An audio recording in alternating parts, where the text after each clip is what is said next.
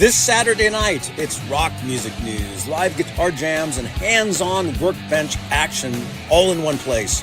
We're playing guitars, wrenching on gear, talking tone, and hanging out with the crew for a seriously fun night. Join us live at 10 p.m. Eastern, 7 Pacific, right here on my YouTube channel. Hit like, share, and subscribe. Join into the live chat, and if you love guitars and music talk, this is where you want to be. Beane here. Thank you for watching. Make sure to subscribe, and I will see you in the comment section below. Yes. Okay.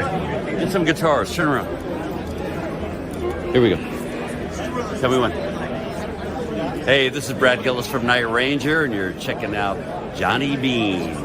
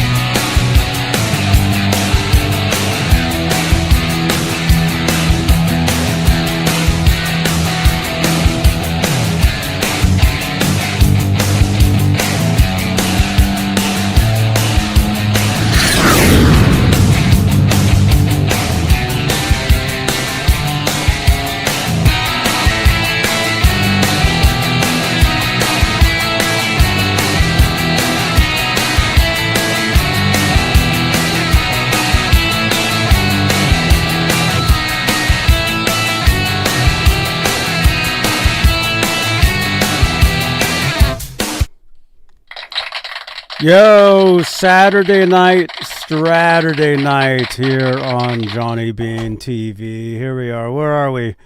I can't even. Hang on. Maybe more applause. Do not adjust your set. We are actually here. If I can find the. There we are. There we go. There we are. See, live TV. You never know what's going to happen. That's why it's cool to be here live, right? To hang out. Yes, sir. It's a good time. Ron is here tonight. What's up, dude? Hello, everybody. I'm here. What happened to your microphone? It's like so quiet.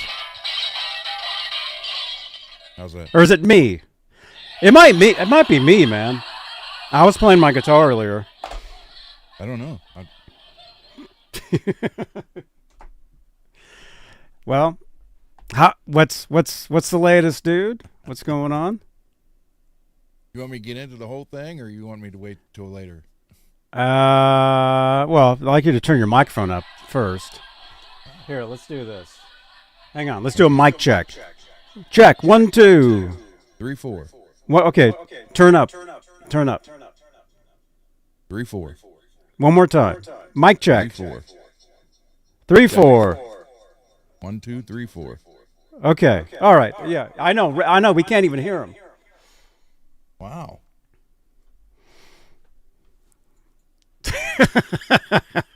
I'm louder than Ron. Hang on. Cool. What's up, you guys? Welcome, everybody. Saturday night, Straturday night. I know I already said that, but this is where we talk music news, guitars. Did some music news last night. There was actually a couple things I was going to bring up. Maybe we'll talk about some of that stuff tonight. Can I adjust his microphone? Yes, I can from here. Actually, I can turn you up here. Okay. Here, just leave it right there. Okay, say something. Something. Say something. Something. Something. 1, 2. Something. Mic check. Check. Mic check. 1, 2. Check. Say something. Say words. Something. I'm saying a word right now. Say more words. There we go. I'll say more words. There we go. I have the tape up where I always had it. Okay. What is it? Is it on a cup? No, I can go up more now. Cool. All right, we're here. Hey, Derek, there you are, man. Great to see you in the chat again. Good to see you guys. But hey, let's make this a real show. Everybody adjust your microphones. Check. And let's say hello to the top tier of channel members, because channel membership, it's a pretty awesome way to help support the channel, support these shows. Top tier, the executive producers, they get their names read at the top of every show-ish. They are currently Music Therapy Laz, Majestic PB, and J Cat Flipper Carlin, CC. Did he get his guitar, by the way? CC? Yes. Did he tell you, did he open it? I have no idea. He got it and said he wasn't going to open it till Christmas. Christmas 2043? I don't know. He's had it. Ian, your mic is good? Awesome. Mini Guitar Society, Bay Area Rich. By the way, Rich and I, we're supposed to go to the Amigo Guitar Show next Saturday. So I don't know if we're going to do a Saturday night show, because we'll be live from the guitar show earlier in the day. I don't know. Do you guys want 2 shows on Saturday? Oh, hell yeah. You did 2 last year. Hell yeah. Do you guys want 2 shows on Saturday? Say yes, everybody. We'll see. Who else? Who else is a top tier channel member? Sherman Callahan, who's in the chat. I see you, man. Nova 9 Music, our Habs, and of course, you guys.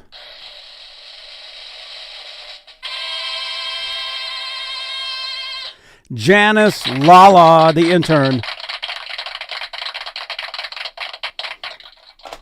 We were hanging out with Janice. I guess that was Wednesday. Dude, the new year really threw a lot of stuff off, man. Wednesday felt like a Friday. Thursday felt like a Sunday. I don't know. Did it feel like that for you? Yes. Still does. Mm-hmm. Still does, yeah. Yeah, and then I came down. I came down with something. So I'm trying to get better. Before the guitar show next week, before NAMM show coming up. You guys, end of the month. I'll be there as media. Hey, Daryl, good to see you, man. Scott, good to see you. An earlier show might be good for people in other countries, Holly says.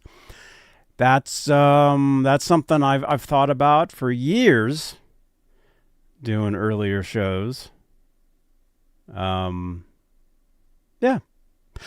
Actually, that's a good question, you guys. In the comments down below on playback, do you guys want an earlier show? It's a new year. I was planning to make, improvements to these shows. If you guys would like an earlier show, I mean, when there's breaking, what was that? Speaking of breaking, he's like smashing things. When there's like breaking news, I'll bring that stuff to you guys right away. Right. I've always done that. But maybe like an earlier, like shorter show. I don't know. Let me know what you guys think. Is today Tuesday? I don't know. I actually have no idea what today is. I mean, this show is called Straturday Night, and that's normally on Saturdays. It is so Saturday. I think it's Saturday today. I think. Black Cherry Merlot. Oh, my goodness. Dude. Setting the ambiance in here today. Mm-hmm. Oh, Holly, by the way, I think your headphone thing will be there Wednesday according to the tracking number. Cool.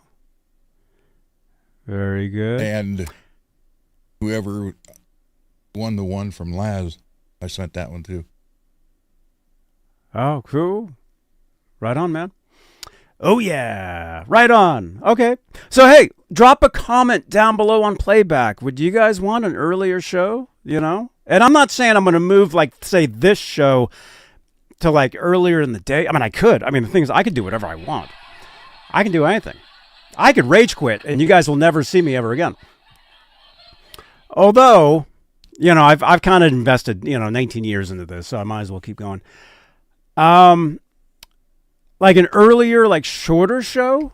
Like the news does, like, a news report earlier in the day, and then later on, you got the scheduled news with, with sports and weather and all that stuff. What do you guys think? You guys want that? Sherman says no. Holly's laughing. Sherman says maybe. Okay.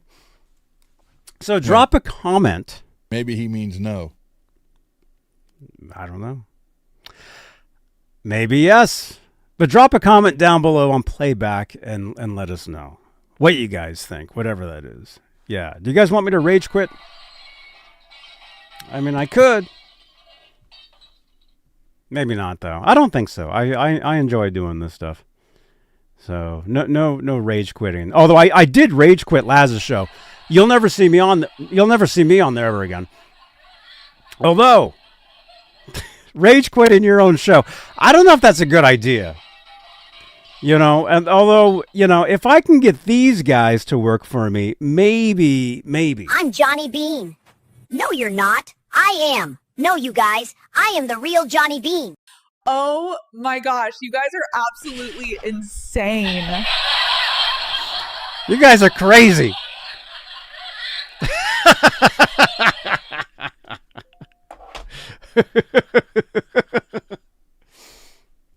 What do you guys think? Do you guys want to see Funko Johnnies doing shows? They could. He did rage quit Lazarus' show. Oh, dude. Mm-hmm. Actually, I didn't. I'm just kidding. I really didn't. Who knows, man? Who knows what's gonna happen? But hey, let's say hello to some people, man. Who's here in the chat? Ron, can you see the live chat? I see Mr. Mick, Peggy, Holly, Derek, Sherman, Rock Daddy. Now I got to scroll up. Here, I'll do the rest. I see everybody. I see Ian. I see Mr. Mick backstage. Janice, Holly, Derek. I see you. I see you over there. I see Sherman Callahan. I see Scott. I see Rock Daddy. I see. Wait a minute. Am I repeating names? I see Michael Tagler. I see Peggy. For us to see you, you have to participate in the live chat. Meaning, just say hello.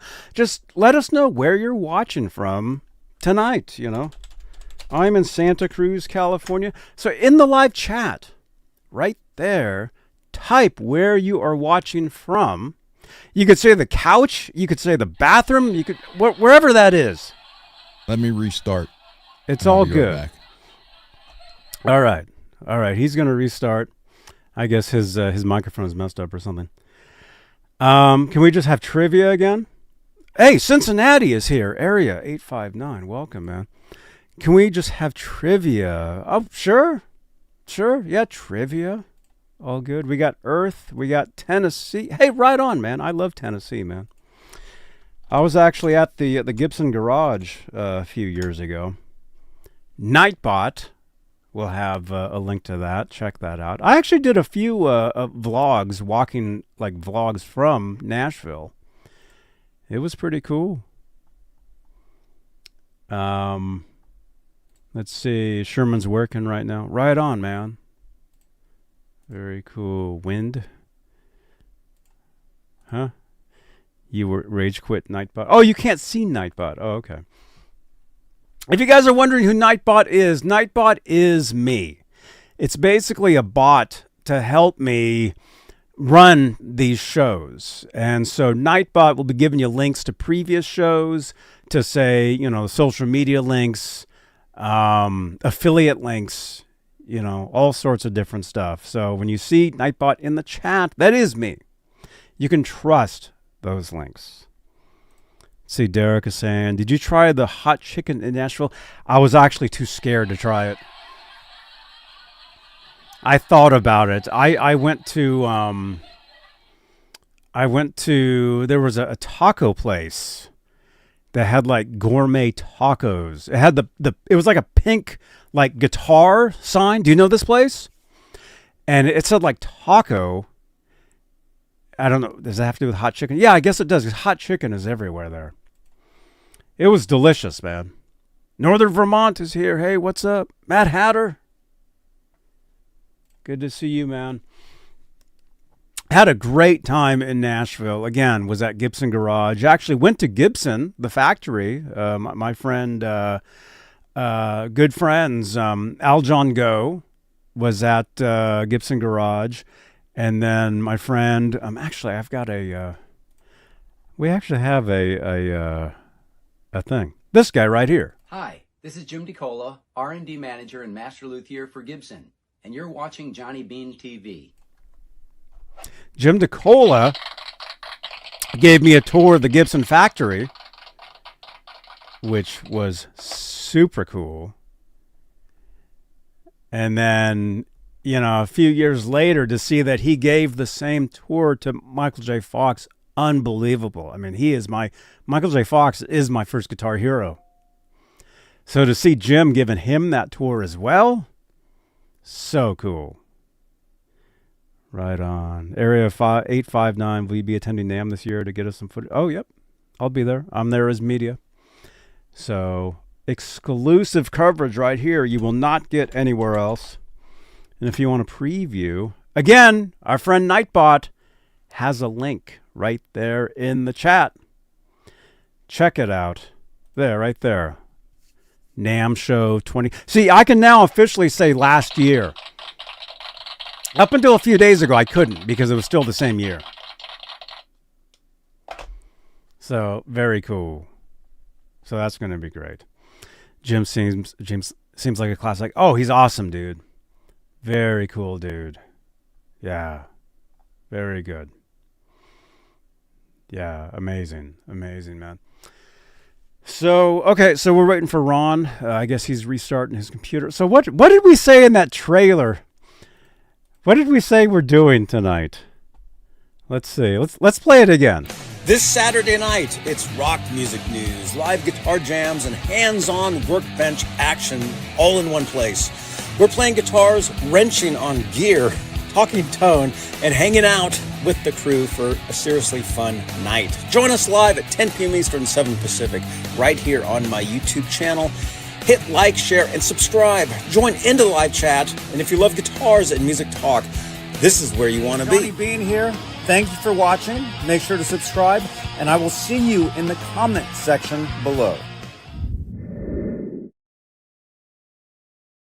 Right. Oh, there we are. Right on.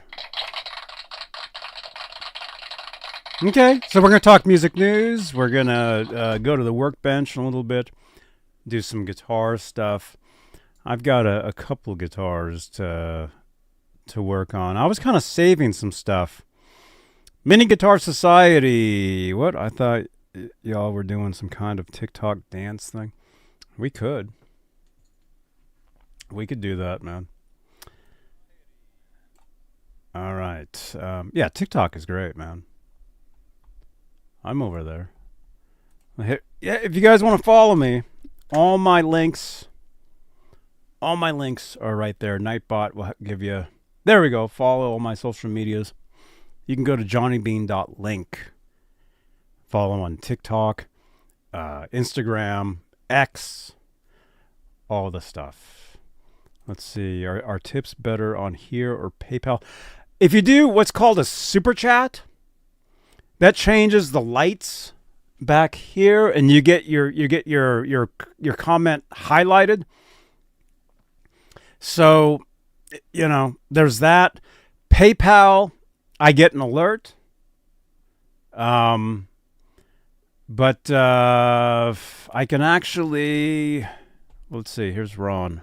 There you are, man. You're back. I think I'm back. You're sort of there. Yeah, I think so. You're kind of. You're a little fuzzy, but that's okay. Yeah, I'll get there.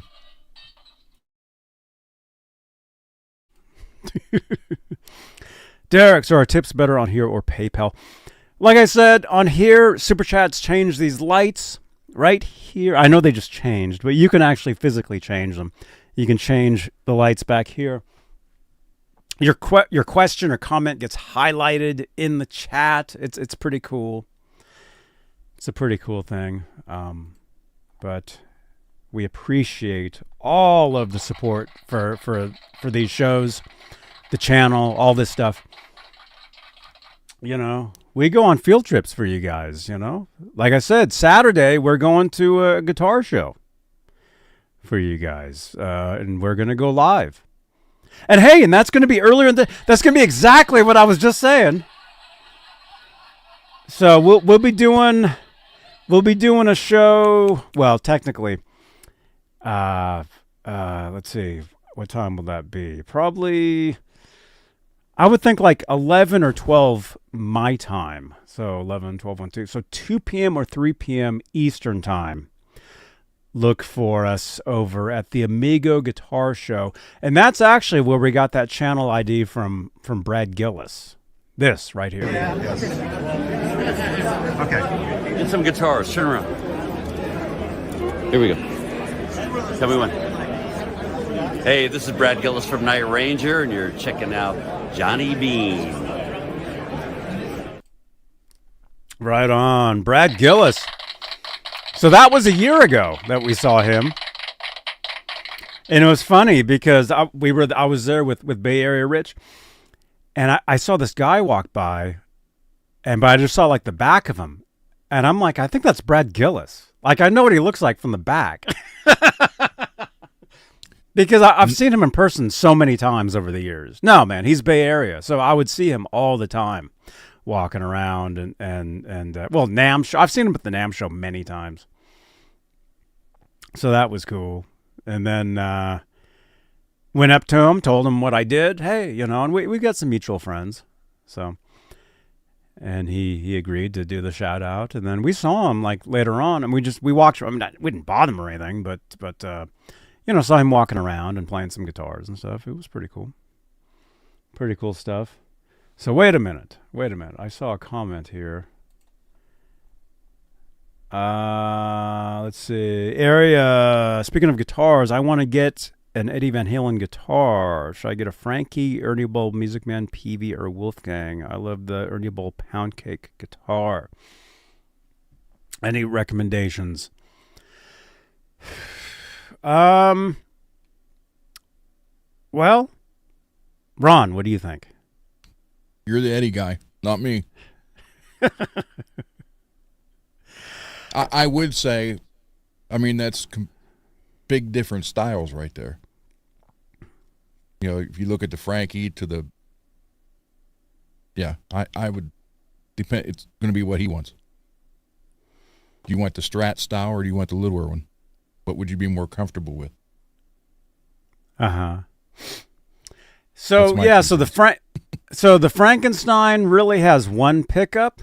Technically, it has two pickups, and if you get the EVH one, which I have right here, thank you to you know who. Somebody actually gifted me this guitar some years back.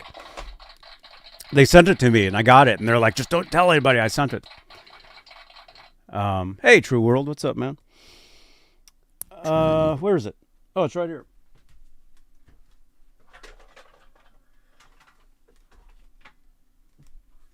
This one right here.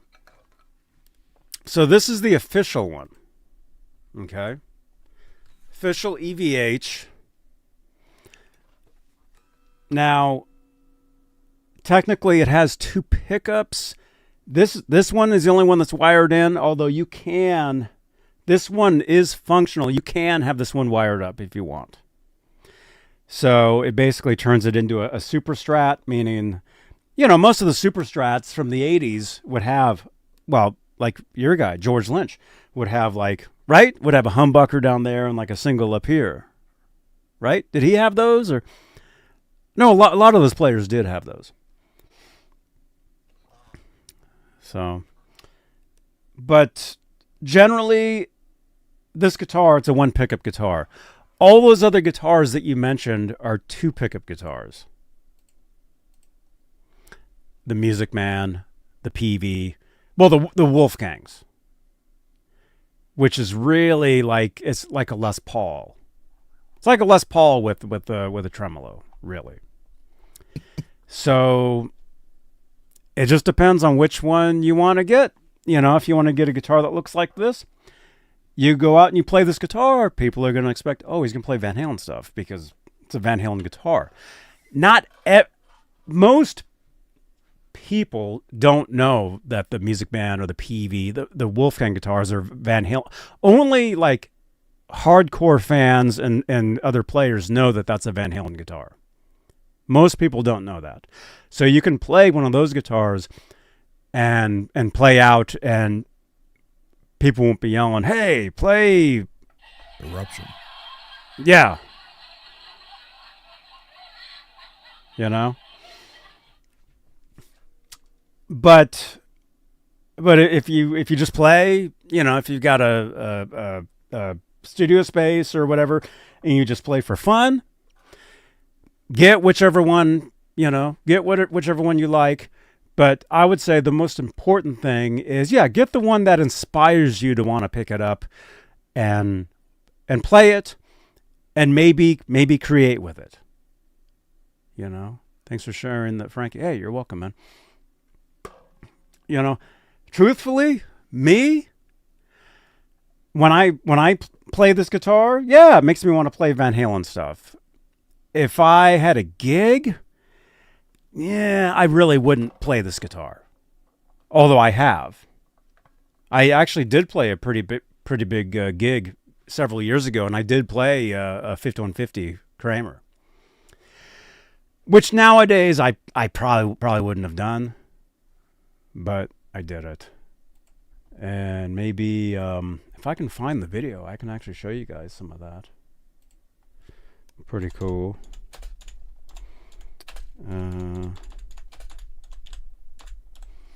That's the cool thing about having being on YouTube for so long, for so many years, is there's like so much.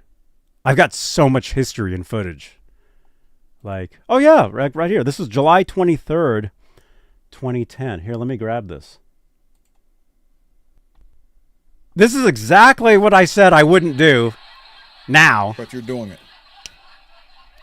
Well, I mean, I would play the gig. I would play the gig, but as far as playing like a Van Halen guitar and not playing Van Halen music, no. But check this out, you guys. Wait. Yes. Why, though? I mean, if you like Van Halen, you're playing the guitar, just you like him. You like him, you like the guitar, you like the style, so play it. If you're playing like music that's not Van Halen or that's not even the same genre? Yeah. If you like, what I'm saying is if you like the guitar and you like how it sounds and how it plays, then what's it matter? A lot of times if you're in a band, and let's say it's and this goes back to what we've talked about before. Yeah. If you're in a band and if you're just, a member of the band, if it's not your band, you basically do what the leader of the band tells you to do.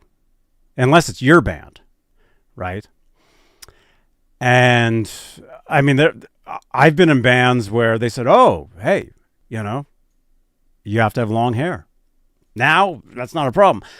Or you have to shave. You can't have a beard. I was in a band and the singer was like, "No hippies. Shave your beard. You have to shave."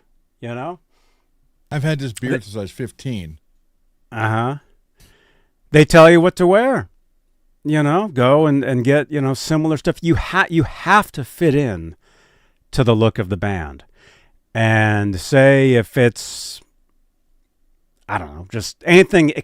Let's say it's not hard rock at all. Let's say it's a country band. Well, that's the thing though too is there's a lot of crossover now. And True World though, everyone in the audience would be saying play Van Halen. Yes, and that's another thing. It can be confusing showing up with a Van Halen guitar, like a Frankenstein, and you play music that's not that at all.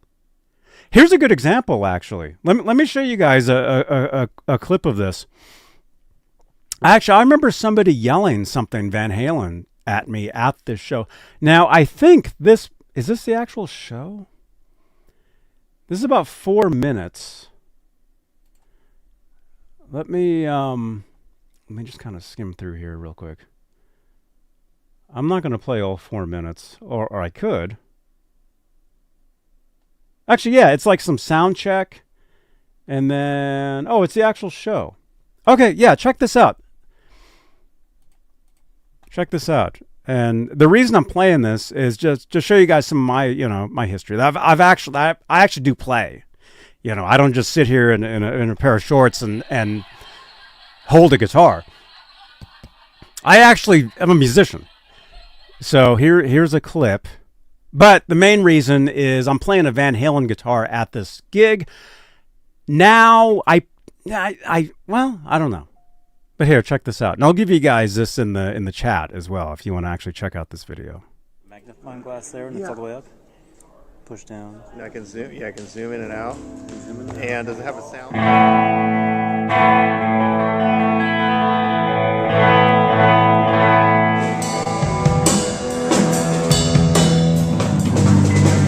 So this is all like sound check stuff here.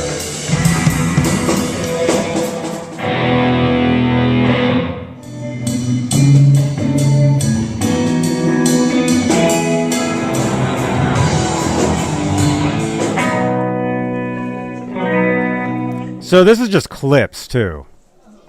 We A lot of playing clips. 10 minutes originally. There's water and then just breads and cookies and stuff. Oh, cool. Yeah. Cool. All right. Thank you. No problem.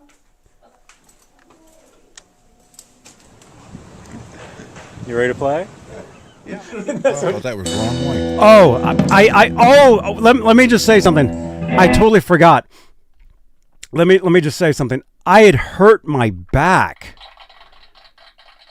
Like I did sound check for this show, and in the chat, this is the link if you want to check this out. This was a show that I did.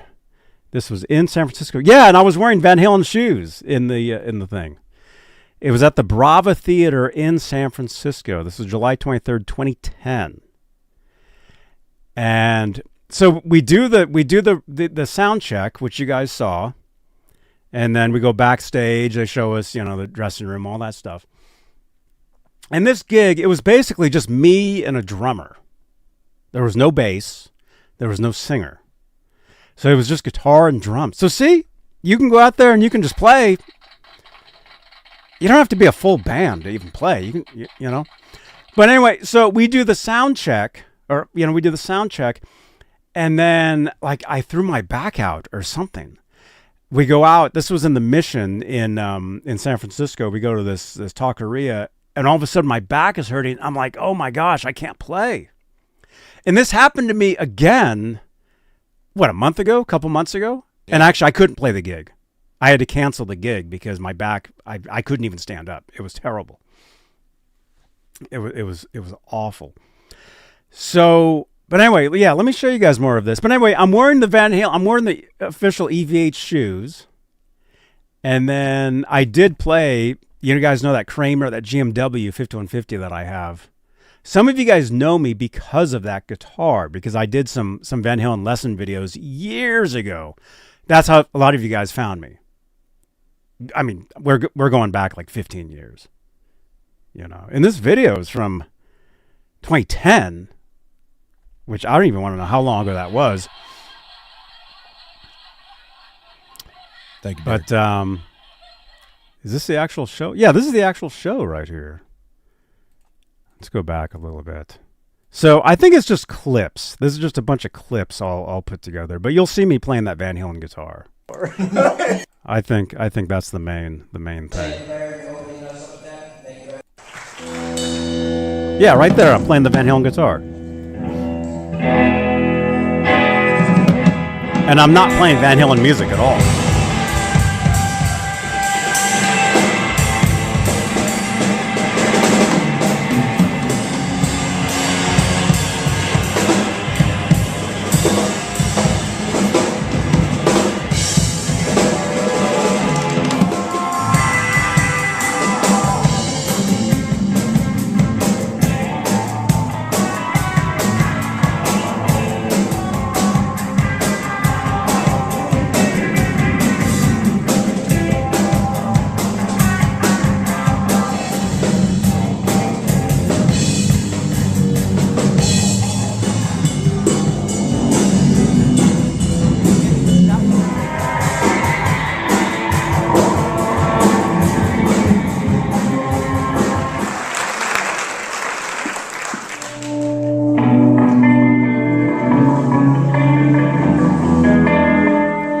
There's my telly.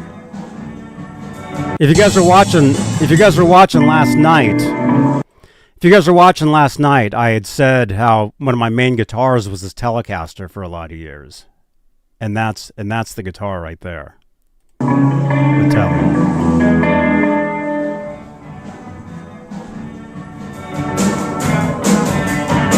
Yeah, it was a pretty big place.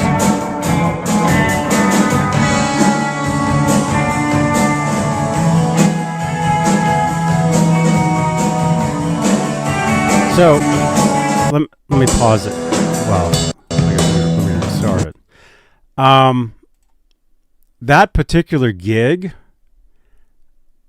I was asked to do the gig, and I just said yes. I'm just like, yeah, I'll do it, you know. And then I just happened to be working with this guy that was building a recording studio in this old. You know how I talk about this place called Soundwave Studios in Oakland, California? There's this room. It used to be the Testament room. You guys all know this guy right here. He's in this band. It used to be this guy's rehearsal room. Hi, this is Alex Skolnick, and you're watching Johnny Beane TV. So it was his rehearsal room, and then after it was his rehearsal room, it was this guy's rehearsal room. Hello, I'm Orion Salazar. You're watching Johnny Beane TV. Orion, he was in a band called Third Eye Blind, which got to be pretty popular. Okay, you guys all know Third Eye Blind. So anyway, so this guy is building a recording studio in this room, and I end up just like hanging out and recording with him, and he's setting up his whole studio, you know, all this stuff. And I get asked to play this gig. I'm like, yeah, we'll do it. And it's just guitar and drums. And so we did have, maybe like 3 or 4 songs, whatever. We didn't have enough to fill, the 45 minutes. So a lot of it was just like it was a lot of improv, So when you watch some of this, you'll hear, like, if any of you guys are familiar with any of my music from, 15 years ago, whatever's available on Apple, Spotify, whatever. Like some of these theme songs that you guys hear for some of these shows, we played. That was the material. That stuff goes back way, way back, right? So we would kind of learn the song, but then I would improvise through a lot of it and do like my whole thing with like delays and echoes and all that stuff, So it was a pretty cool. Here, I'll play a few more. Play a little bit more of this. If I can find out how to run this. Anyway, there's the Van Halen guitar. So I was playing a Van Halen guitar at this thing.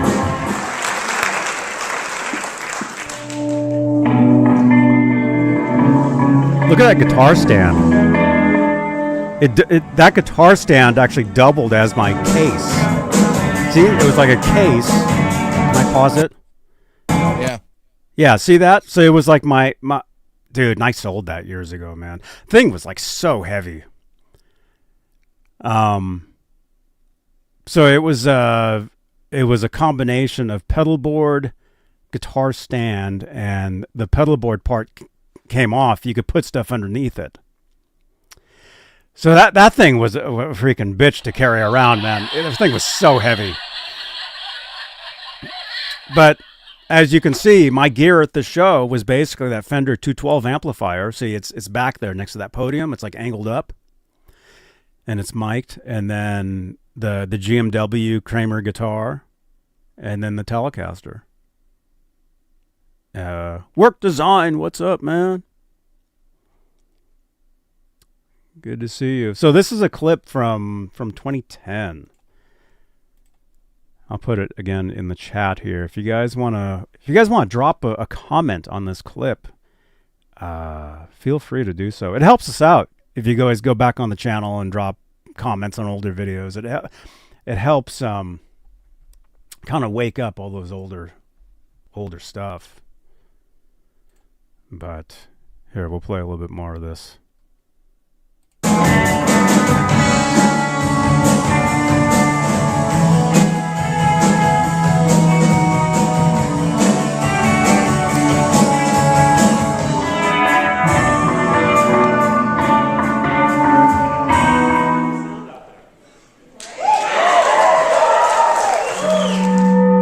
I think I asked them how it sounds out there.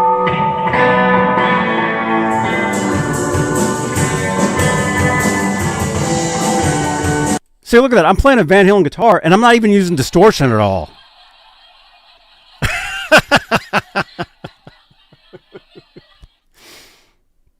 I think I was excited to play that guitar because it was still kind of a new guitar to me at that time. See, yeah. And it's a good guitar. Yes. I still don't see a problem with that. If you like the guitar and like the way it plays and sounds, you say it all the time. I don't care what it looks like. So, and doesn't yeah, what's your name? well, your favorite Taylor Swift guitar player play one of those in live? He does sometimes, yeah. Yeah, but it's tied into the Taylor Swift thing. Like his 5150 guitar, instead of saying 5150, it says 1989 on it because that's one of her albums. But it's still Eddie's design paint job though, right? Oh yeah. It's the official EVH. Yeah. Yeah. So no, I get it. I mean, I think now though, looking back, like, well, for one thing, I've got more guitars now to choose from. I think it has to do with being inspired, Like I said, looking at a Van Halen guitar, it would inspire me to want to do all this stuff. Whatever. Nowadays, I love Strats.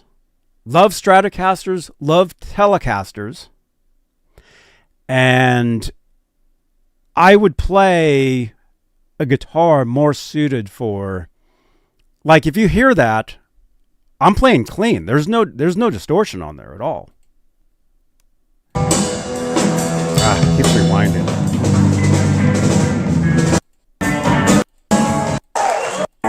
Here, it's right here.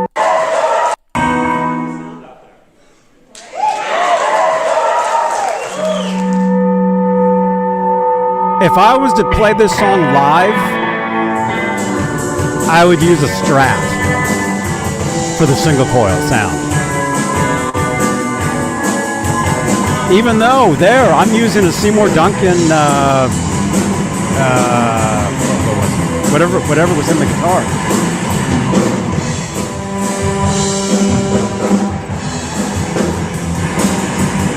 See, and then there's a lot of improv and just like, I don't even know what I'm even doing there.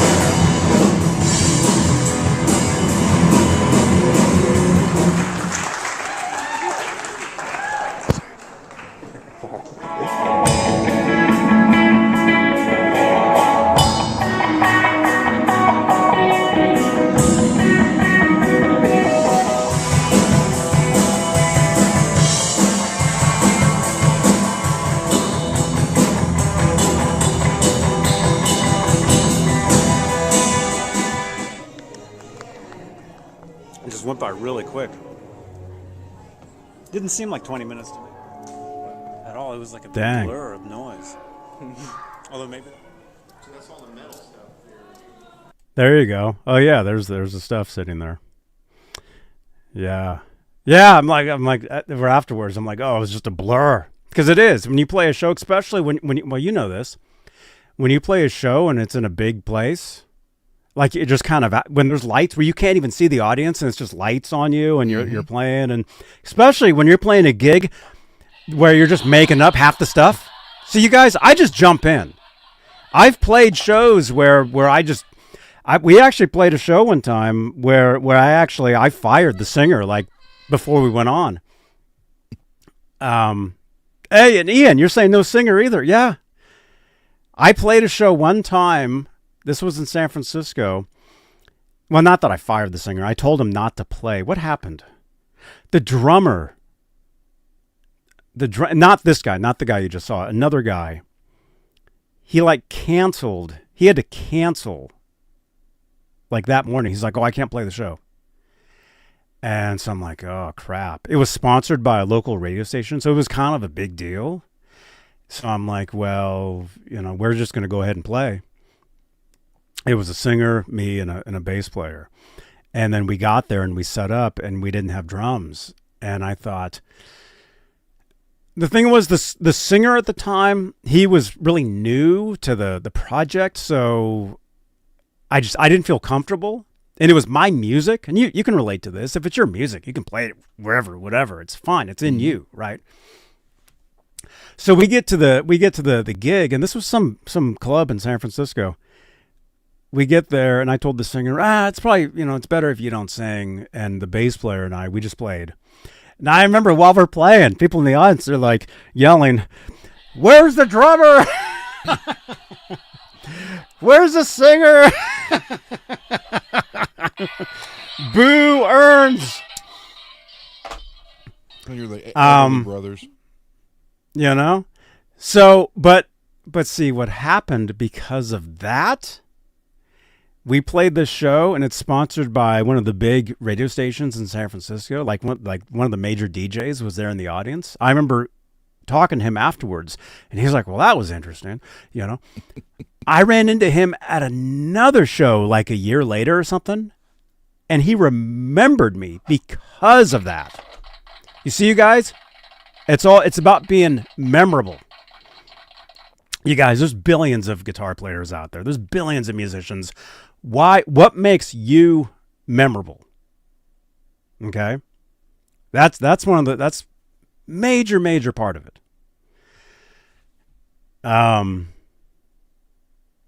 Yeah, so many memories of this stuff, man. Anyway. You know what? Let me switch browsers. Switch trousers? What? What happened? What's? Oh, well, there he goes. Lewis. Look at that. There's the gig. There's the stuff. Yeah, that was pretty cool, man. Let's watch another second. Didn't seem like 20 minutes to me at all. It was like a big blur of noise. Although maybe that's all the metal stuff. Big blur of noise.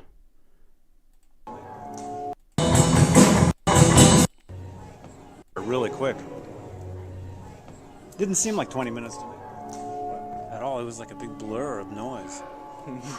I'm saying 20 minutes. I think we played longer than 20 minutes. Maybe it was like 45. Maybe it was like 25 minutes we were supposed to play. I don't know. The thing is, now I could fill an hour now easily. I mean, I do that every day on here. Look at this. We're at almost an hour here. But musically, if I was to play a gig by myself, I could fill like an hour or whatever just playing.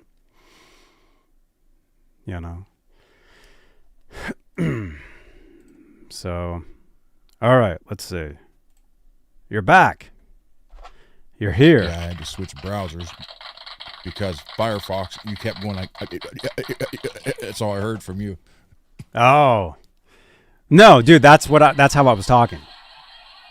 Oh, okay. That was it. Right? Is it? So now are we messed Chrome up? And it seems okay. No, it sounds normal. Sounds fine.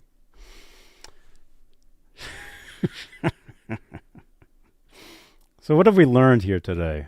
Right. Well, yeah. When it comes to playing, if you get out there and you play, I'm just saying for me,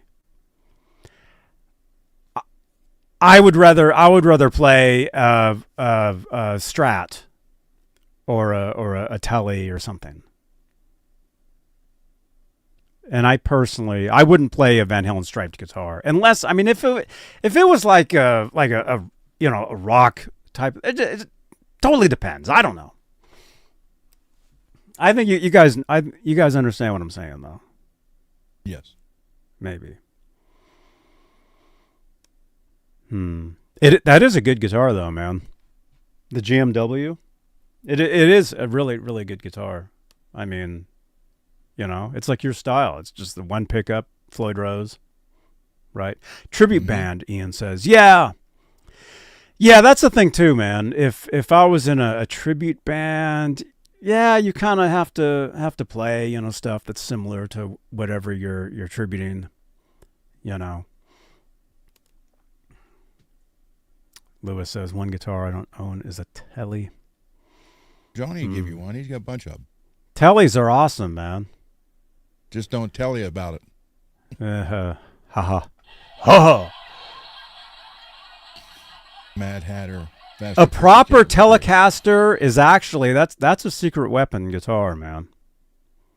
A proper Telly with the single pickup, or the single pickups, the traditional pickups in a Telecaster. Those are secret weapons when it comes to recording. It's true. Holly says Tellys are for country boys, not the rockers. Holly, well, you do know a lot of the rockers have become country boys now, and that is true. And some went back. A lot of rockers moved to Nashville. If you go to what's it called, Music Row? Mm-hmm. What's the area in Nashville? If you go there and you listen, it's not all just country music. It's all. Ron Keogh was metal, went to country, and now he's back to metal. Oh, sure. Yeah, I mean the crossover of metal and country, and basically now there's a crossover now for every kind of musical genre there is, and so that's why it kind of takes out the playing the Van Halen guitar, clean,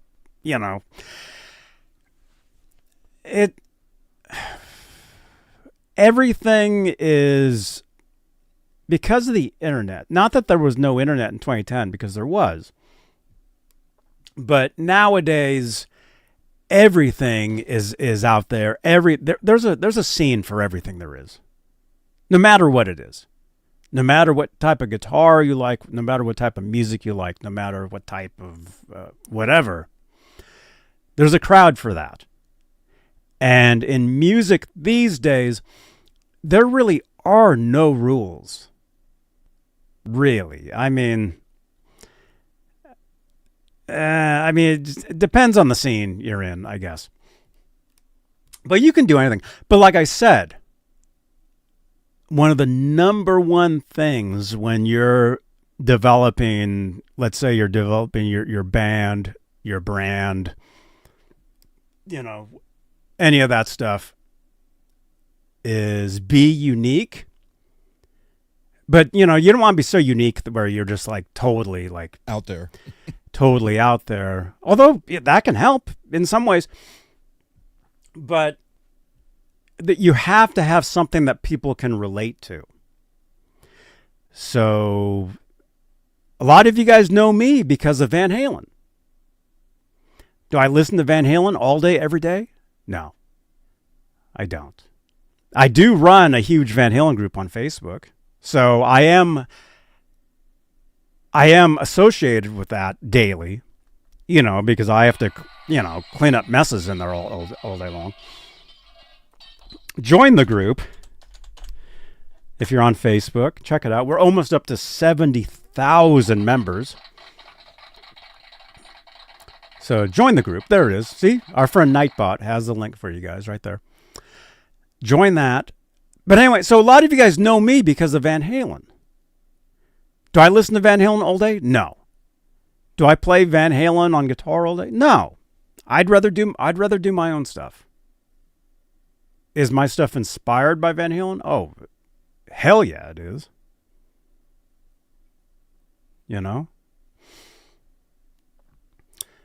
But yeah, if you're doing your own thing, whatever, hugely important things is to be, well, 3. Be yourself. You know, and the thing is, that might not happen right away. You know, what you do. Sometimes you have to start off, you know, doing something else, you know, playing cover songs, you know, whatever. But be true to what it is that you really believe in. That's one thing. And be, you know, be unique, but, you know, you can't be so unique, but I mean, there has to be things about you that people can relate to. So there's that. And then when it comes somebody out there like, huh? I'm going to say, you said be unique. Believe it or not, yes. Somebody out there likes Yoko Ono's singing. Oh, sure. Of course. I mean, not me, but. I mean, truthfully, I haven't really heard enough of it. I mean, I've heard I mean, yeah, I mean, people joke around about it. No, there's a scene for that, man. There's a scene out there for everything. And that's the thing too, is to get in with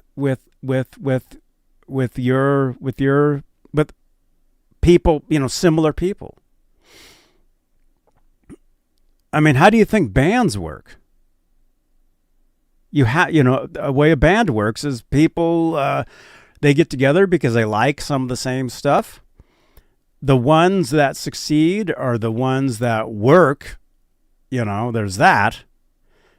I mean, there is a talent factor to it, yes, but a lot of it's luck. It's who you know. And of course, you know, working, writing, or whatever that is. However you get to the next phase, right?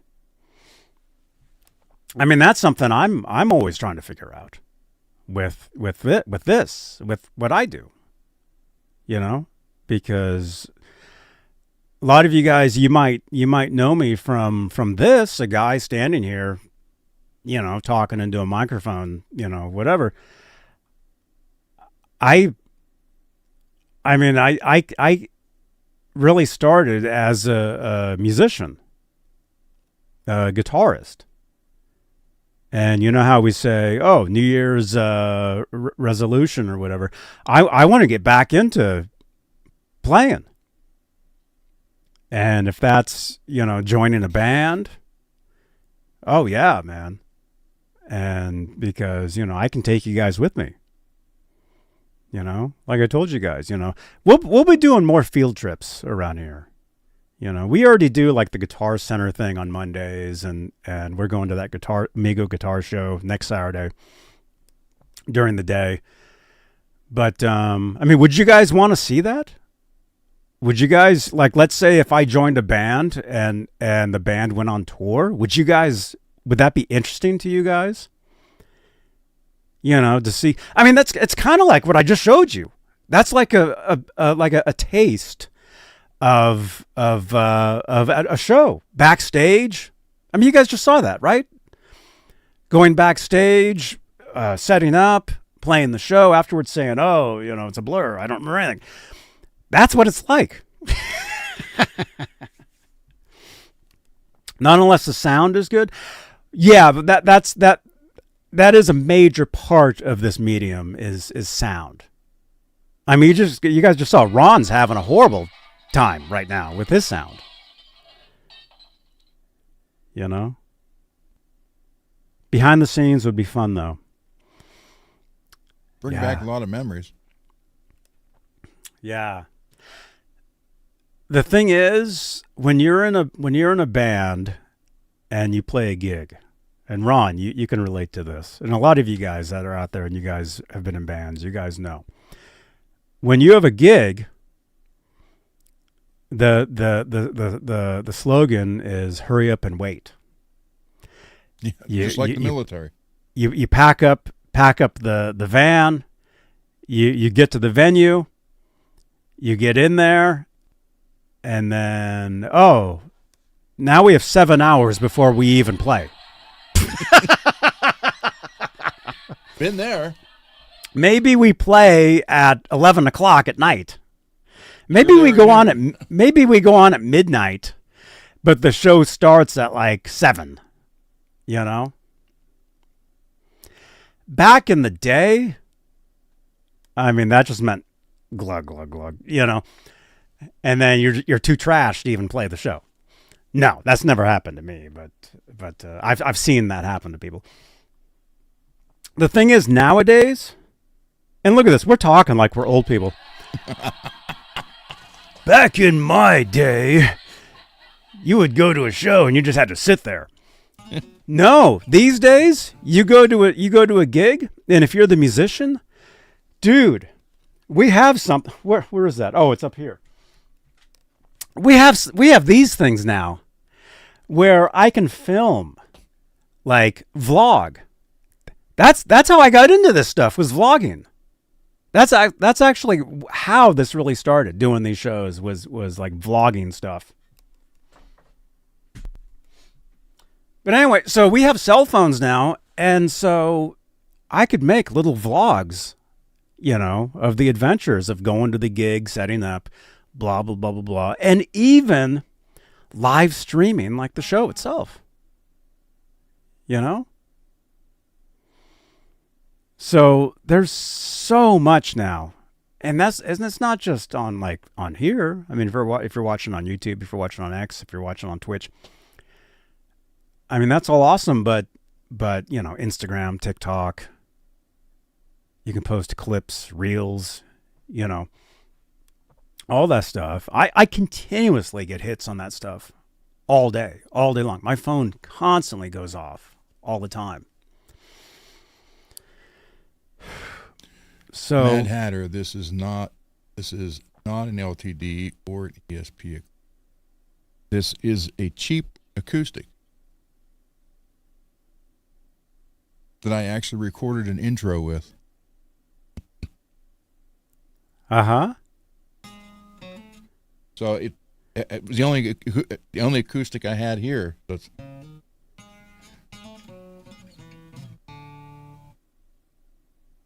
So cool. Yeah, mix it up. That's right. I think it's like an $89 acoustic. So the action's like this. No, actually, I fixed that. It's nice and low. Well, action, Johnny. And when actionally, I can play 10 seconds so you can hear that intro, that guitar mic'd. Is that your song, though? Yes. Yeah, but remember what I told you? Okay, cool. Cool. No, because I told you what's going to happen. What could possibly happen. And, dude, it's your choice, man. Oh, I know. It's up to you. You guys, you just heard my intro.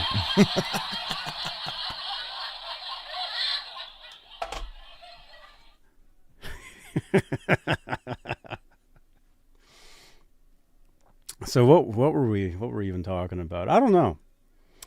Playing shows, playing guitar, playing a signature guitar that people relate to somebody else. The number one thing is just to do it, no matter what it is. Just get out there, play that guitar. How close I got the action. Go outside and play that acoustic guitar on the street. You might make some money if you put your hat on the ground. Yeah, maybe. You know? Busking. Do you guys want me to busk? Would you guys watch that if I did some live busking videos? Because that's a pretty big deal. I live in Santa Cruz, California, which is a huge tourist destination. Now, depending, do you guys know? There was a movie that was shot here. Well, I mean, there's been several. There was one recently, well, a few years ago, where it took place here in Santa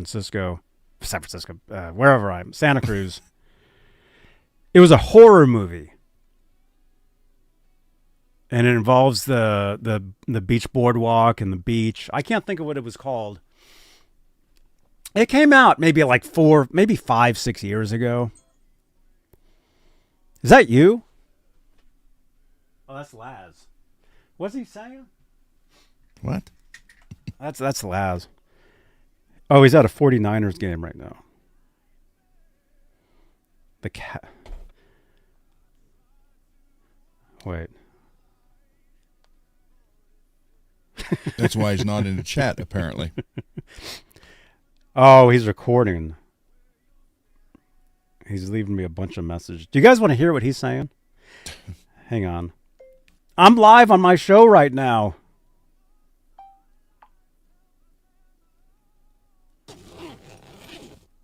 Hey, wait a minute. Wait till we're done.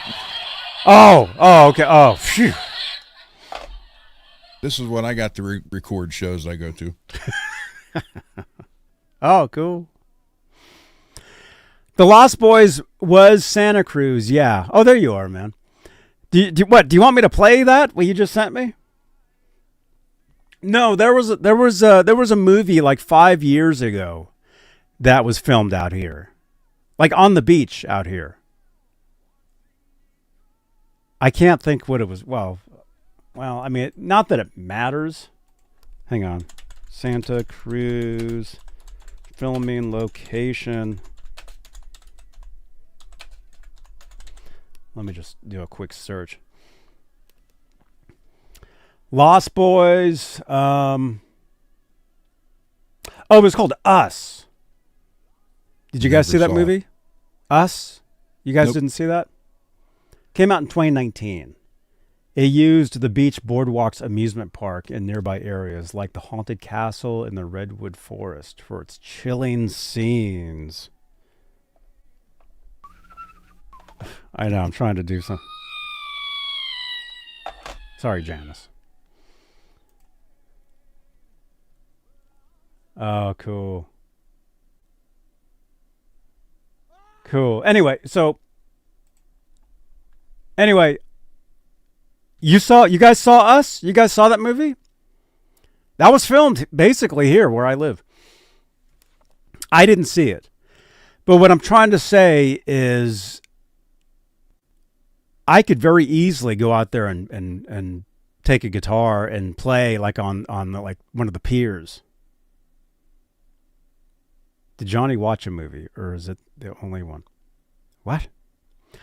He still hasn't watched my movie, Rock Daddy. I didn't watch that movie, and I haven't watched the movie that you sent me.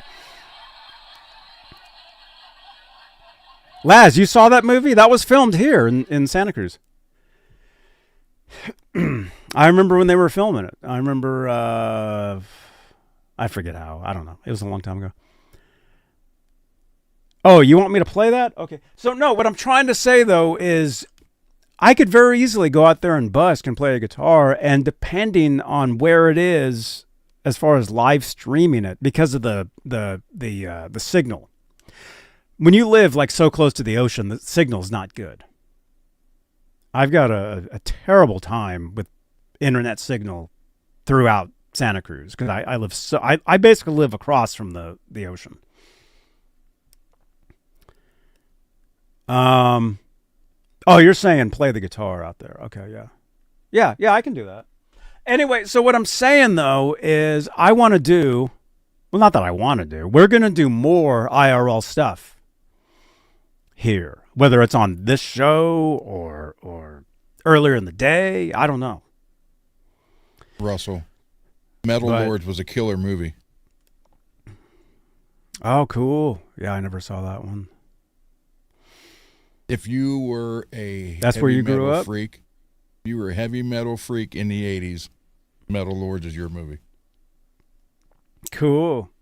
No, the only movie I remember hearing about in the 80s, like the metal one, was the sequel. What was that sequel movie? Something Metal Years. The Metal Decline Years. of Western Civilization. Yeah. Part 2. Yeah. The second one. I remember always hearing about that, and when you're I was a kid in the 80s. Even though I say I was born in 1994, I was a kid really in the 80s, and so like your memories of the 80s is much different than mine. Mine is like wishing, I wish I could do that, when you were actually like doing it. Able to do it. Like going to clubs, playing shows, all that stuff. I wasn't able to do that for, years later. But now I want to do that stuff. Well, I mean, you look, there was movie-wise, some people even say Fast Times at Ridgemont High was a rock movie. Not so much. I saw that because somebody sent me the DVD. But then there was Trick or Treat with Sammy Kerr, which Mike Wood likes. Then there was the Decline of the Western Civilization, Part 2. I saw that. I saw the first one too. The cartoon Heavy Metal. The movie? Yeah. And then, of course, I saw that because they re-released it in theaters. And, of course, Sammy Hagar had the title track. Yeah. So I went and I saw Heavy Metal in the theater. Although I felt kind of sick afterwards. The animation in that, it's like really like, ugh. Rock and Roll High School, there you go. Ramones. No, I never saw that, no. So, Russell, you're a class of 85. I'm a class of 83. Movie so Rockstar. I was I never at saw that end one. of disco into the metal part. Mm-hmm. And I had a shirt that said "Die Before Disco." Dang.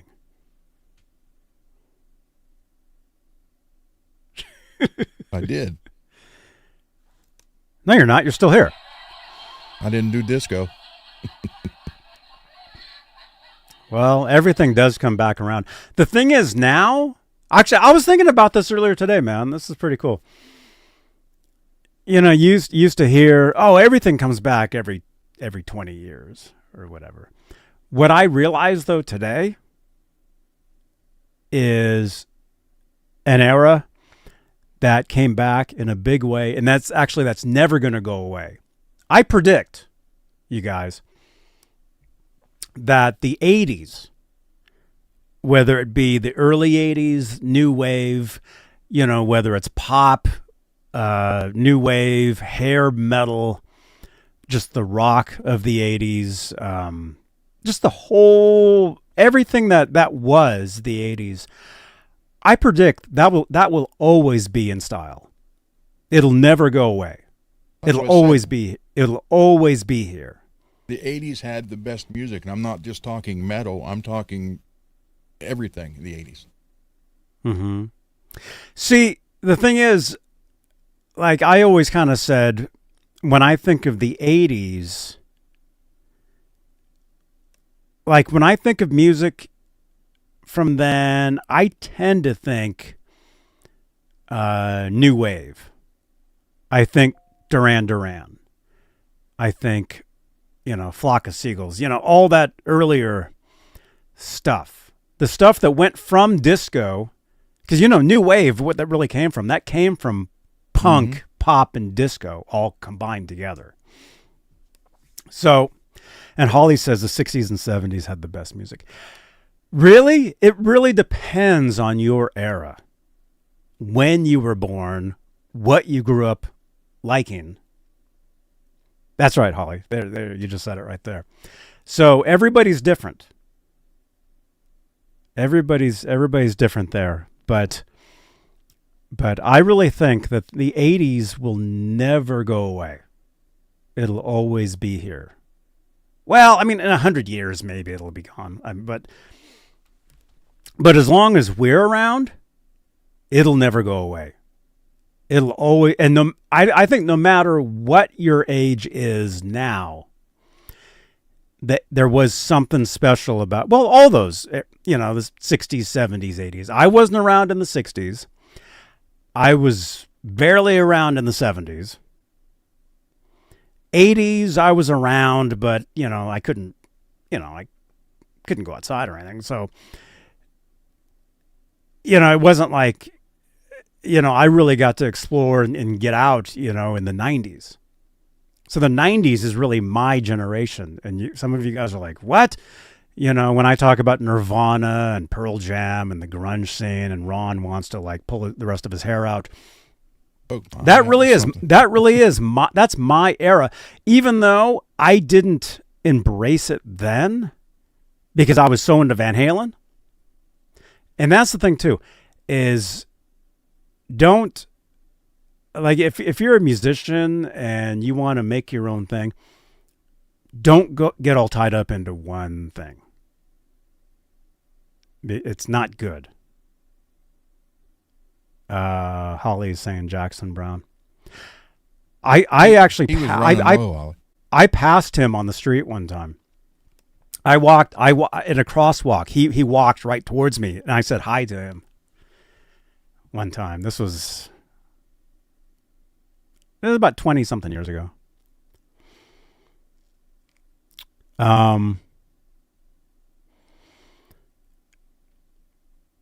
But no, yeah, the 80s will always be in style. I mean, and especially now, man.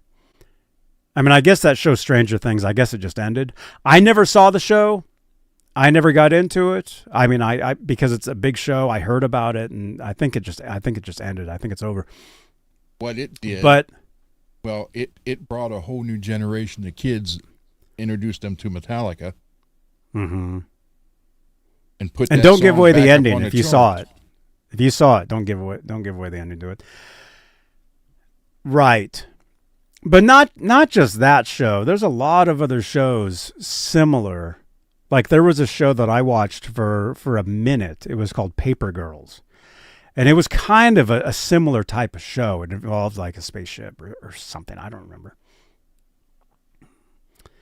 The show got canceled, and I only watched like a few of them, and then it was like done.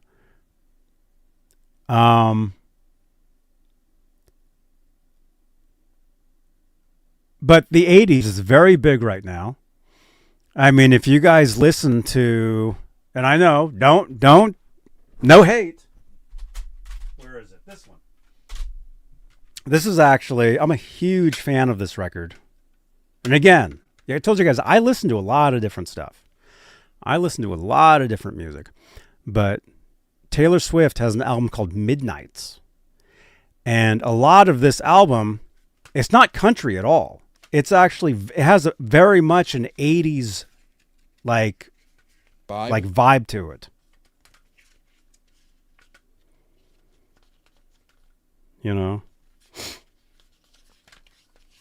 So if you like 80s, if you like the 80s era, you might dig this. You might dig it. That's right, Holly. I found Johnny's guitar strap the other day. That was you? I saw that. Yeah. That was Jed holding it so I could take the picture. Picture. Russell, did you see that the Guess Who? Oh my God. Well, I can't think of his name. Do we have to guess who you're talking about?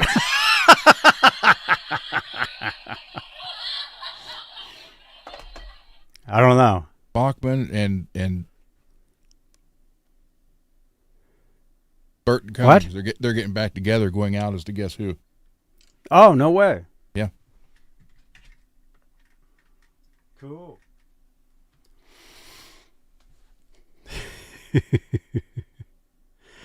Yeah. Yeah, I mean, music is, it's a universal thing. Everybody, you can meet a lot of people over the same stuff. But I guess what I was saying earlier is no, the 80s is big, still really, really big. I mean, look at this shirt I'm wearing, this Kramer shirt. I mean, this is definitely 80s inspired, you know, with the leopard print and you know, I mean, Kramer Guitars is an 80s guitar. Well, are they 70s? Yeah, maybe they were 70s, but they really got big in the 80s. Well, Eddie's the one that made them go over the top. Mm-hmm. Because prior to that, I mean, they were around, but they weren't. Mm-hmm. Because didn't they have the one with the aluminum neck? Yeah. Yeah. That was like 77, 78. Mm-hmm. Had the natural body with like the 2 dark wood stripes and aluminum neck on it. Yeah. Somebody makes those now, those necks, like just as themselves. Well, there was one I shared today to you and Rich, a Telly with the aluminum neck on it. Hmm. Yeah. Yeah, those are cool.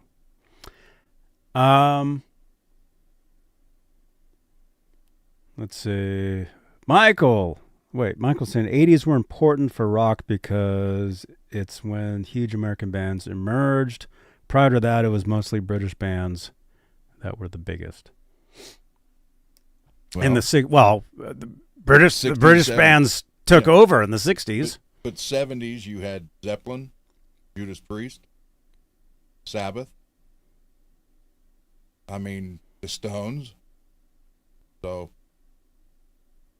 And they're all British. Yeah, that's what I'm saying. Yeah. Yeah. Holly! Oh my gosh, hang on. Okay, you just reminded me.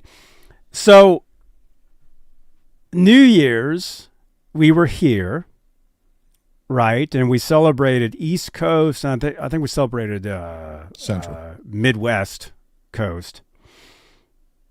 And then after that, I'm like, well, I'm going to go out. There's this party that I'm going to go to. And so I went.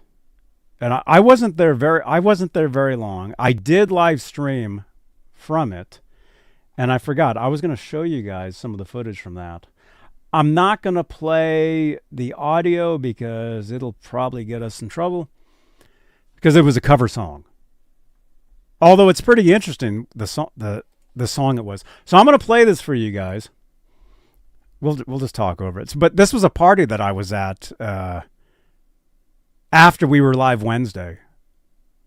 I basically just live streamed just for like a couple minutes. Here, check this out. It was a pretty big deal. And actually, once I hit play, again, I'm not going to play the music because of copyright, but you'll see, you'll get exactly the type of genre this is.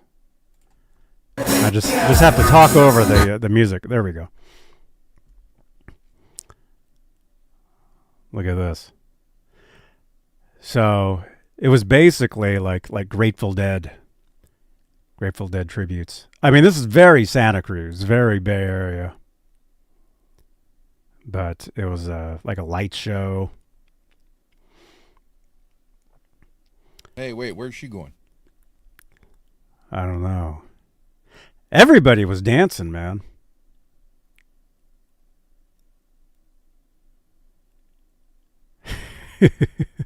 But the song they're playing, and Holly, you'll like this. It was a Grateful Dead tribute, but they were playing Dancing in the Street, which, you know, Van Halen covered. So it was pretty interesting to hear them playing like a Grateful Dead version of Dancing in the Street. I had never heard that before. That guy in the blue right there wasn't carrying a gong, was he? I don't know. Paul Revere and the Raiders. That was good. So you can see there's balloons up there. See, I had left before midnight, so I didn't see them. Oh, the Dead played that? Oh, okay. Oh, man, there was... Yeah, it was definitely a scene, man.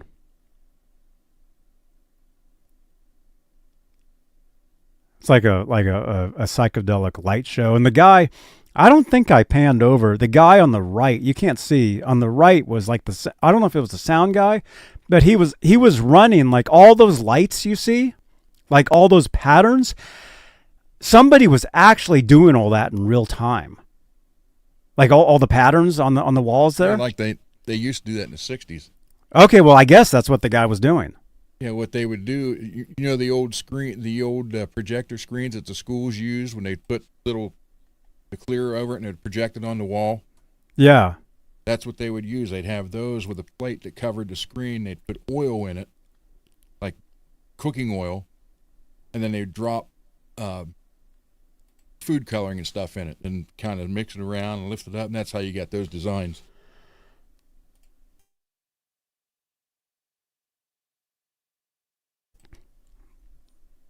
Yeah. Yeah, so yeah, I'm replaying it. Well, like so I guess that right there though. I guess I didn't pan over and you could see the guy working, but yeah, people are having a good time. It took me forever to find this place too. I almost gave up and didn't go in. It took me forever. My navigation was kept telling me to go to this one building, but it wasn't that building. I actually had to drive a little bit and then drive a different direction, and then I found the building. And then I went in. And they actually turned me away at first. They said that it was totally full. And I probably should have listened to them because it was $50 to get in. And I was only there 10 minutes. I left. That could have been 2 real big coffees for you. I spent $50 to get into this, and I was only there like 10 minutes. But I made the money back the next day.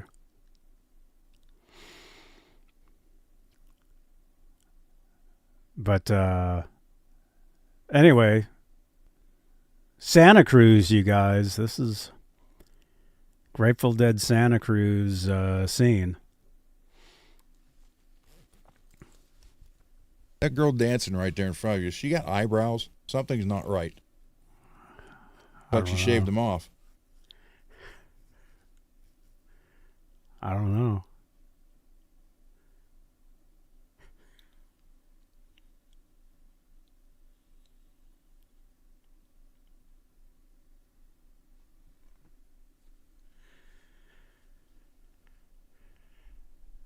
Yeah, a lot of dancing. Burt Reynolds was there.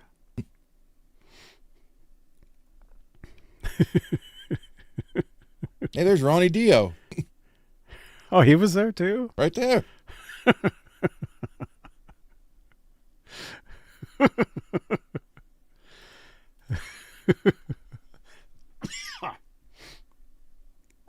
Anyway.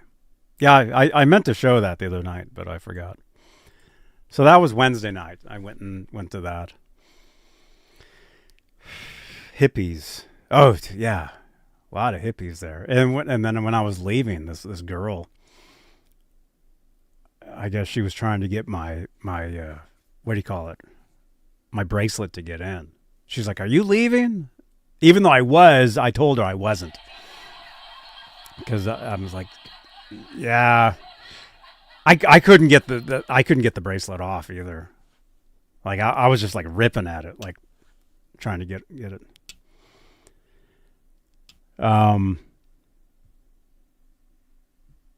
Yeah. All right. We got 72 watching. You guys are awesome. Thank you so much. Thank you, everybody. Don't forget, follow, like, and share. Tell your friends. Like these videos, repost, all that stuff. Ollie, do you know the Black Oak, Arkansas Ozzy Osbourne connection? Tell them that. I got to take a break. Okay. Go ahead and tell them. Tell them the connection. All right, I'll be right back. Do you know that, Holly, what it is? What the connection is between Black Oak, Arkansas and Ozzy Osbourne?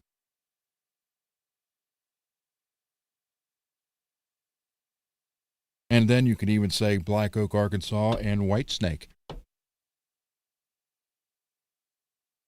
Old farm boy got it. Tommy Aldridge. That's it. Tommy played for Ozzy and then Whitesnake. I had a Black Oak, Arkansas album. I remember the cover. I don't remember the name.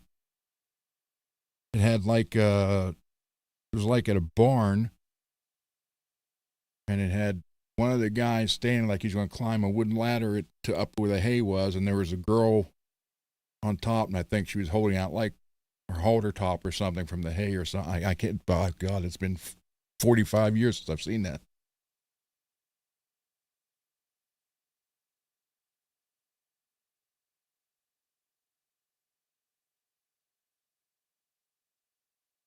I can't remember the name of that album.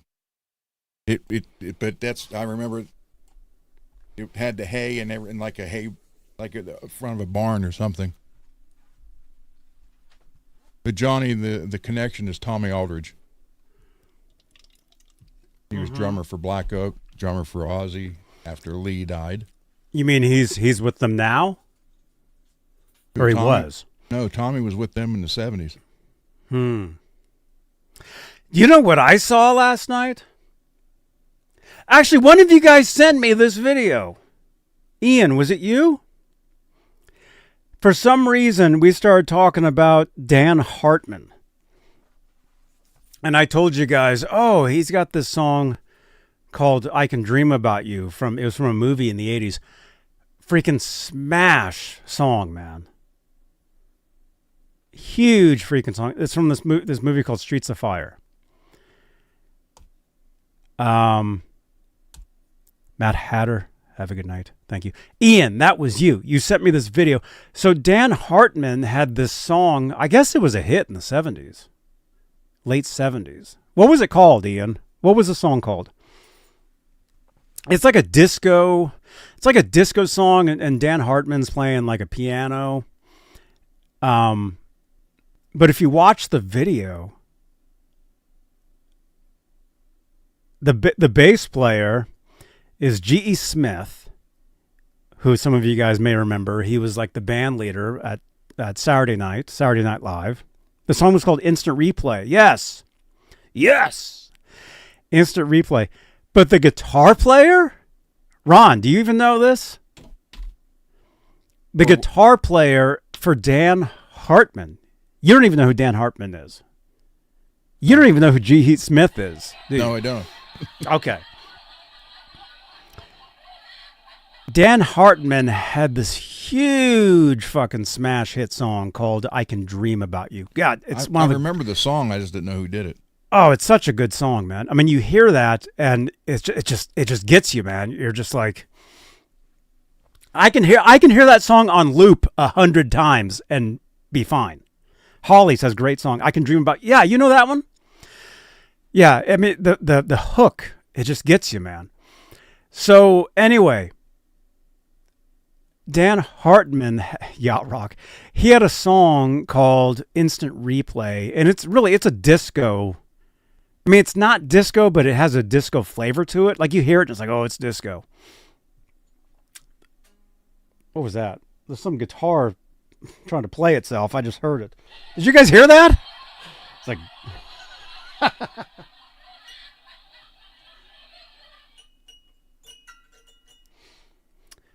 Anyway, G.E. Smith is on bass.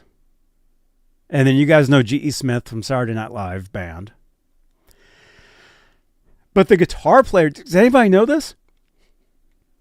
The guitar player for him, and this is 1980. The guitarist is Vinnie Vincent. You know who Vinnie Vincent is? Yeah, and I can't stand him. Okay, well, this is before Kiss. He was in Kiss, so there's no makeup or anything. So it's just him playing a Strat. But yeah, it was. I saw that and I'm like, wait a minute, and then most of the comments are like, "Oh, great song, Dan Hartman, rest in peace," because he passed away 20 years ago. And then only like one comment says, "How come nobody's mentioning that the band is Vinnie Vincent and G.E. Smith?"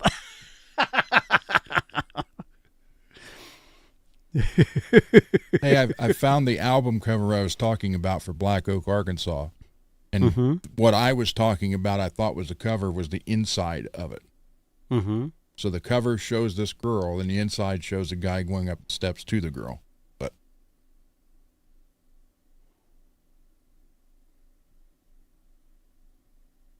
cool. What does it say? Out of print? Or that's just a print of the cover. Yeah. Anton Fig. Anton Fig, man. Oh yeah, all these session guys, man. Is Janice here? Somebody remind me. If I can find them. I met Paul Schaefer, Sid McGuinness, and Will Lee. I think I met Anton Fig. I think I shook his hand. But I traded guitar picks with Sid McGuinness and Will Lee. They were the world's most dangerous band, guitar player and bass player. So I have their guitar picks somewhere. I just have to find them. It's been 20 years. Yeah.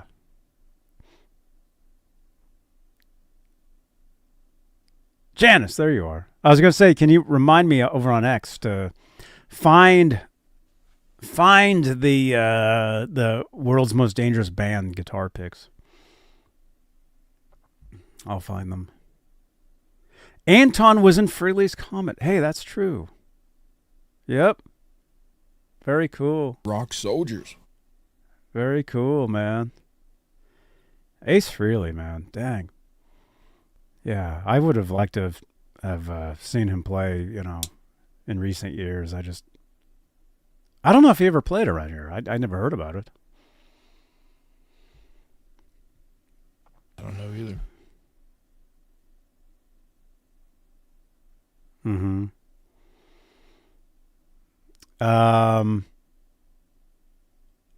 Anyway. Wait, who's the guy from Tennessee? Look at that. Nightbot that's me walking around Nashville right there. Check that out. 1:30:23. Oh my gosh, that's 3 years ago? Yeah. Oh my God. What's happening, man? Called. How the hell was that 3 years ago? Called getting older, Johnny. Time goes faster. Terrible, man. Well, like I said earlier, if you're going to do something, just do it, man. Do it. Do it. Holly, the guy who's playing bass on my songs that you've heard, he picked up bass because of Nikki Sixx. And now he's pissed off that he found out that Nikki never really played the bass on the records and uses a track live. He's mad about that? Yeah, he's like, I thought that guy was a great bass player, and now I found out it was that girl on the first four and part of the fifth album. What? What's it? Carol Kay? Is that her name? Uh-huh. She played Motley Crue's first 4 albums and part of Dr. Feelgood. Nikki didn't play on them. Is that true? Yes, that's true. Are you sure? Do we need to look that up? Because you've already said you've given us 2 news items that were totally false. Is this true? Here. She lies to you. Dude, you lie to me. What are you talking about? I'm just telling you. Hang on. Yeah, Carol Kay. Is it true that Carol Kay played bass on Motley Crue albums? No, that's not true. Carol Kay is a very famous session musician, known for her work with many artists in the 60s and 70s, but she did not play on Motley Crue albums. Motley Crue's bassist was Nikki Sixx. But did she play? She didn't play on the records, and then Nikki Sixx played them live. That is still incorrect. Nikki Sixx was the bassist on all of Motley Crue's albums and performed them live. There's no evidence to suggest Carol Kay played on their recordings. Except Mick Mars. But is there evidence that Nikki Sixx uses backing tracks live, at least in recent years? There have been rumors and discussions suggesting Motley Crue might use backing tracks for some elements, which is common for many bands these days, including for enhancing the live sound. However, specific evidence and details are often debated by fans. Okay, what? Did Carmine Appice say that Carol Kay played bass on early Motley Crue albums? Yes, Carmine Appice did mention that in an interview, but Carol Kay and Nikki Sixx have both denied that. It seems to be a persistent rumor without factual basis. Because it's called a contract. Well, Ian said he doesn't trust Ron or you. I can't comment on personal feelings, as I am just an AI. Is there anything specific you'd like to discuss or know about? Can we get a shout out for Ian? Can you tell him hell yeah and yes? Sure. Shout out to Ian. Hell yeah and yes. Mick Mars said Nikki didn't play bass. And he was there. Live or on record? On the records. And live too. Both. Wait. No, wait. There's video of Crue on the stadium tour, and the bass is going, and Nikki's like this pointing at people while the bass is still going. Same way with, believe it or not, Tommy Lee. He was standing up, and all of a sudden, you got a drum roll, and he was still standing up, holding the sticks, and he hurried up and sat down. Mm-hmm. Okay, but if you listen to their Kevin DeBro does an interview when Nikki tried out for Quiet Riot before Rudy Sarzo. Oh, that reminds me. I was going to talk about Rudy Sarzo. Well, Kevin said Nikki came in and he said Randy's like, okay, we're playing this in the key of whatever it was, and start with this, and Nikki's like, well, just start playing and I'll jump in. and Kevin even said Nikki cannot play. Couldn't then and can't now. But what he was a master of, he had the looks that the girls liked, and he had a good mind for the business and all that stuff. Mm-hmm. Which is actually more important when it comes to rock and roll. Because... There's a truthfully, bunch of people have said that Nikki never played. The producer even said that Nikki never played on the first 4 albums. Is this stuff true, you guys? Okay, wait a minute. Well, we got other stuff to do, but... Wait, I didn't say that. Hang on. Who is it? What's his name? Nikki Sixx? Did Nikki Sixx not play on the Motley Crue albums? Yes, there are rumors and claims, particularly from producer Bob Rock and former member Greg Leon, that Nikki Sixx's bass parts were replaced by session musicians on early Motley Crue albums. I mean, this is just an AI overview. This is just, taken from different sources. Though Sixx and Rock later, Bob Rock, later clarified these were often jokes stemming from Sixx's substance use and desire to improve. With Rock confirming he worked with Sixx extensively on later records like Dr. Feelgood, making it clear Sixx did play, but his playing improved significant. You guys know what I'm saying? Over time. So, see, Greg Leon, former early Crew vocalist Greg Leon claimed he witnessed a session bassist playing Nick's parts on Theater of Pain.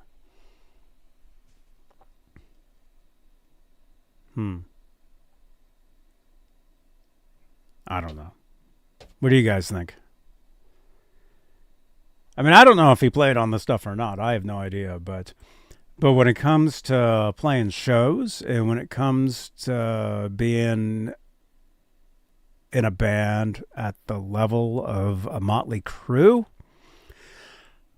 oh yeah, you're going to use every trick there is when it comes to live production and using backing tracks. I know it's frowned upon when it comes to live rock and roll stuff, although it's been used for years and years and years, all the time. And the majority of people don't even notice, or they could care less, you know? Because if it sounds, you know, when you go to see a band, when you go to see a show, and to make it sound like the albums, or to make it sound close enough to the records, I mean, that's all the fans care about, you know. Unless you're some major diehard fan where you're like, you know, every little thing you notice, you know.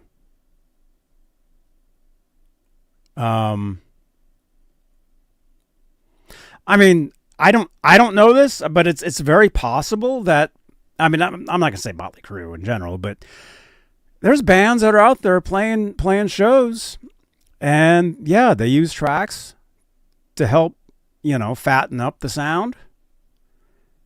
Let's say, you know, because a show, a concert, you know, any of that stuff, it's a performance, and it's not just. I mean, audio is. I mean, music is about audio, right? But the reason you go to a show is for the visual.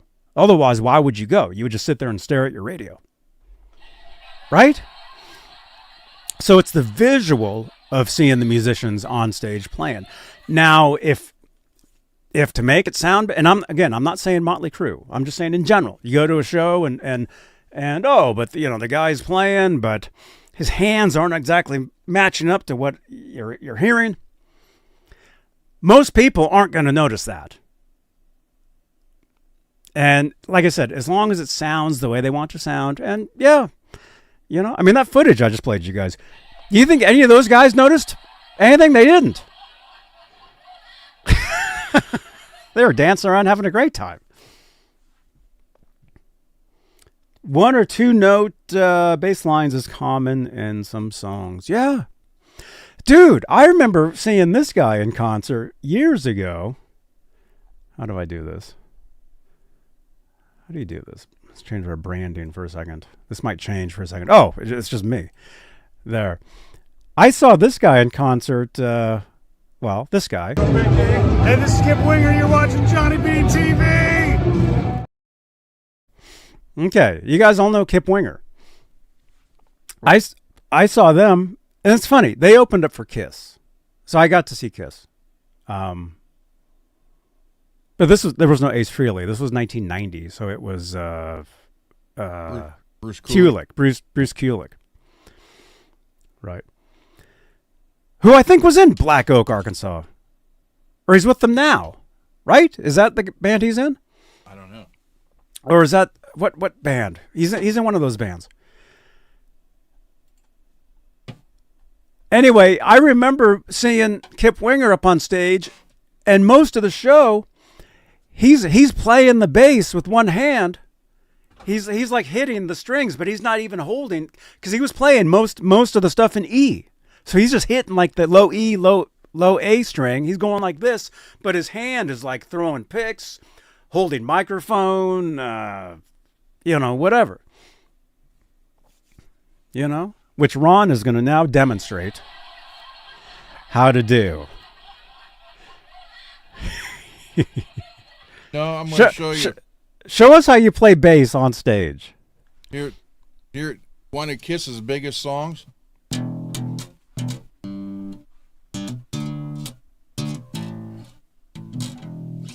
So you only have to hit the fretboard the one time.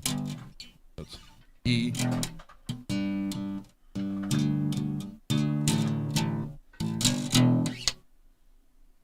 That's it.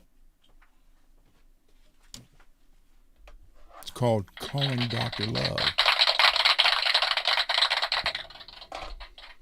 Which Gene happens to sing.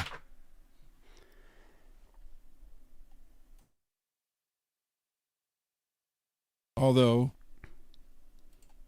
but the how'd that go? Grand Funk, thank you, backstage. Yeah, I knew it was one of those bands. Yeah. Shit, how'd it go?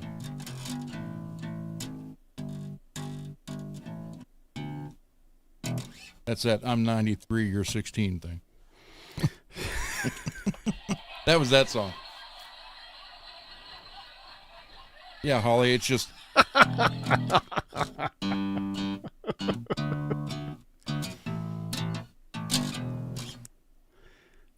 Dude. Triumph? They got back together, right? Or something? Yeah, there are this year. They're doing a tour. I talked to them on Rockline years and years ago, and they sent me a signed CD. Triumph. Very cool. Okay.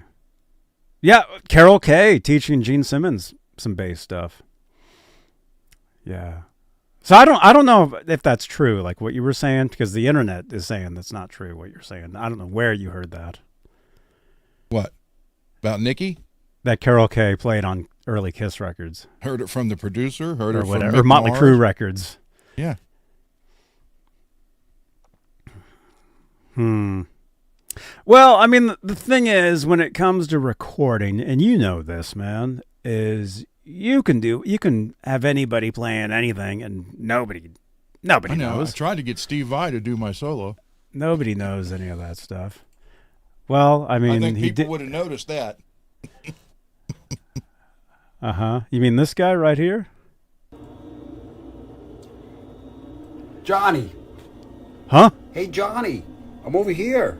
Who is that? Over here. Well, that's Over here, that's a Johnny. flow guitar. Hey, Johnny. How you doing? This is Steve. Is that Steve Vai? Let me see this guitar again. Johnny. Hey, Johnny. I'm over here. It's the flow. Flow 3. Over here, Johnny. You guys see that guitar?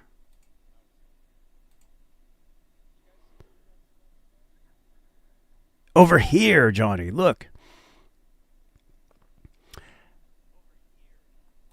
Anyway, last night, and yeah, we'll go to the workbench in a minute here. We're already almost at 2 hours.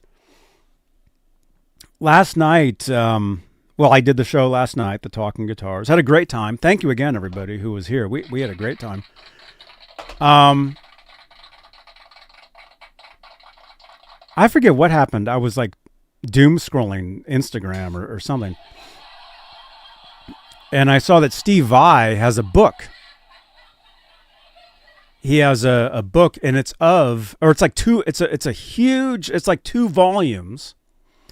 It's a huge freaking thing. He couldn't even lift it. He said the thing was so heavy. And it's of all his guitars. But if you buy, actually, let's look at this. This was pretty cool. Check this out. Steve Vai book. Where is it? Which one? Is it the Rufus? Yeah, it's called Wire and Wood. Have you guys seen this? Mm-mm. Oh my gosh. Look at this, you guys. Let's check this out. There's actually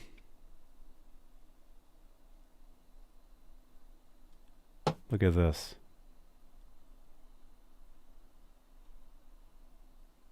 I don't want to ruin anything. Hang on. Okay, so there's the book.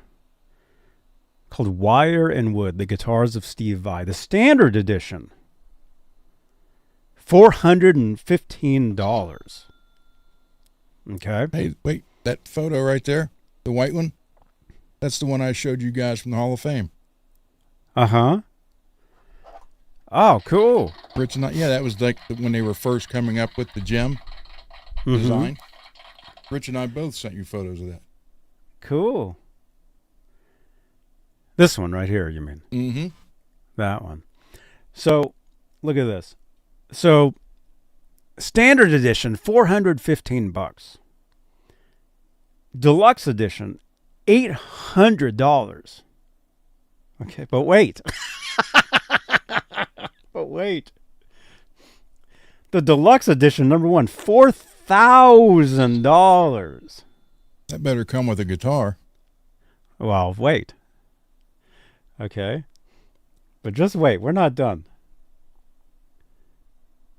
Watch this, man. Is it the Ultra Edition or the Bundle Edition? You guys ready? You guys? Oh my gosh, it's one of these. I think it's the Ultra Edition. You guys ready for the price of this one? See the guitar sitting there? Check it out. The Ultra Edition. $26,000. Okay, so there's that one. It's $1,000. Hey, that's cheap. $26,000 for this book, but it includes a very limited edition guitar right there. So let's check this out, man. $26,000. Laz, pre-order that. Laz, we each want one of these. Wire and Wood, The Guitars of Steve Vai, the Ultra Edition. Look at that. $26,000. There's 14 copies of these. But they come with a unique Ibanez Gem guitar. So check this out.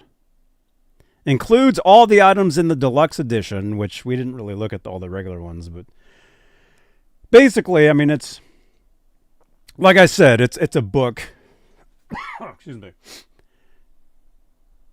This one comes with this guitar, which I like because it's pink. I think it looks nice.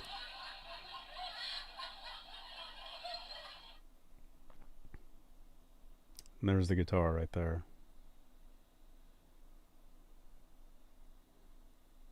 That's pretty cool.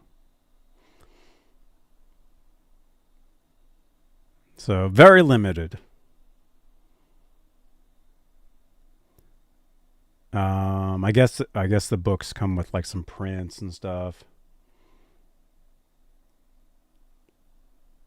Here's the inside of the book. There's the guitar that you saw at the Hall of Fame.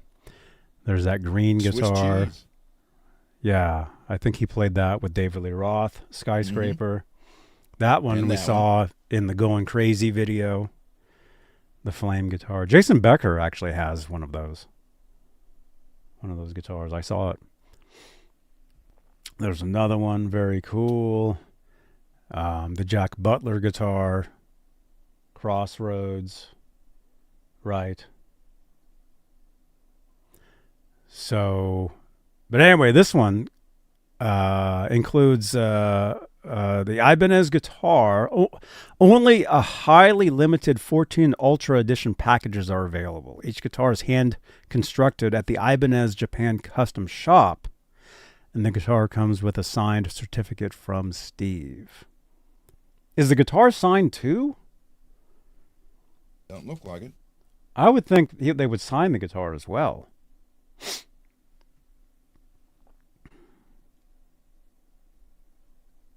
But I think they're definitely numbered. Made in Japan, it says. Probably numbered back here. It's hard to see, but wow.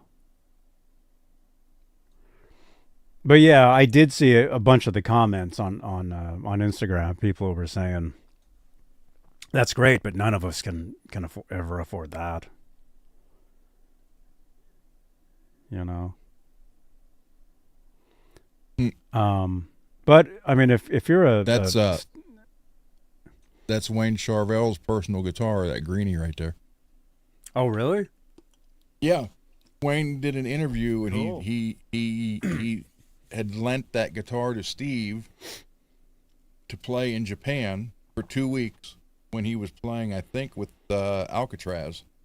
Because he didn't have a guitar, he wanted Wayne to build him one. So Wayne said, "I give him the guitar Wayne built for himself." He said, "I gave it to Steve for 2 weeks, and then I never got it back, and I kept calling and calling, and I never got it." He said, "Then I found out that he had it. He had his tech paint it green. So I just ended up letting him have it and built myself another one." Yeah, that's a cool guitar. But I mean, if you're a mega Steve Vai fan, mega Steve Vai Ibanez fan, and you can afford that, I mean, oh yeah, somebody's gonna buy at least a few of these. I think, collectors.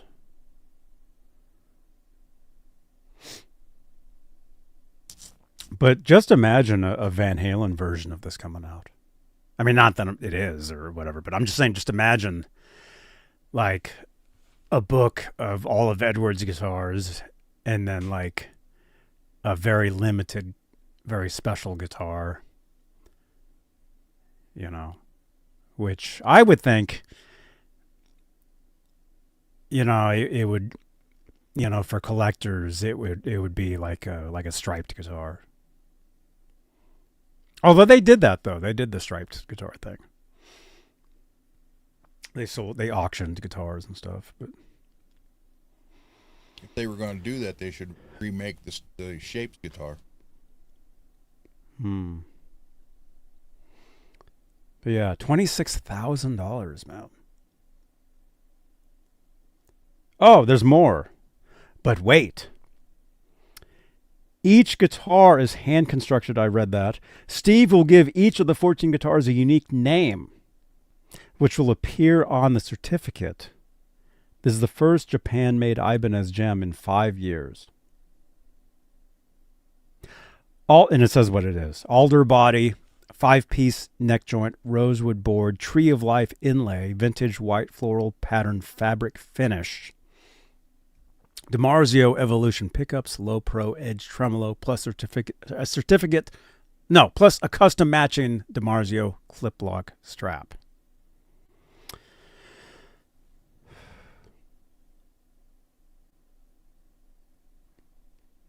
And then it talks about the history of the book.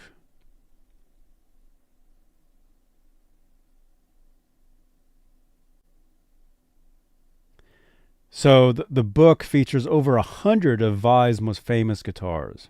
So it's not even all his guitars. It's just like 100 of them.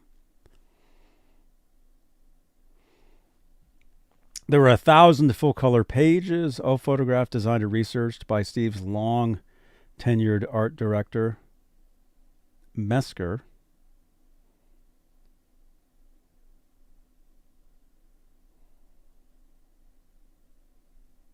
Yeah, on his Instagram, he was talking about this, and he was like opening the book, and he was like, "Man, this thing's heavy."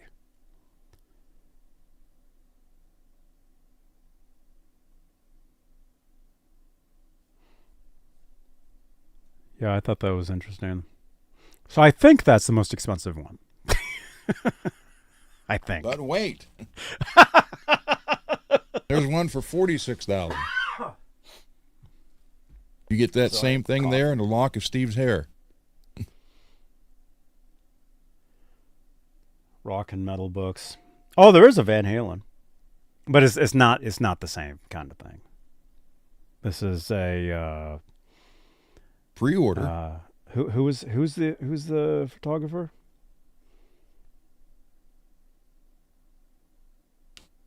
Does it say? Holly, have you seen this book?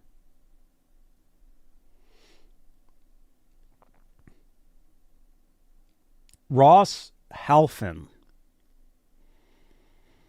That's his book. And there's a bundle of both editions for $600.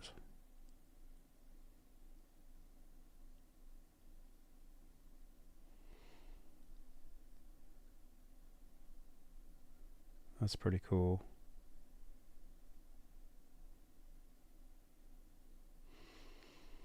But yeah, just imagine if there was like a Van Halen version of a book with like all his guitars. You know, and then if there was like a guitar.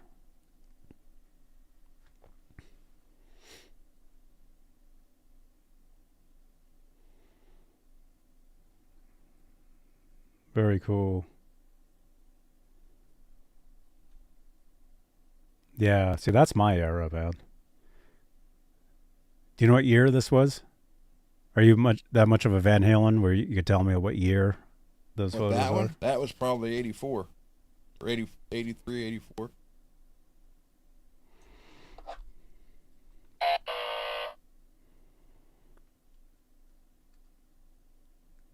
In the chat. I think Lewis knows. What year was this? Were these photos?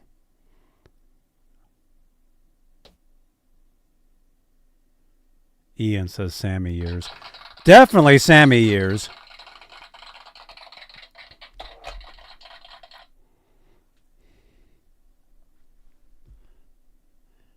Nick says 86. Peggy says 85 to 88. Lewis says 86. Wait a minute. Peggy's half right. Well, now she says 89, so that's wrong.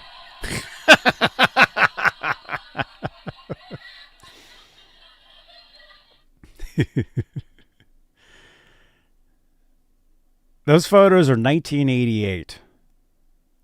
Summer 88, Monsters of Rock era. Stadium.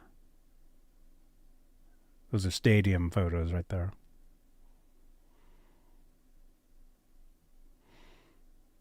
Cool. Very cool stuff. So what? Oh, so we looked up that Vi book. Wow, man. What was it? $26,000? Laz laughed when you told him to order two of them. Oh, because he's ordering one right now for himself.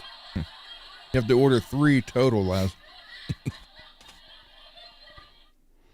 And if the serial numbers on the guitar are 1, 2, and 3, you can have number 1.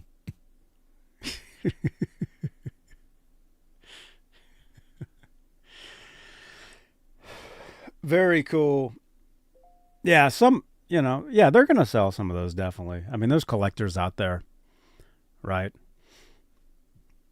There's people that collect that stuff, and so very cool. Let's see. You know who Ross Halfin is? Yeah, he's a photographer, yeah. Mm-hmm. Yeah, that company, they've got a lot of books. Pretty cool. I'm looking forward to the one that Alex is working on, the new one. And then, I talked about this yesterday for a minute. Talked about it the day before. Alex did an interview with Modern Drummer podcast, and he started out by saying that he's making a new record with Steve Lukather. Are you awake? See, that doesn't mean it's a Van Halen record. Well, if Alex Van Halen's on it, it's Van Halen. Thought he said he wouldn't do a Van Halen album without Edward. See, that's what's confusing. There's the whole, I'll help Alex with Eddie's stuff, and then now I'm making a new record with Lukather. Well, the thing is, and you should know this too, because hey, aren't you the guys aren't you the one trying to get us to listen to your music? That's a record. How long ago did you record that stuff? Over the last 2 years. Okay. And went, like, what's the longest? Well, okay, so we could say over 2 years ago. Like some of those ideas you probably had for like, well, the words of 40 years sitting around. Yep. So making a record doesn't mean, oh, this is it right here, right now. Whatever. As far as the Alex Van Halen, Steve Lukather thing, I don't think they're recording new things. I mean, they could have. Who knows? I mean, when that's your job to do that, hey, you're working. You're doing stuff all the time. A lot of stuff that never comes out. And Steve, he's played on a million records. He's played on all kinds of stuff. I saw a really cool video of him. This actually goes back 20 years, where he was doing a session, and he was using what I have, that Kidney Beane line 6. Mm-hmm. He was sitting there playing through one of those, recording. He was like doing a session somewhere. It was like in a hotel or something. He was just sitting there with his guitar, and he had the Kidney Beane sitting there, and he's just like playing. And he was doing a session. He was recording. I don't know what it was. Like I said, this was like 20 years ago. Alex laughed when they asked about rehearsal. Yeah, he said we don't need to rehearse. So, yeah, what it sounds like is they're going to go through a lot of the stuff that they recorded, stuff that's close enough. Because one thing Edward always said was nothing is coming out until it's done. He always said that. It's like you're not going to hear this until it's finished. So, but it sounds like Alex and Steve Lukather, and he said a couple other people too. It sounds like they're going through, or they've probably been doing this for a year, probably a couple years. Who knows? Going through recordings and producing stuff. Something to release. Steve Lukather said that he wouldn't play guitar on it. Because most Van Halen fans, well, I mean, it depends. Like the casual fan, I mean, there's fans that are like, oh, I mean, whatever, anything, I don't care. Like you, like what level? I mean, we can take this as far as like the bands that you're really into, but like what level Van Halen fan are you when you hear about something like this?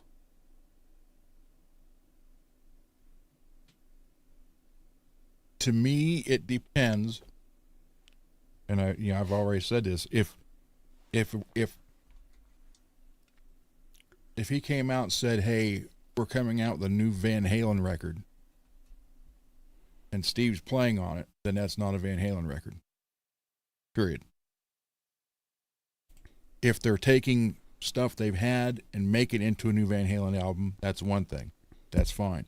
But he's saying we're recording a new album with Steve Lukather. So that sounds to me like that's, I mean, yeah, he could say he didn't say recording. I thought he did. Okay, well, my mistake. He said working on. Right? No, Steve said that he wouldn't be playing guitar on it.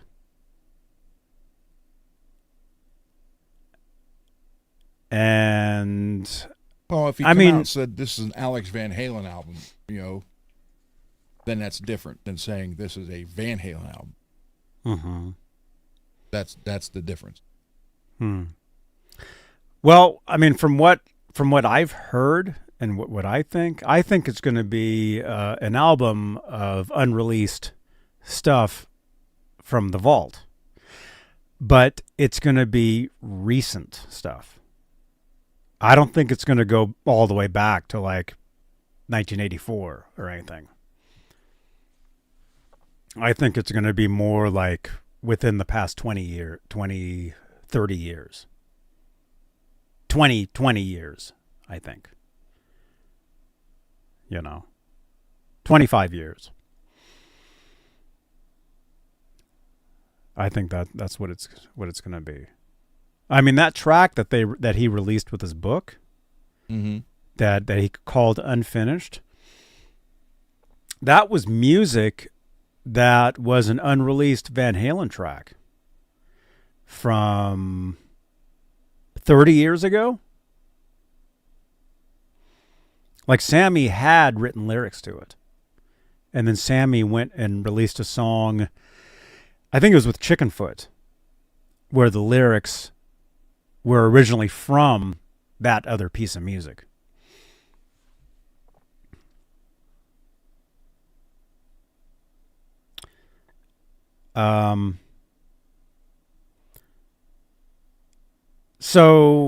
So I think it'll be something that's vault stuff that's close enough, and instrumental, probably a lot of instrumental stuff. It doesn't seem like it's going to be stuff with David Lee Roth or Sammy Hagar singing on. It's probably going to be music that they were working up, that they were putting down, that never made it to the, obviously it was never finished. That's what it seems like to me. I think it would be cool if they're going to do this, to either do one side Dave era and one side the Sammy era. Go back to songs you had with Dave. Dave's still alive, have him come in, sing. Sammy's here, have Sammy come in and sing the stuff they never finished. Mm-hmm. I mean... So you hear new 1979 Van Halen? That would be awesome. Well, they did that. They did that with A Different Kind of Truth. They released songs that were from the 70s that they never finished. Or that were demos that didn't make the first record, second record, third record. Lewis, they can do wonders in studios now, though. Well, if bass players can play along to tracks live, and you guys don't even notice,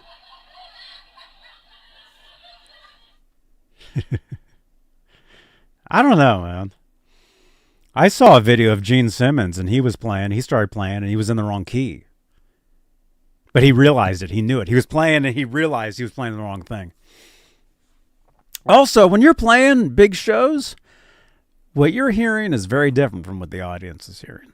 It's different mixes. Lewis, Randy Travis is got a new album out now because of AI. Mm-hmm. Did you see the big news about AI music? I mean, it was like a month ago. I don't know if we ever talked about it. That company, what is it? I think Holly knows about this. Suno? Is it Suno?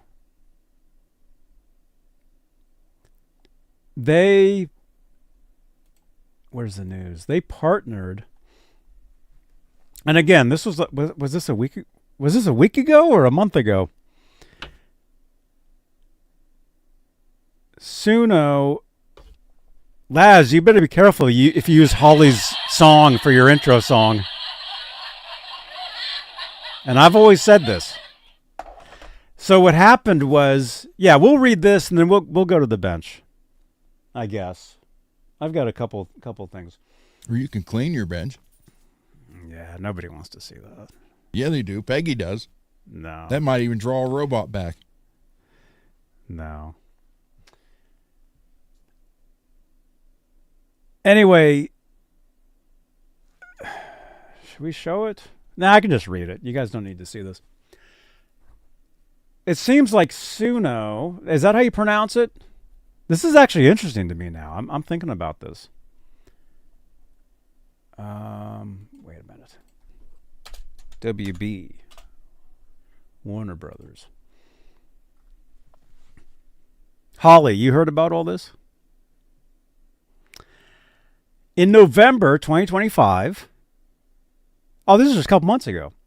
Yeah, Warner Music and the AI music platform Suno announced a landmark partnership that settled their ongoing copyright litigation. This agreement signals a major shift in how AI-generated music will be licensed and produced starting in, guess what year?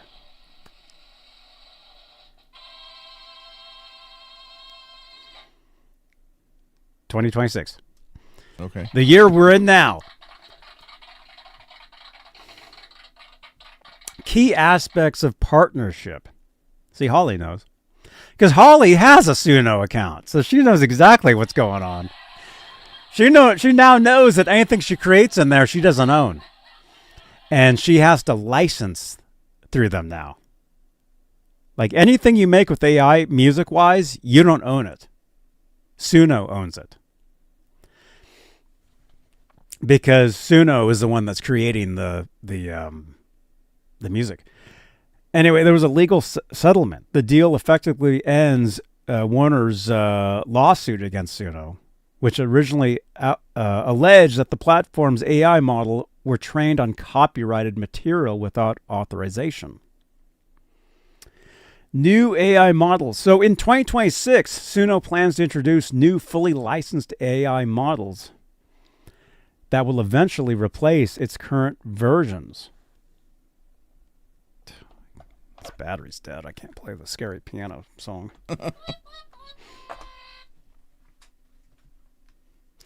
I should actually be reading this story with this. Suno plans to introduce new fully licensed AI models. AI taking over everybody. Okay. Blah, blah, blah, blah, blah. The new models will be trained on licensed content from Warner's vast catalog. Artist likeness and opt-in. Ooh. Participating WMG artists, meaning people that are on Warner's,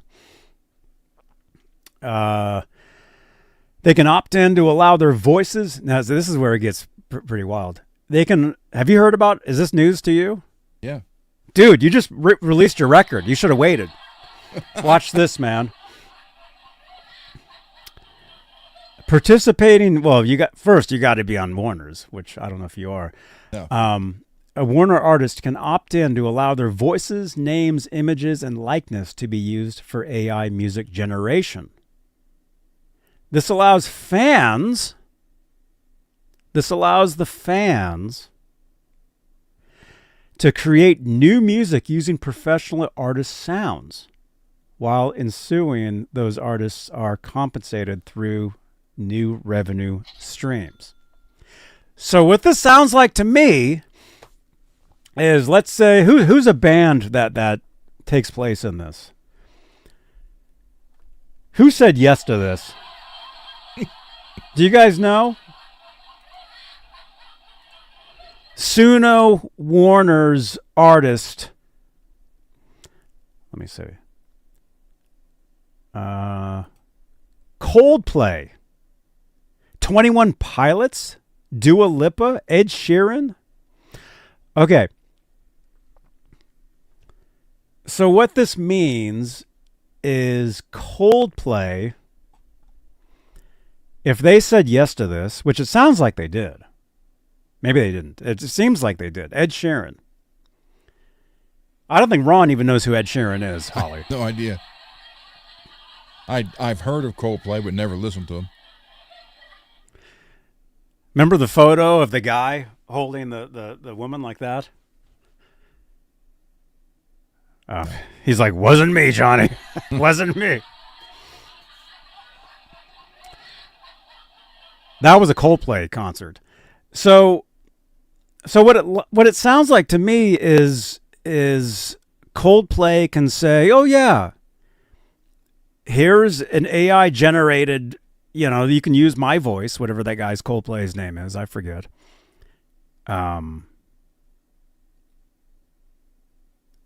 If you pay for this service, you can create music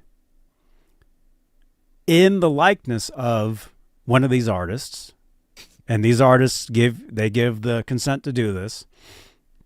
So you can basically create like a new Coldplay song that sounds just like Coldplay, and you can use it, but you're licensing it. You wouldn't own it. Mm-hmm. That's what it sounds like to me. You wouldn't own it, but you could. So you could make a song, but see,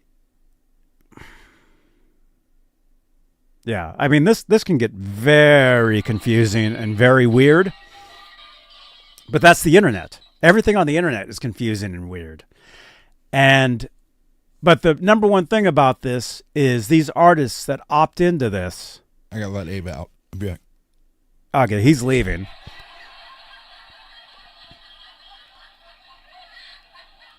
These artists, like Holly, you can create a song that sounds just like Coldplay.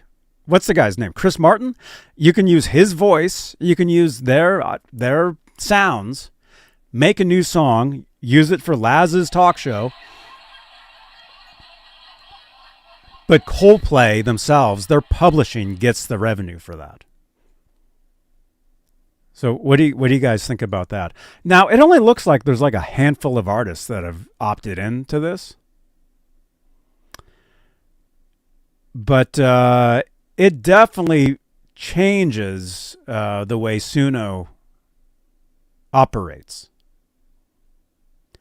Like I know Holly, you have an account, right? Like you made that song.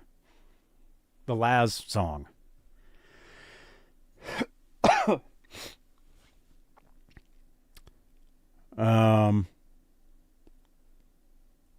As part of the broader deal, Suno acquired the live music discovery platform Songkick. User rights. You can monetize a song if you have a paid subscription, potentially. Yeah. Yeah, you can probably still do that, but I think to use it sounds like they're changing their entire thing. Oh, you only have the free account?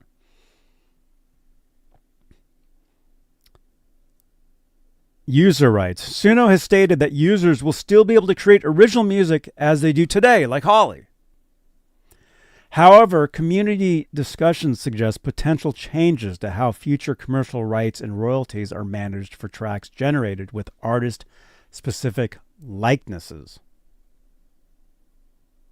So if you're using like a likeness that's like Coldplay,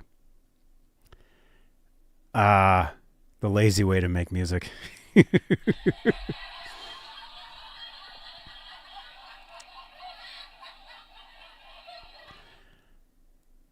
Let's see. Okay, so for current users, availability. Current models remain functional for now, allowing text-to-music generation and audio uploads. Content safety. Users can still download their existing songs as audio or video files from their library. Platforms. Suno remains accessible through its official website and has a plugin for Microsoft Copilot.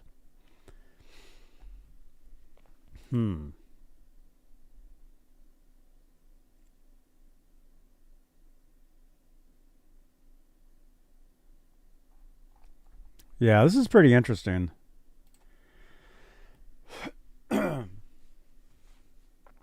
I mean, the truth is, not that I'm going to use AI to create a song that sounds like Coldplay. I mean, I make my own stuff anyway.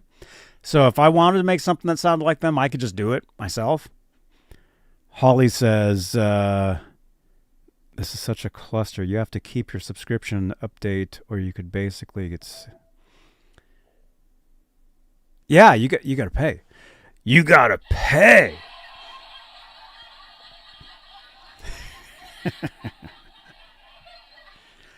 It is pretty interesting. Like I just saw an ad I was watching the video earlier. And actually, it was for Suno. Is that how you pronounce it? It was for Suno. And it's this girl. You guys have probably seen it. It was this girl, and she has this guitar, and she's like, I just uploaded this into Suno, and it made a song for me in like 10 minutes. Have you guys seen that ad?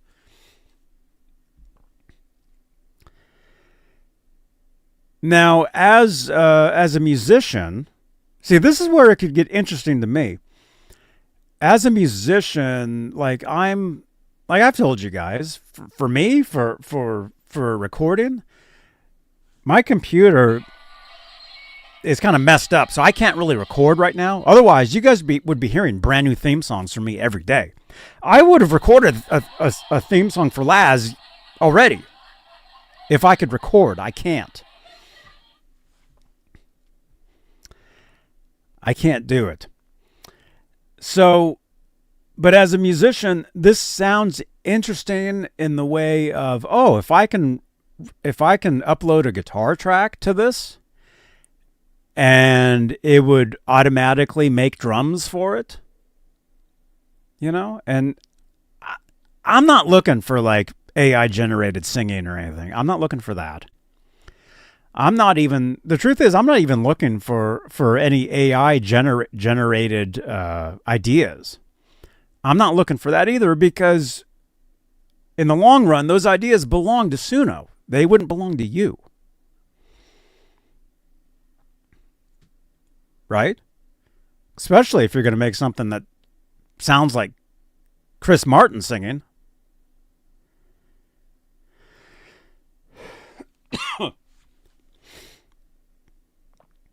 But as a musician, I think uploading some guitar tracks to this, this does sound interesting to me.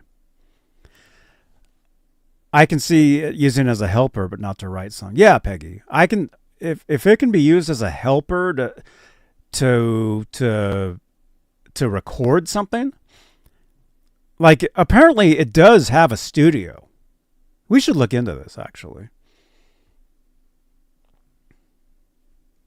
Supposedly it does have a studio. And this probably isn't the only thing. There's probably tons of this stuff out there.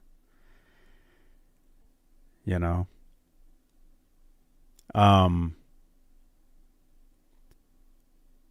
But if I can use AI to help me record my music, and it's still me. Like all the parts was me.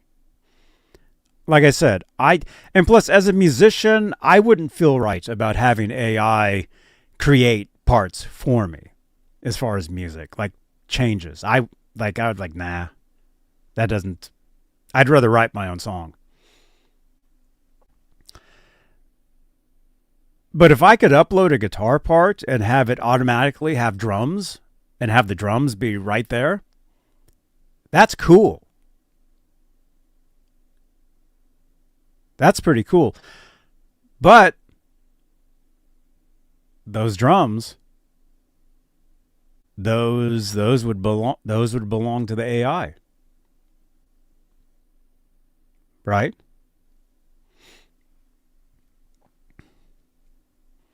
Lewis is saying rap music.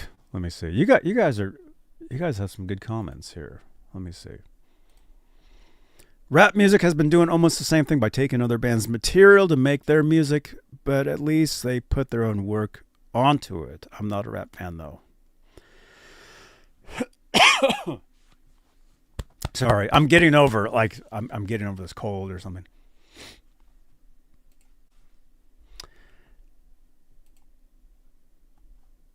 Oh yeah, man. Using this, like if you're a rap artist, this is like a dream come true. Doing this stuff, creating all that. Like, and when Ron, what's his name, Ron? When Ron comes back, we'll ask him about this. I wouldn't feel right about having AI, like, let's say I upload a guitar part to AI and it automatically like spits out like a song with lyrics and everything ready to go, like words, singing. I mean, drums, yes, but like different parts and stuff.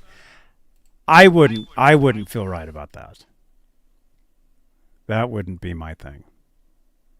Is the chair upright? Yes, the chair's fine. Oh, he didn't fall out of his chair. He's there. I'm here. So let me ask you this: what you think? Like what I was? Who knows? I mean, maybe you were doing this the whole time. We don't know. As far as like the AI thing, I was saying,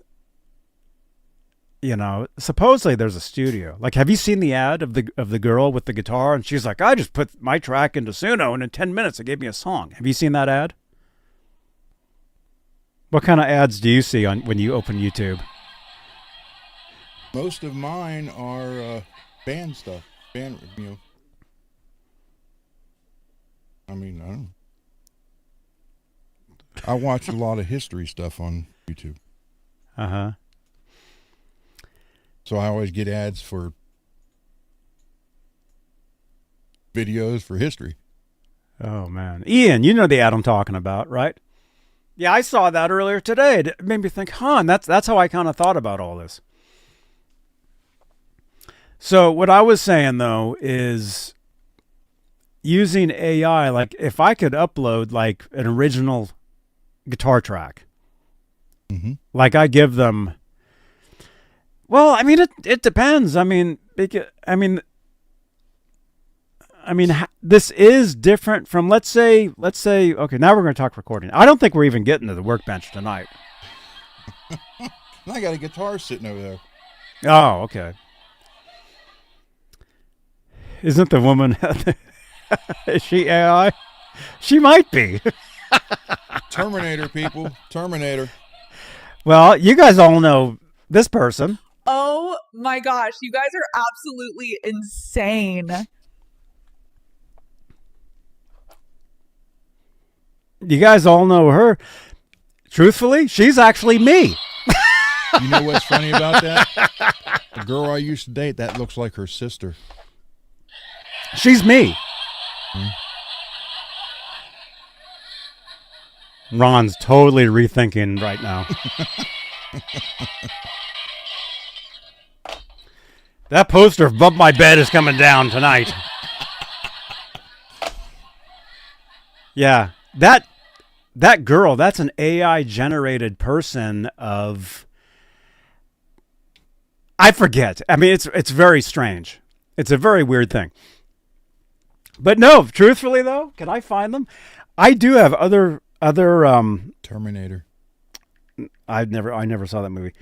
I do have other ones. You need to watch it. where I used me and it made other people, and I'm like, what? Wait, can I find one of those? When was this? If I can find one, I'll show it to you guys. If not. But anyway, when it comes to music, I mean, how different is this from using a DAW, recording a guitar for literally 5 seconds, looping it, flying the track onto another track? You know what I'm talking about, right? Now, how different, I mean, just imagine. I mean, that's, in real life, I mean, and I'm blurry, huh? In real life, that's, I mean, it's a miracle. It's not like the old days where, dude, in the 40s, they had live orchestras playing on radio, one take. They'd have like a microphone there and a whole orchestra. They had to be spot on. There was no overdubbing. There was no mistakes. Nothing. Right? Oh, here's a cool photo. Look at this. Wasn't I telling you guys earlier that I've played like all kinds of shows and stuff? This was on tour.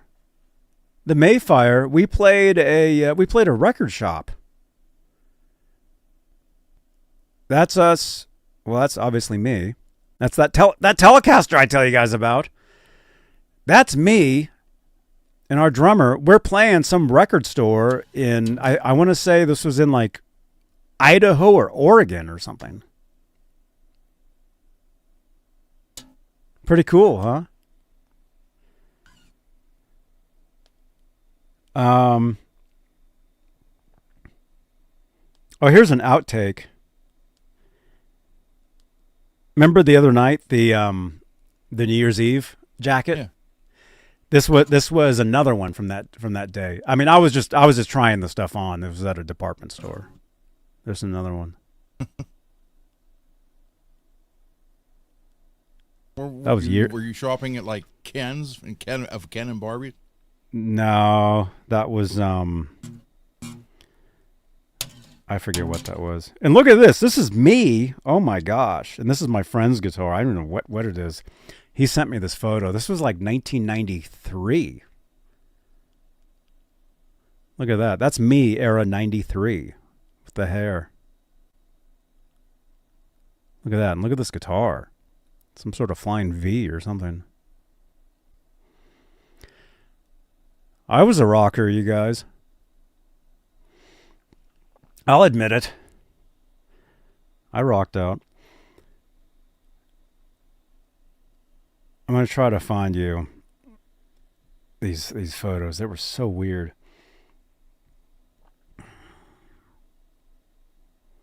Anyway, no. Well, I'm trying to find these. I'll just talk. So let's say, you're recording, you're flying, you're looping tracks. I mean, using a DAW, I mean, it's magic what you can do in the studio. Oh, that's her. Oh, here we go. Oh man, this is going to get weird.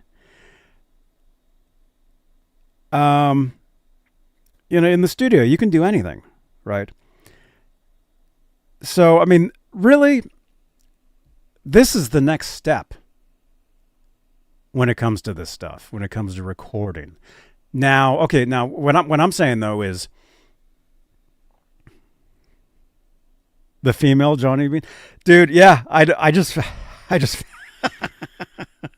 oh crap. Oh man, where is it?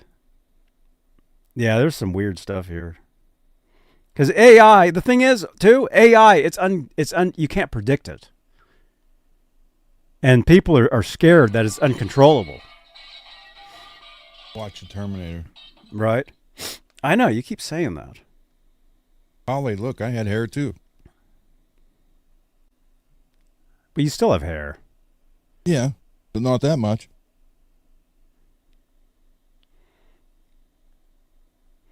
Look, I had hair too. Look at that. I was so hungover in this photo. Just kidding. I wasn't.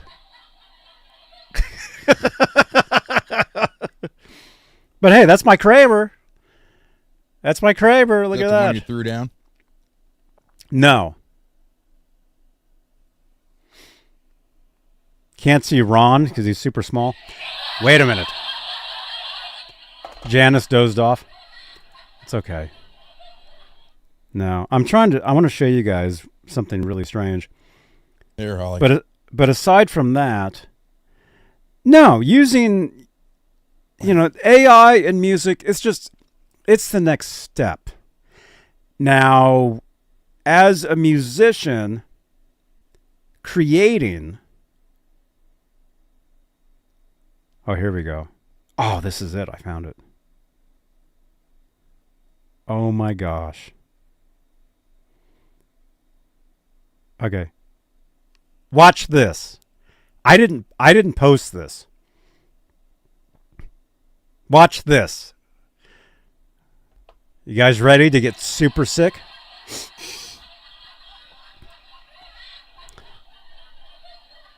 Oh my gosh. This is so weird. Okay, I didn't post this. I'm like, nah. Oh my gosh. Okay, this is me. Everybody's going to be throwing up in a few minutes. You guys are insane. Dude! Oh my gosh, you guys are absolutely insane. Look at this. This is me. Okay, this is a photo from a newspaper. Yes, I was in the newspaper once. That's me. Okay, that's me holding my guitar in the newspaper. That's a photo. Okay, that was like 1992 or something.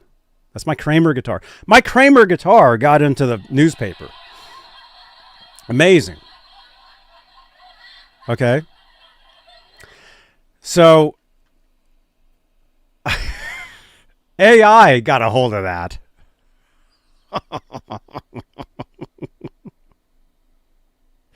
You guys ready? I didn't post this, and I think you'll understand why. Okay, that was me. You guys saw it. Look what happens. Oh my gosh. Hang on. Look.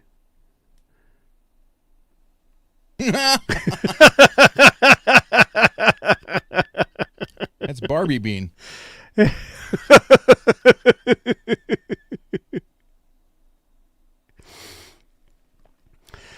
So when I told you guys that this was me, Oh my gosh, you guys. I wasn't joking. Okay? But then I went from that to this. Wait a minute. Wait a minute, not that one.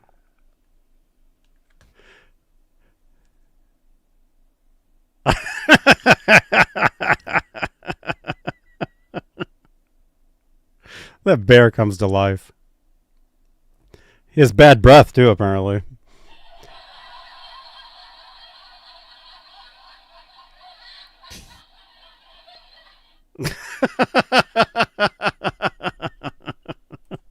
Ron's like puking.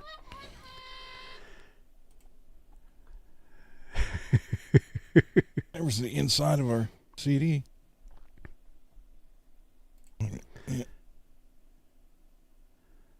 Dang. Yeah. So anyway, you guys, AI is weird. It can do some really crazy things. It can be useful. I mean, I use it all the time. You know, to do stuff like this. You know, and it's me. I mean, that's me. That's actually taken from me. You know. So I use it for myself, for my own stuff. But then again, okay, anyway. This whole, you know, Suno thing, it's... Oh, wait, I was going to ask you. I didn't even ask you. So, I mean, what do you think? What do you think about that? What do you think about giving, like, AI, like a guitar track, and then having it create a song for you? Like, it's your guitar. Let's say you give it so many, you know, measures or bars or parts or whatever. It. How would you know, Laz?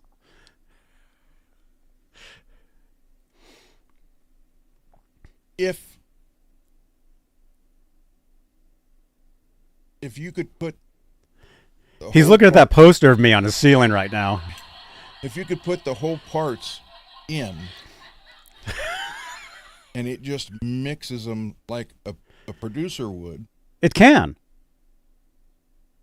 That's one thing. But if you just put a little bit in and then it goes from there and comes up with something completely different, then that's not right. Mm-hmm. Good night, Music Therapy, Laz. So... Wait, Laz, who won? No, don't tell us. I'm waiting till later to watch the game. Just kidding. Yeah. I could care less. Yeah, if you're going to put it all in there, everything, and then just have it do what a producer does. You know, oh, you can do that. Okay, then that's one thing. But if you can put do that. 3 chords in and then say, here, make a song out of that, then that's different. No, again. You can do better than that. I mean, how many bands are already using auto-tune in the recording? All of them. Mm-hmm. Every commercial record has auto-tune on it, whether you guys know it or not.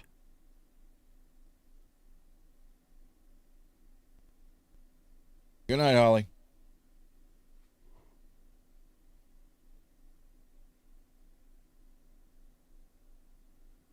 Huh?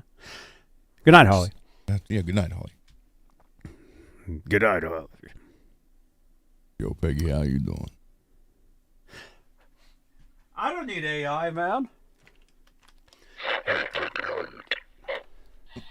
I don't either. I can just, hey, how you doing?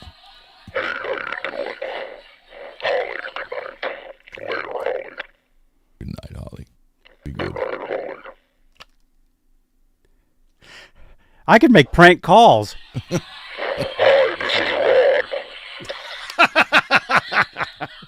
Where's my money?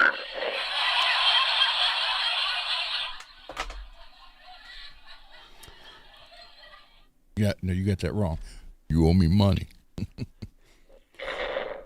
Then you hear.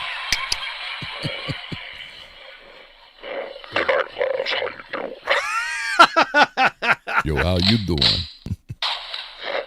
Where's my money?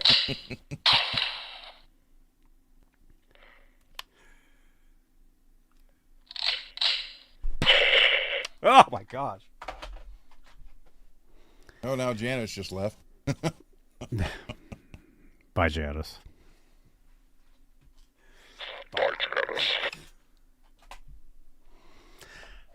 All right. We got 70 people watching right now. Where are you guys going? Gronkowski? Are we going to the bench? It's already 10 to... Well, it's 10 right now. Yeah. It's 10 o'clock. Maybe we'll save that. I'm looking at the bench, too. I'm like, huh. I do have some stuff here. I got a lot of stuff here, you guys. I know in the promo video I said we'd go to the workbench. Nobody saw that. Trust me.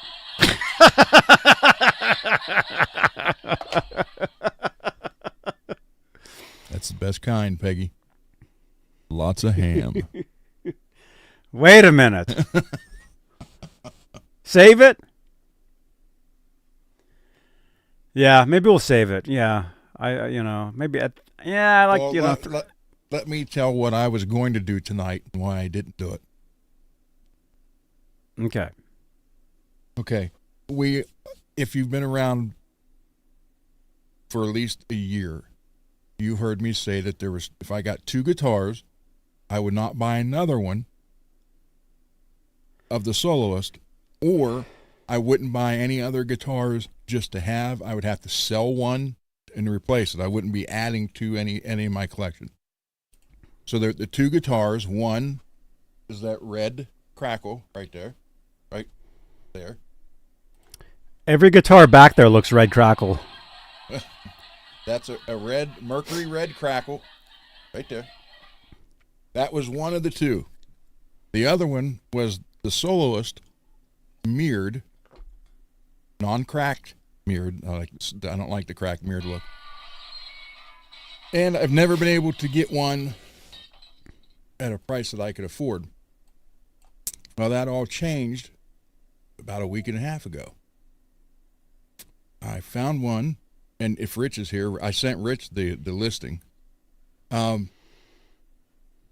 You very rarely find them for under $900 used. They sell 15 new. This one was at $700. I was watching it. Then it went down to $650. I was watching it and thinking, Then it went down to $570. Deal. So I purchased it, or at least thought I did. And I sent a message to the seller. Said, hey, here's my address. Please forward the tracking information when it's shipped. Now, Reverb will forward it to you anyhow, regardless, once it's shipped. So, sent it, didn't hear anything for 2 days, and I get one message back, says, ship. Then, Is this listing still on Reverb? From them, no, but, well, let me explain. Wait, what was it? So, it says ship, and I get a tracking number. Now, here's where the first red flag came up. The listing Where's my phone? The listing said it was being shipped from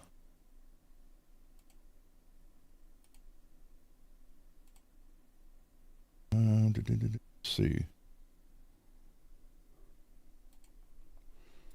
It was being shipped from Dorchester, Maine. Okay. So you see this picture. It's a mirrored guitar. So the guy in the picture. You know, there it is. Look.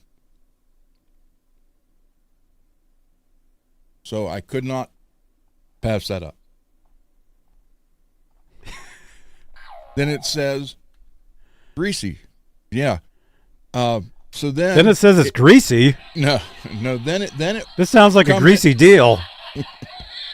Then all of a sudden I get notification that the shipping label was created and it was shipped from Georgia. I'm like, wait a minute. It says right there, Dorchester, Maine. Then I thought, okay, well maybe this was somebody else's who these people know, but don't have reverb accounts. So they list it for these people. That's what's going through my mind. Then it comes from Georgia, ends up in Cincinnati, which isn't bad because Cincinnati can come from Cincinnati to Warren, PA, and then back here to Ohio to me. Well, it sat in Cincinnati for 2.5 days. Then it says it was getting ready for delivery.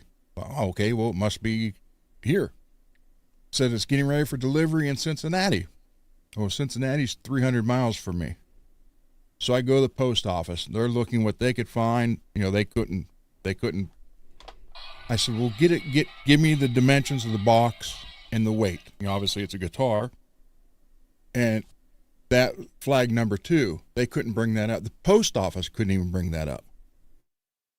So then it says it was delivered.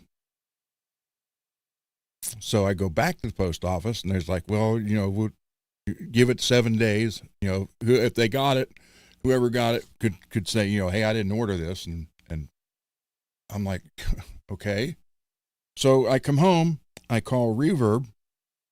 Or no, first thing I did is I go to send these people a message, this seller. I said, hey, I want to know what address you used because I sent you my address and I know Reverb gave you my address and it's now delivered in Cincinnati. And I hit send, it comes back, says this seller no longer accepts messages. So I called Reverb, got with them, told them I want a refund, told them what happened, and then got the refund back for that. And then meanwhile, Billy Ray texted me and wanted to know what was going on. So I sent him a picture of this. I said, oh, I got the guitar, man. He's like, oh, that's the photo. I'm like, what photo? So then he sends me this listing. And you can see the same guy in the photo and look at the price. So this is in Texas at a store, and it really is in Texas at a store. So the person I bought it from just took their ads and photos and made a fake listing. And I jumped on it because of the price, which I should have realized, but I was so happy, like, oh my God, I'm finally going to get one of these. So comes out, I didn't get the guitar. And I got the money back. So, but I was planning on having that on the bench tonight, taking it all apart and going through it, but it was not meant to be.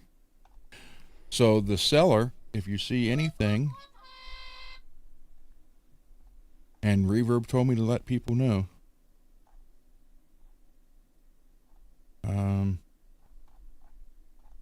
Oh wait, I can go back to my Reverb account and see where it was canceled. Well, what was their feedback like on their account?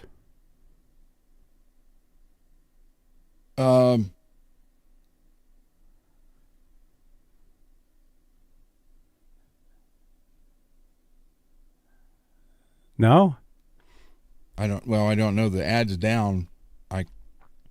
Okay. But the seller's name is April's Gears Depot. You can see where it was refunded and got everything back. But then you come down here, and they sent me feedback. I got a 5-star reply for prompt payment. But then it says, but you can't leave feedback for April's Gears Depot at this time, and she's not taking anything. Mm-hmm. So I've been trying to get one of these since they came out. I can't. I thought I was so close, man. I thought, man, I got it.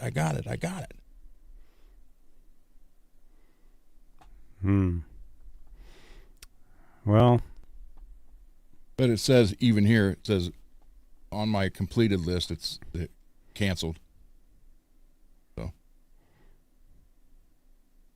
So don't buy anything from April's Gear Depot. Well, what was their rating like? I don't know. I can't tell on here, and they're not. I don't think they're on there anymore, actually. Well, why even bring it up if they're not even there?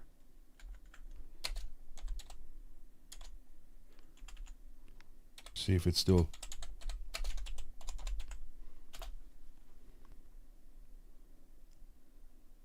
Yeah, no, it's gone.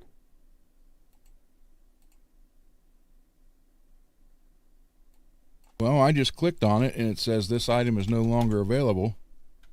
Free shipping from door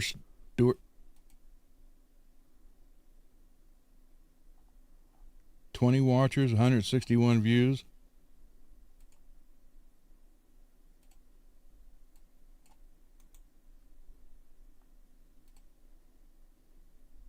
It was listed 2 weeks ago.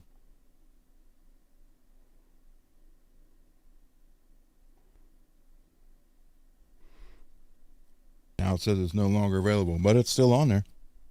I'll send you the link. Me? Yeah, you can look. Nah, I'm not. Dude, I'm not clicking any links since you sent that link from that fake site. I don't click on nothing.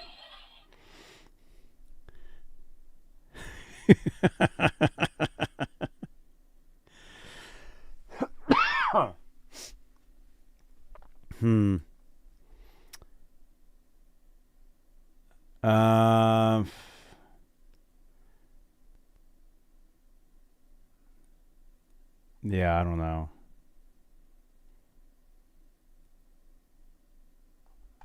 Yeah, I don't know. Yeah, it's still listed.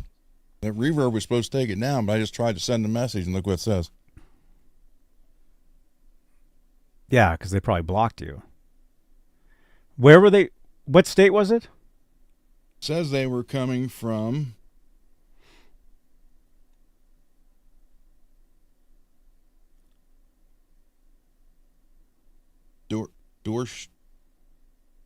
now where the hell to go?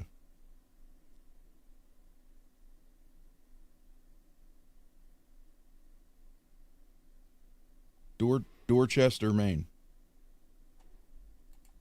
And yesterday it was delivered in or at mailbox in Cincinnati, Ohio at 9:27 a.m. You should go there and pick it up. Yeah.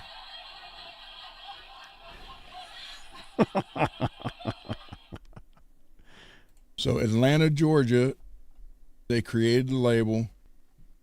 It was accepted at the post office on the 30th. And it went from Georgia Distribution Center up to Cincinnati Distribution Center. And then it stayed there for two and a half days. So something got delivered to whoever in Cincinnati.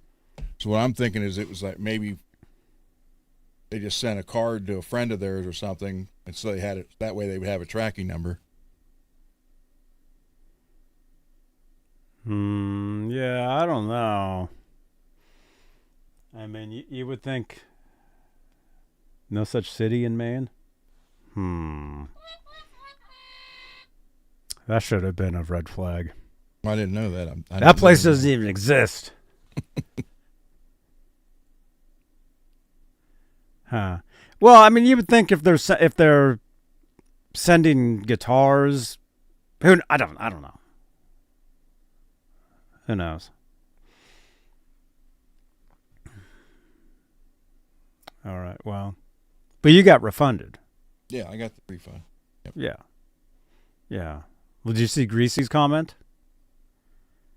Yeah, I saw it, but he's gonna want more than that. This one was. He says make him an offer.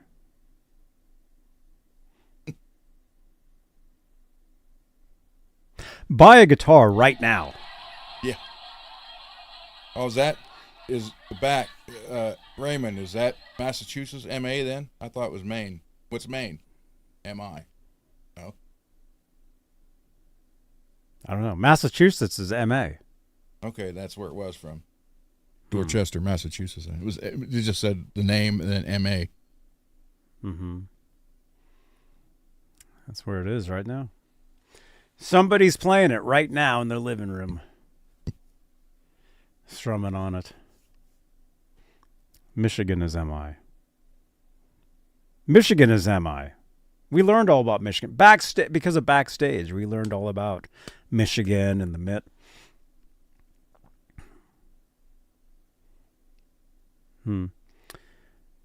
Yeah, so I don't know. Speaking of guitars. Yeah, maybe we'll drug money. What? Maybe I'll save a guitar. I've been standing this whole time. My legs are killing me. My legs hurt. Me is Maine. You're Maine? Greasy? How is Maine me? It'd be, well, MA is... I don't know. I don't want to cough. I don't want to get you guys sick.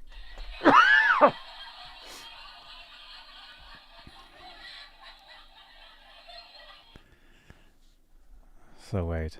Does Reverb have a privacy setting? Don't know. Because I went to type something and all of a sudden it said your privacy settings are changed. I'm like, what? I didn't even do anything. I'm not even logged in.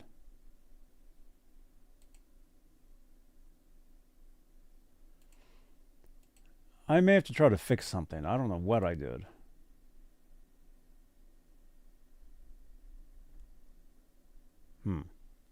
Mississippi.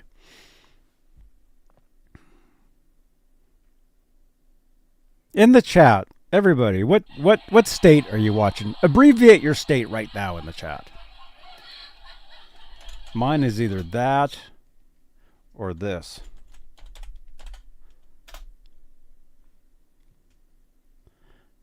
Mine's one of those. James says he's glad you got your money back before he puts any money out. He checks in to everything. Money is so hard to come by. Oh yeah, Very true, I'm always baby. looking for money. Impossible to find.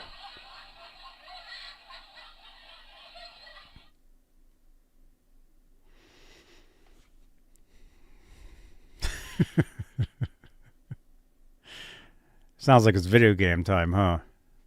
No. I just gotta figure out what I did because I'm on Reverb. I don't even have a Reverb account. Well, create one. You got to create one first. Set your privacy. I don't want one. Why? I don't need one. There's all kind of Telecasters on there. I know. I can see them. There's all kinds of stuff in here. Rich liked the Telecaster neck that I sent you guys today. The ad for. Mm-hmm.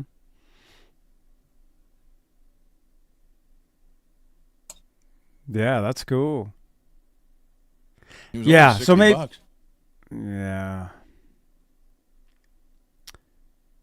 Yeah, maybe we'll save the guitar stuff, because we're 3 hours.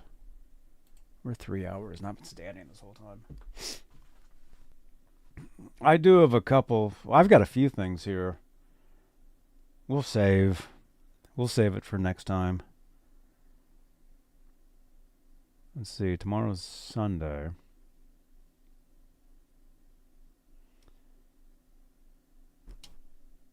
Tomorrow's Sunday, and then Monday, depending on how I'm feeling, if I go to town Monday or not. We'll see.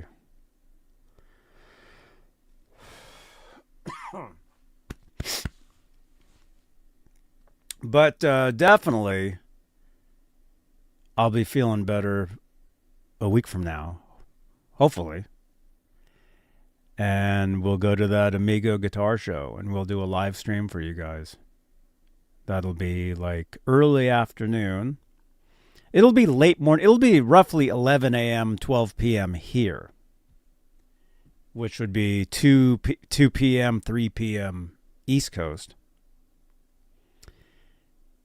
And then, yeah, so we'll stream that. And then if we do like a show that night, we'll see. You guys got to let me know. You guys got to drop comments down below and let me know if you guys want an evening show as well next Saturday. More chicken soup. Yeah, man. Yeah, I had some earlier. And then, of course, NAMM show is coming up. I will be there. That's going to be awesome. I'm getting all kinds of people messaging me saying, hey, I'll see you there. See you there.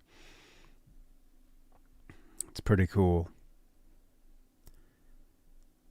Rocky. Yo, it'll be all good. What? Yo, Rocky's here, man. When is NAMM? It's like January 21st? 23rd. Well, it's the 3 days is 23rd, 24th, and 25th, right? No. Like 21, 22, 23. Something like that. That's going to be awesome. We'll be there for that. But as far as next week, like we got 70 watching, you guys. Thank you so much. Like I said, I've got a couple guitars here to work on. A few different things. What I do last time, I changed the pick guard. I can't even remember, man. I do so much stuff, man.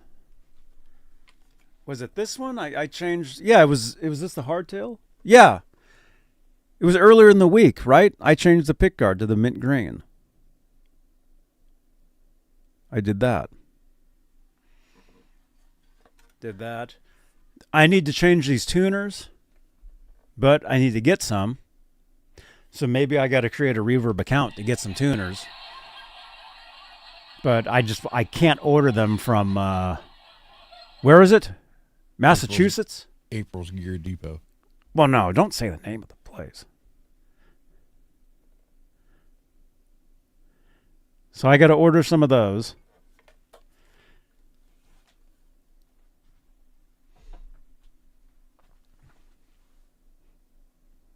What? It's your birthday, Ian? You'll be 60 on the 14th? Well, hey, happy early birthday, man. You got like 11 days? Happy birthday. You got 11 days before that? You're all dressed up, man, in your avatar, man. I saw that. Very cool. Oh, man. Let's see what else. Yeah, so yeah. I think we'll save the guitar thing. But I do have some stuff to work on. We'll do them earlier. We'll see. I don't know. We'll see how I'm feeling tomorrow. You know. I've been trying to figure out, and this is the year to do it. I mean, this year marks 20 years on YouTube for me. Which is pretty crazy. You can go back on this channel you're watching right here. You can go back almost 20 years. I think it was May 06. So in 4 months, oh my gosh, in like 4 months, it'll be my 20th. You guys thought I was joking when I said I was 29. I meant my YouTube channel was, not me. In 4 months, you can go back 20 years of my life, whether that's exciting or not to you. My point is I've been trying to figure out, like, you know, because I want to make these shows, you know, I want to make this stuff bigger and better for you guys. I mean, I'm in the new studio. I've been in here for a year now. I can barely move around. I'm like this, you know, when I walk around. There's like no floor space in here at all anymore. But, you know, I told you guys when I get in here, the production is going to go up and up and up, which it has. I'm over 20. I'm barely over 20. I still get carded everywhere I go. I thought it was so funny, though, man. Years ago, I used to have to show my drive. Well, I still do. You know, you have to show your license to get into places or to buy certain things. And I used to think it was hilarious because for years, the photo. Well, this might be normal for you guys. The photo on my license plate. The photo.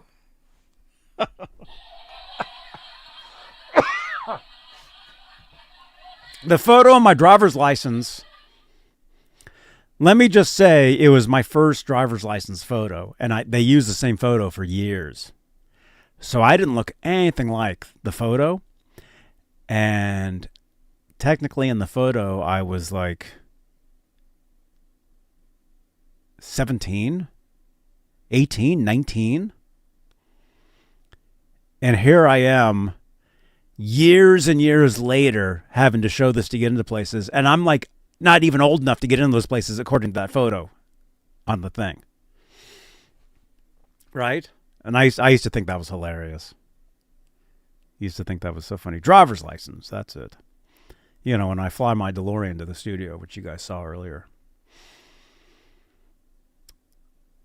So anyway, you know, we're coming up on 20 years of not this show in particularly, but just, you know, reverb. YouTube. Yeah. Just being what they call a content creator. You're welcome, Ian. 20 years. That's pretty crazy, huh?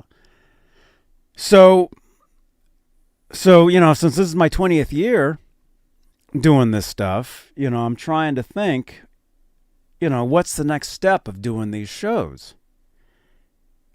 Is it more? You know, is it less? Is it longer shows? Is it shorter shows? Is it more uploading video and less live shows? Like, what is it? What do you guys? That's where I ask you guys. And we got 70 of you guys sitting here. I probably should have said this earlier, which I will. I'll make a video as we get closer. I'll definitely be celebrating my 20th birthday on YouTube because they'll tell me. They'll definitely tell me, oh, you're 20 years on YouTube today. You know, they'll tell me that. You're an OG. I get notifications all the time. I am an OG. I am an OG, man. I was doing this stuff way before it became the thing to try to do. Now everybody is sitting there with the guitar, you know, wearing shorts. You know? Everybody does this. So that's the other side of it. Is, well, what's the next step? You know?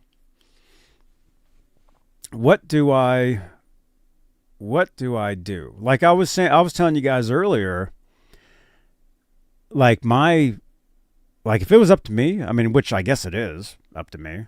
I mean, I can do whatever I want. Like the ideal thing for me is to be in a band, but to be in a band that's happening. And I've been in some bands that have been somewhat happening over the years, and so I can deal with that.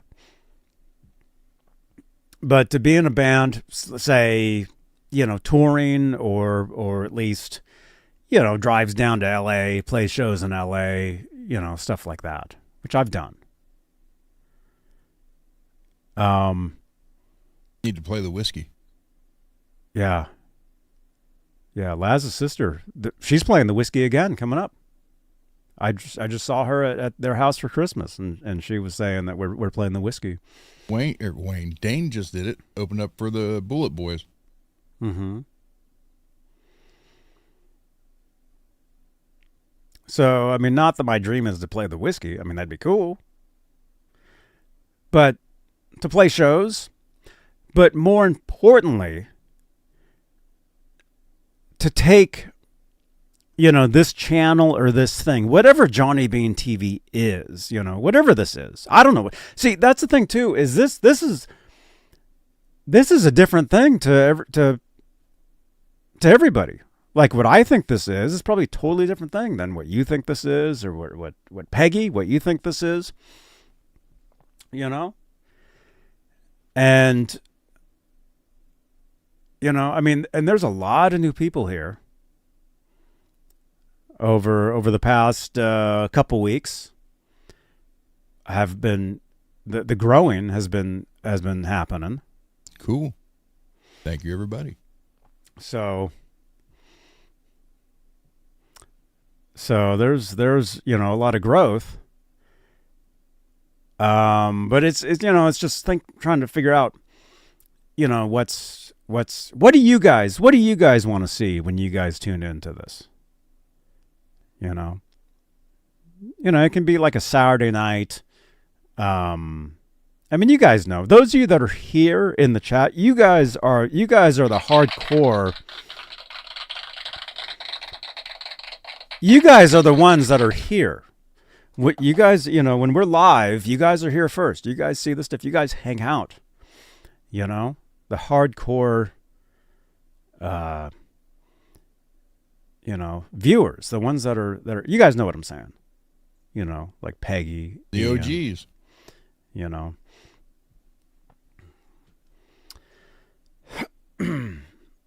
So what do you guys want to see?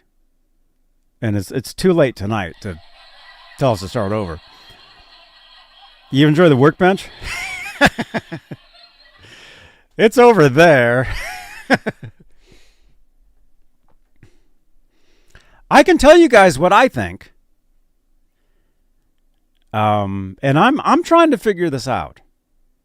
I mean, maybe this should be like a channel member type of stream or something. The ones that are channel members are the ones that are like really in the know. The ones that get the exclusive content. Maybe we'll do something there too, but more interviews with semi-famous artists or famous people. There's a lot of that stuff in the works, Ian. I've got a lot of stuff that's been brewing for, a few years here and there. I've got a few things. There's always stuff. There's always stuff in the background. There's always, yeah. That's definitely,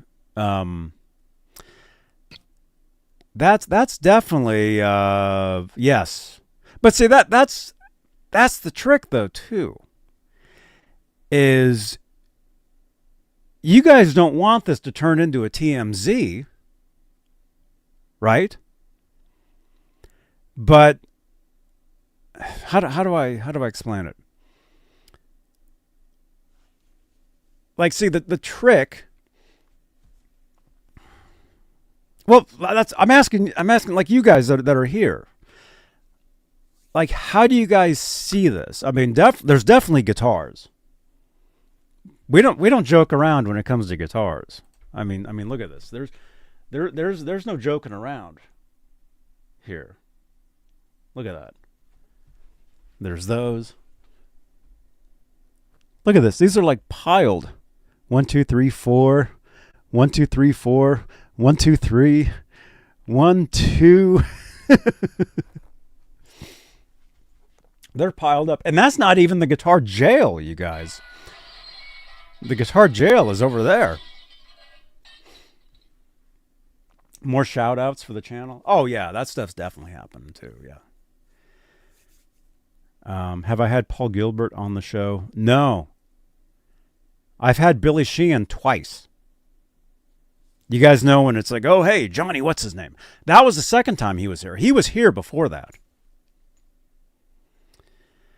Paul Gilbert, I have not had. I met him. And definitely, if I run into him at some point, I'll definitely talk to him. Yeah. Yeah, find more people at the NAMM show. Oh, yeah. Oh, that's a given, man. I mean, I go to that. I mean, you guys see that. I run into people. Hey, you know, I tell them what I do. All that.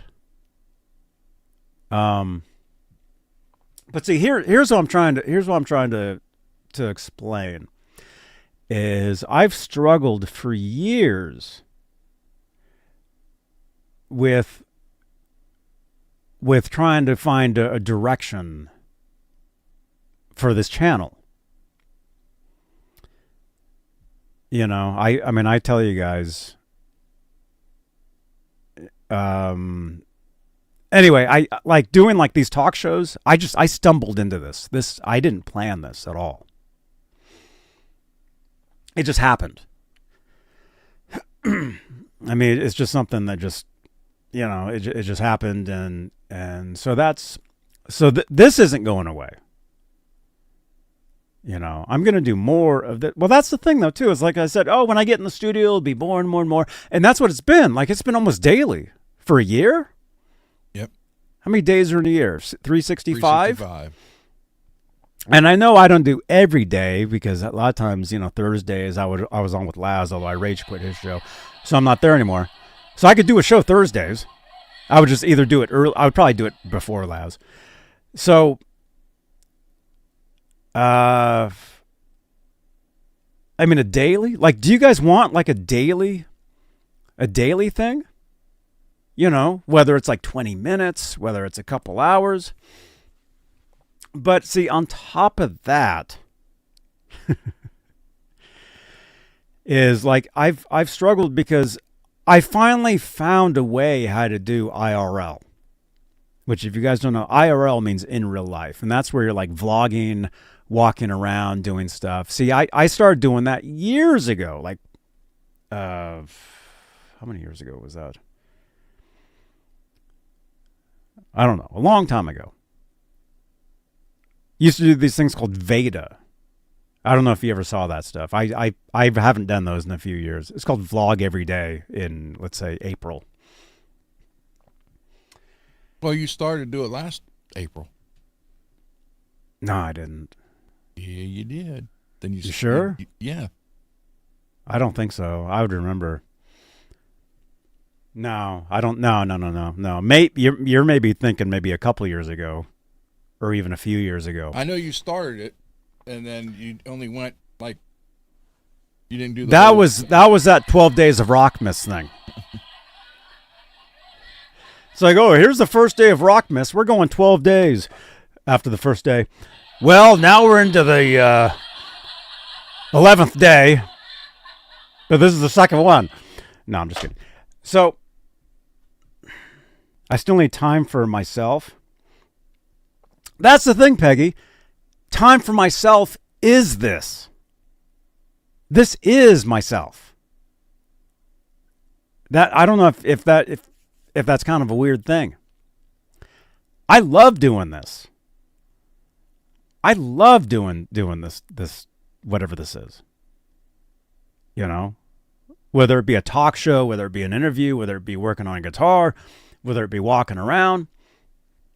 So, like I said, though, I struggled for years to try to do like IRL content because it was pretty happening for a while. Actually, it still is. It still is a pretty big thing. The problem is you can't put a bunch of different genres into one thing. People don't understand it. They do, and so they don't understand anything anyhow. Well, Ian, dude, if you can get a hold of him, I'll definitely have him on here. I just have to get a hold of him. He knows who I am. Lewis, your question, live stream Monday.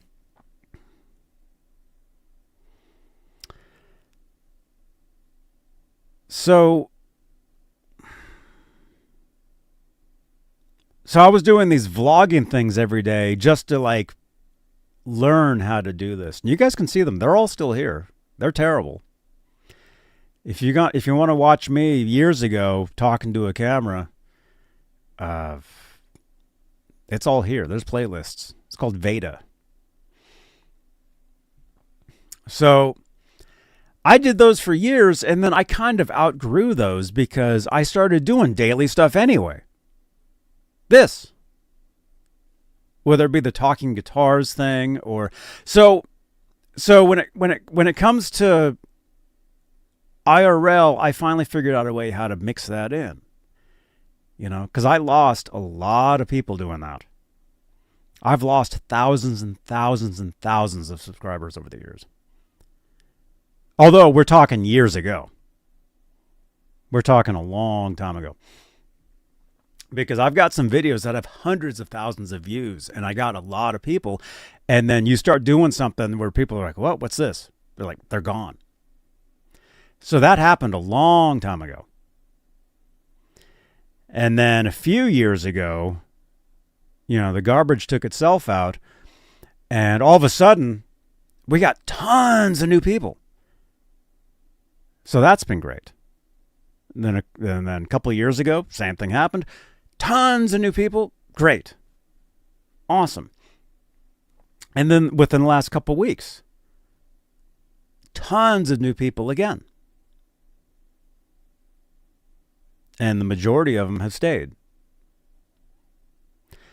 So anyway, so as far as the IRL stuff, I figured out, well, I'm a musician.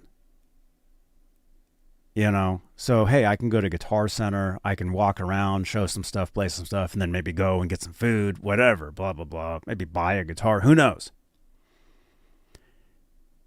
You guys tell me you dig that. It's cool. I love it. I love doing that. So yeah, more of that. More of that stuff. More of the workbench stuff, even though we're not doing it tonight because I'm blabbing over it. Although I could be over there working on a guitar saying all this. Not that you have to see us. Although I think it is a little late for that. We're 3.5 hours in. And see, I told Ron at the new year, it's like I told him I'm done doing 3-hour shows. I'm not going to do 3-hour shows anymore. And look, here we are 3.5 hours into a show and it's the new year. You know?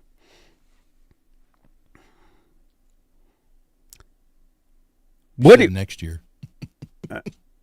Yeah, I said that 3 days ago.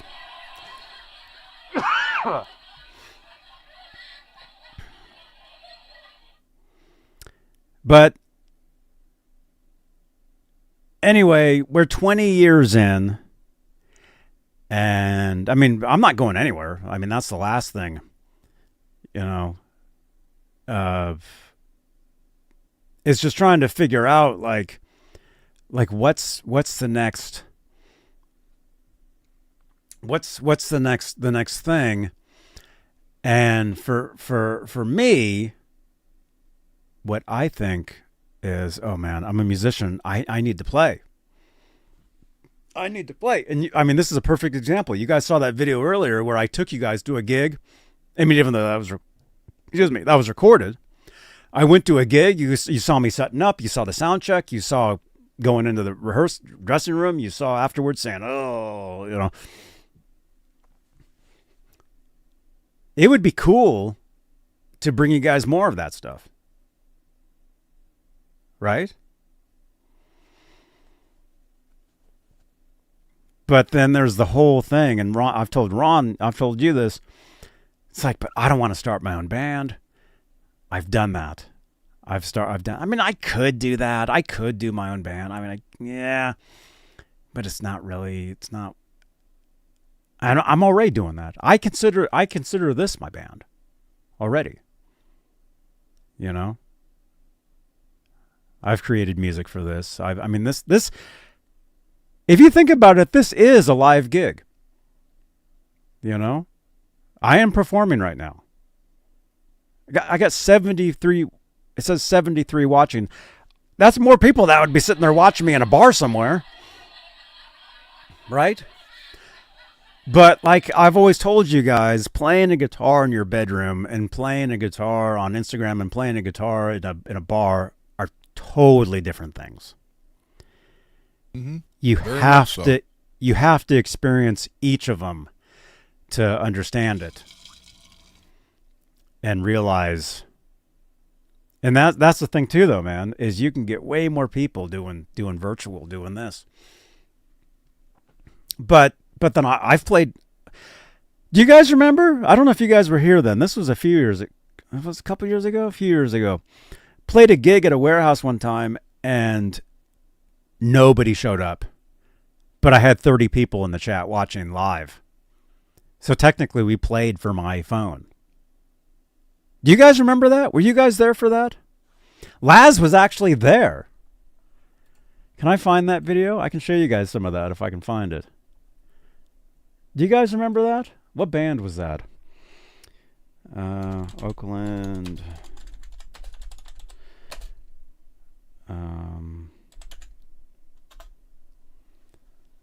Was it this one?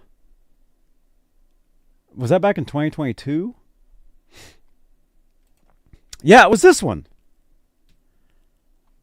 Janice even gave me a super chat that night. Says it.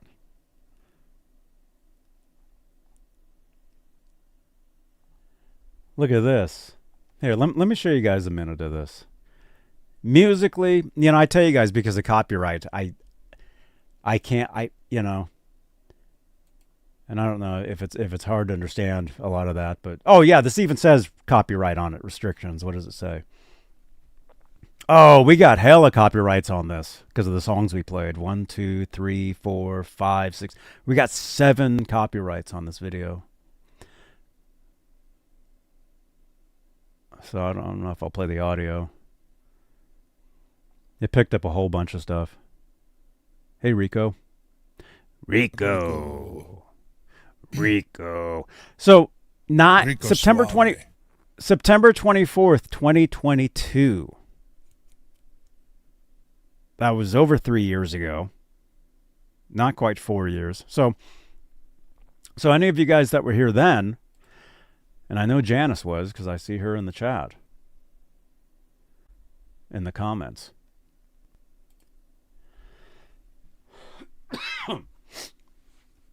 But we go to play the show, and I think it was either raining or I forget what the deal was, and no, like 3 people showed up. It was at a warehouse. 3 people show up to this gig, and the band is like, dang it. And I'm like, but we got 30 people right here.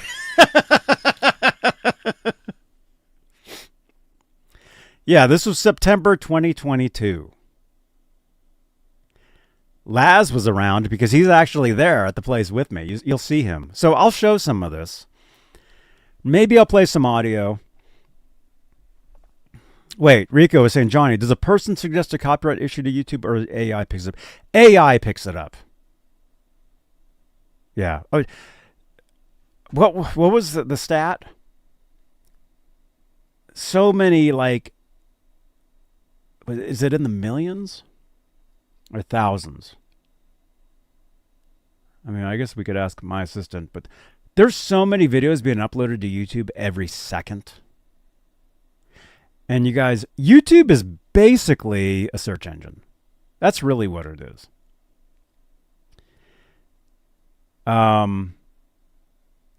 So when it comes to copyright, no, there's no person sitting there. Oh, I think this sounds like Crazy Train. Click. No, AI is sitting there saying that.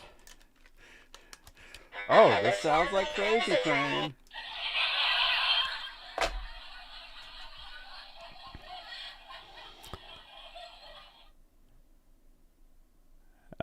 And yeah, YouTube has changed a lot over the years too. Like back in my day, 19 years ago,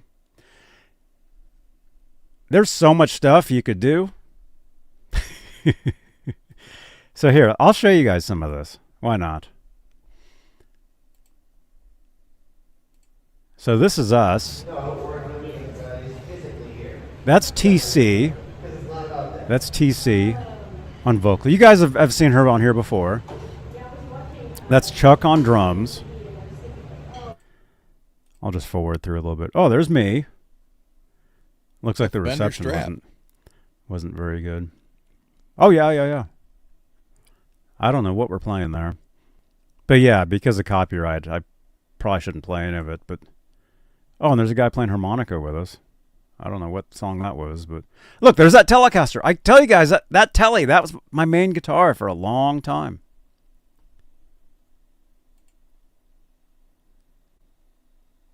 So yeah. You guys playing Blues Traveler?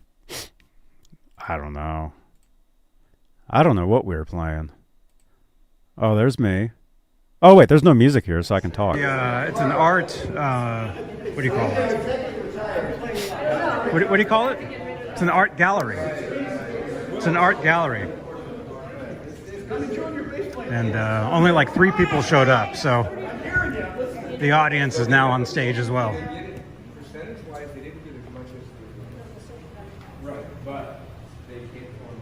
Here's Vicky. Do you want to say hi? You want to say hello? I guess. I don't know what to say. Hey people, what's up? Time to rock on the bass. I hope you can hear the bass through phones. You know, phones are in the bass. Anyway, awesome. And of course I can't see because phones. Yay! Stay tuned for the next set. Yeah. So do you have anything you want to shout out? Any bands that you're in or websites or anything? I actually am playing at the back room next Sunday, but it's sold out. Back there?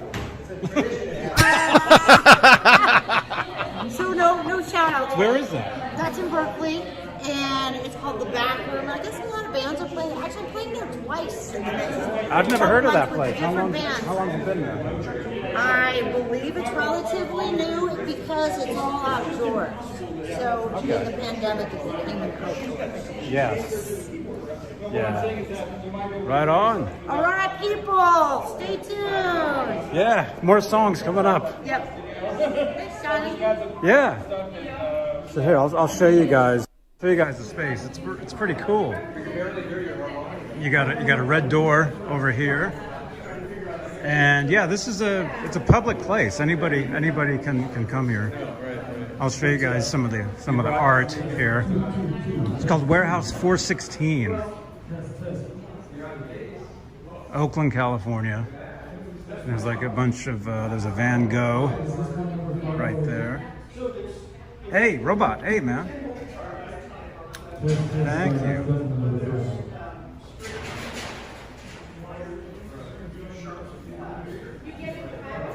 All kinds of stuff here.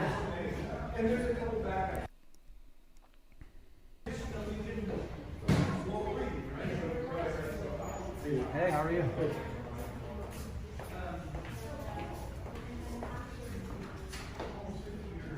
We're like a few minutes away. It's still streaming. Oh, yeah.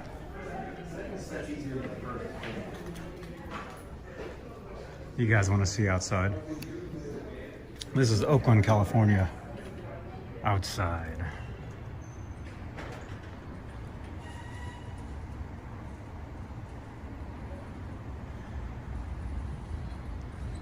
We've played here several times over the years. If you guys look back on the channel, you'll find me playing here. It's a really cool place. Really cool little venue. Oh my gosh.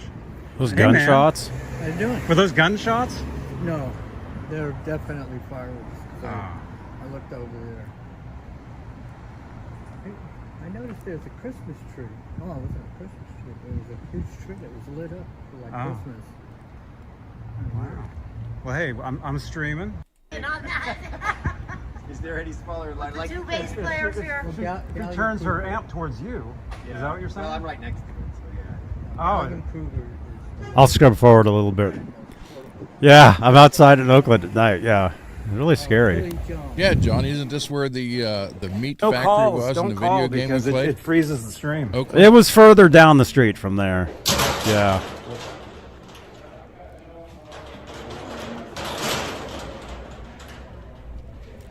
So, see you guys, like more stuff like this, like playing shows, like live There's a streaming flyer from shows. right there. Pretty cool, huh? Yeah, if you guys want to check out our singer, her name's TC. Go to musicbytc.com. Musicbytc.com. That's where you want to go.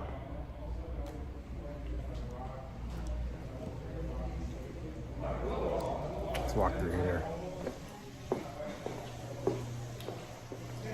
Yeah, this place is really cool. It's a really cool hangout.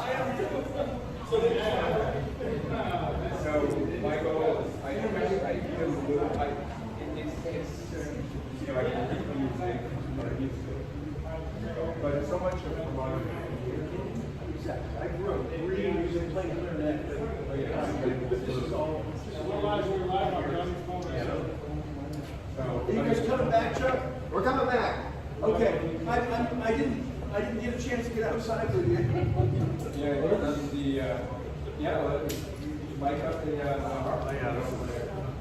So this is mine. I'm gonna grab another beer. This is my main. You know, right? Yeah, people look at that, they notice that rail, they're like, oh, yes. So everything's working now? Everything's working now. We gotta figure out. I can't drink beer. Is there any water?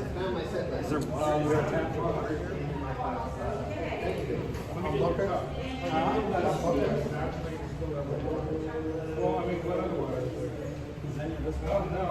The bar was right behind me. But I'm like, I gotta drink something that. I gotta drink water. The water can't be bad. It's all, California water, right? I don't know. I should have brought more with me. Let's see. I'm out of my Starbucks. Jeff Davidson, Megatod, Robot, CC. I know Pat Benatar.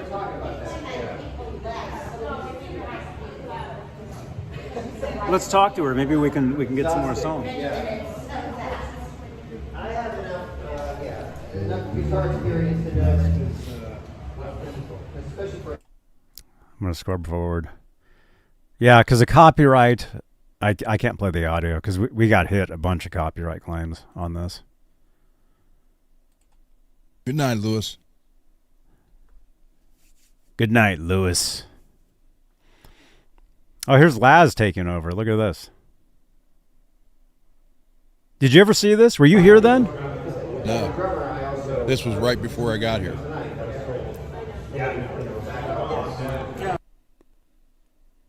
Chuck was saying that the this room with all the echo, he had to like play soft because if he played a little harder, I mean, it would drown out everybody. So it's a small room, and brick walls and stuff, so it's just bouncing all over. Here you go, John. Oh no! Don't play that song. We're copyright. Actually, no, I can. Oops. I know. Well, I got hit with it on this. I don't know why. Maybe because drums and bass were playing it too.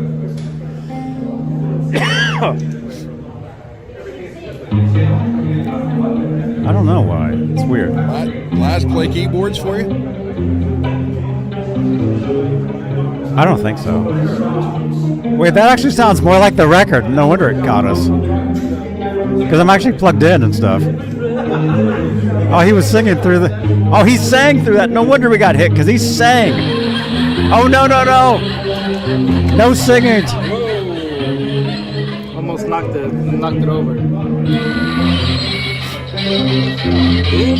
No, no, no, no, don't sing that. We're going to get hit. Stop it. He's not even here.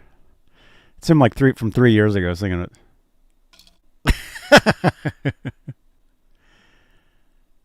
Yeah, look at that guitar, man.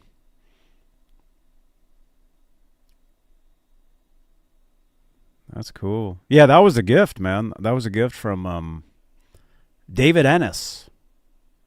That's the David Ennis Strat. He gave me that guitar years ago. And I used it for, yeah, thanks, Ian. I used it for several live gigs. Although I remember this particular gig, I used that telly for like the main thing. And then my friend who came to the show, he's the guy that came walking up when I was outside. He's like, you should have used the Strat the whole show, Johnny. Sounds better. And I agree. It does have a better sound to it.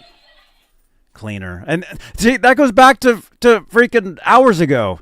Me telling you guys about how, hey, if I had played that gig again in the city at that theater, I would have played a Strat like that. But I didn't have that then. Yeah, it was a lot of fun. Actually, I just played a gig with them like 6 months ago. We played something. And you guys were around for that. I didn't stream it, though. That's the thing. A lot of the recent gigs that we've done, I haven't streamed or recorded. But I got 2 hours before I'm even at home. Yeah. That's how dedicated Johnny is. He drives 2 hours to rock the house. yeah, this place was 2 hours away.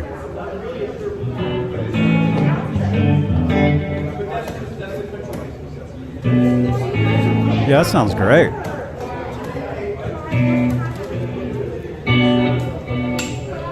Listen to that.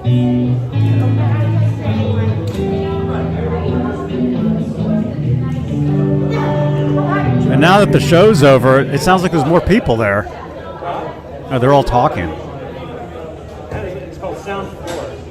It's called Sound 4. It's on iTunes. I wrote it like 13 years ago. It's on iTunes. Go check it out. This song right here, man. Johnny Beane on iTunes. Sound 4.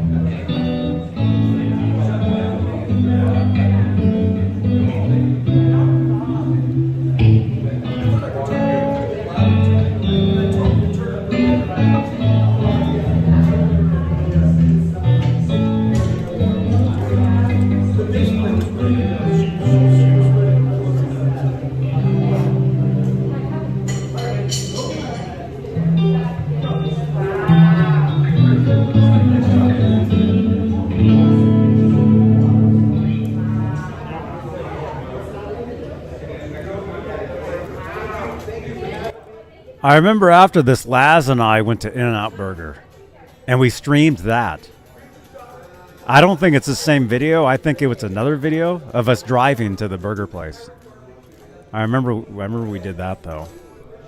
Huh? What's he saying? Sounds better. You should play that one. Yeah, that's what Jack. Yeah, see, they're all saying the Strat like, sounded better. Play this. Yeah, the thing was, didn't really get to sound check with it. It was very weird.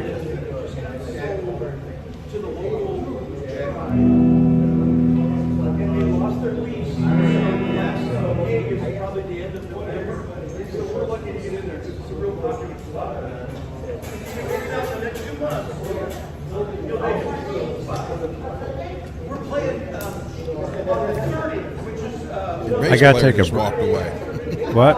Oh yeah, no, the show's over. Oh. No, we're not playing anymore. The show's over. We're tearing down. Yeah, I'm gonna let this run for a second. I gotta take a break. I gotta get another drink. Just gonna let this run for a minute. I'll be right back. Thank you for the hospitality. You sounded great tonight. Yeah, you too.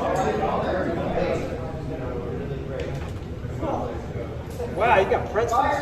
Yeah, I got some. Hi, Arnie! Oh, Did anybody eat it? Thanks a lot for being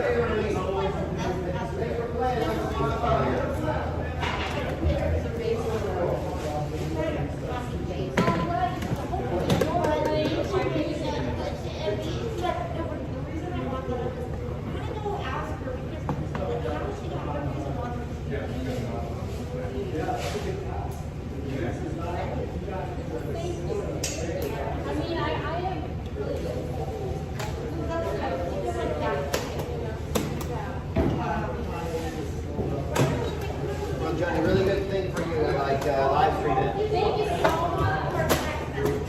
I live streamed everything. Well, that turned out to be very helpful. The live streaming sort of took the place of the real crowd. Yeah, it's actually good.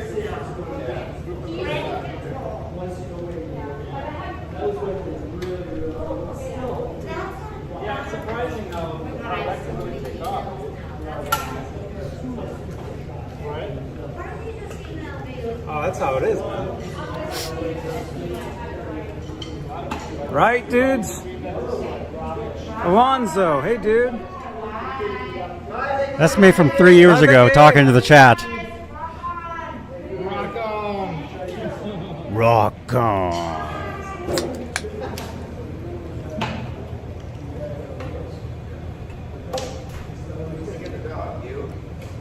See? I mean, this is kind of like what I was saying earlier, man. I want to play more gigs. I want to bring you guys more stuff like this. You know? Just out. Dude, that guitar case has been through it all, man. There's a light on in your back.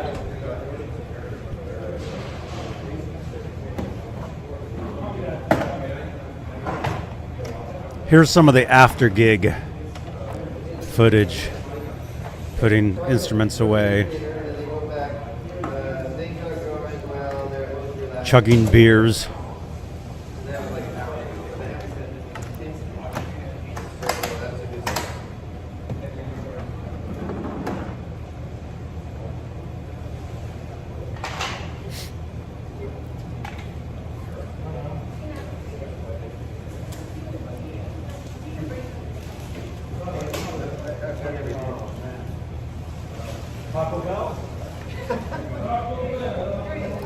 Going to Taco Bell. Teresa and I have a. Do you ever go to Trader Joe's and get that? It's like a phyllo dough. It's almost like a pizza. But here, I'll just draw it. He hasn't stabbed me in the back yet. No. Yeah, that was cool, man. No.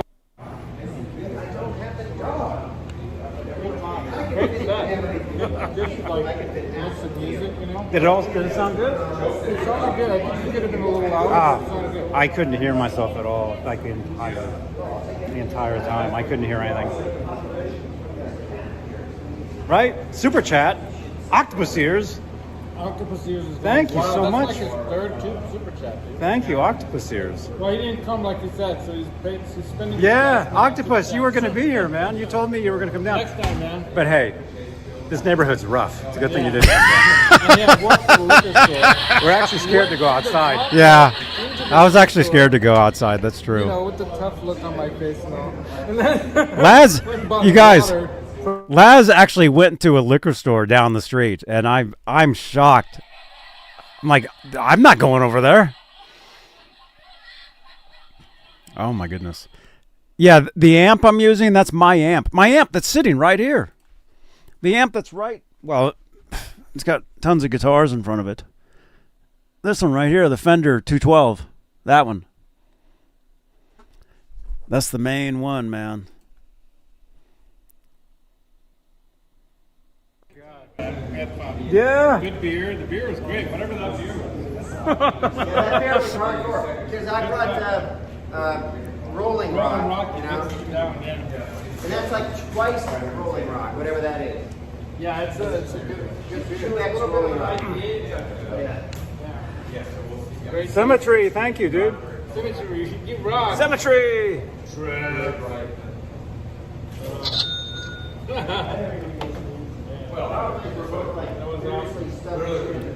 Where's the second video? Is it this one? Oh, dude, I found it. This is boring. Do you guys want to see the video where Laz and I leave? We actually leave and we go to a burger place. I'll show you guys just a second of that one. Let me get it. Download. Oh my gosh.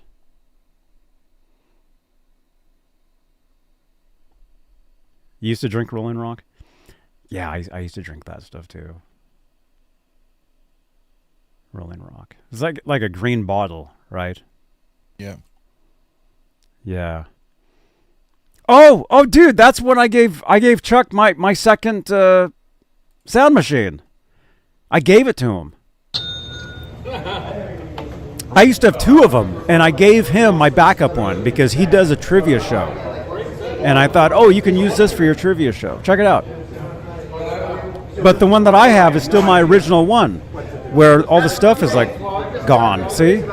Like, you know, what if you take my chord, I take your chord? It's all become intermingled.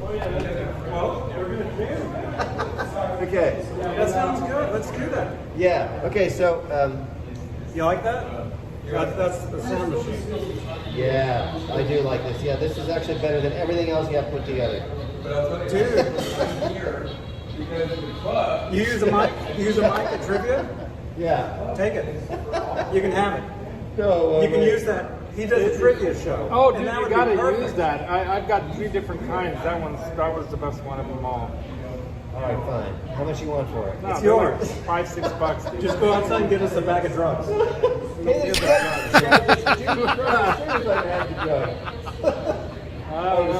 will use this. Yeah, take it. Actually, I have another one at home. I have 2 of them. And I've got extra batteries for you, bro, so just in case. Yeah, just last night I did the Oakland A's show at the my last show for the season. You did it at the Coliseum or something, right? The Treehouse Bar in left field. What's funny is that this is so old school sounding that it's just like classic. There it is. That's what you're doing. Yeah. Well, I'm totally using it. Okay. I'm absolutely using it. Yeah. You got a new convert. It's like lame applause, like 3 guys. I heard that earlier and I was like, where's that lame applause? Well, wait till you try to fart about it. Now, my friend Tom, Johnny knows Tom. My friend Tom gave me a whole fart box. It's nothing but farts. It's like the quick fart, sneaky fart, like just wake up, wet fart, and then there's like a weird fart. Yeah, you guys got to all get those things, man. There's like 7 different farts.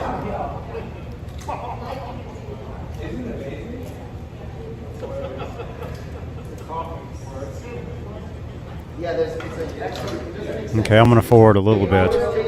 Drinking water. Huh? Yeah, I think that's mine. That's why you write your name. It says johnnybean.com on it. It does. There were 40-something on 16, warehouse 416. I haven't seen Johnny Beane in the flesh for a long time. Yeah. That's Chuck. He's the drummer. Real Johnny We've played a lot of shows together johnnybean.org over the years. You want to go to In-N-Out Burger? Laz and I. Outfit I have, you guys. You haven't seen my outfit. Wait, hurry up, hold on.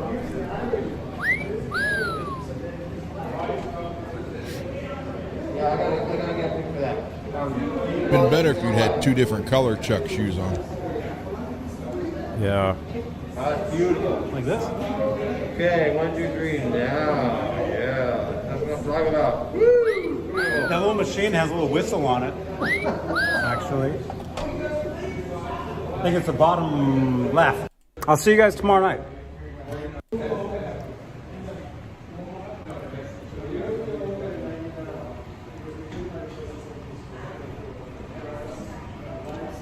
Okay, check this out. Laz and I. I won't play the low whole battery. I'm getting a low battery sign. thing. Here we go. This is us. This is Laz and I leaving. Selfie you took earlier. with that picture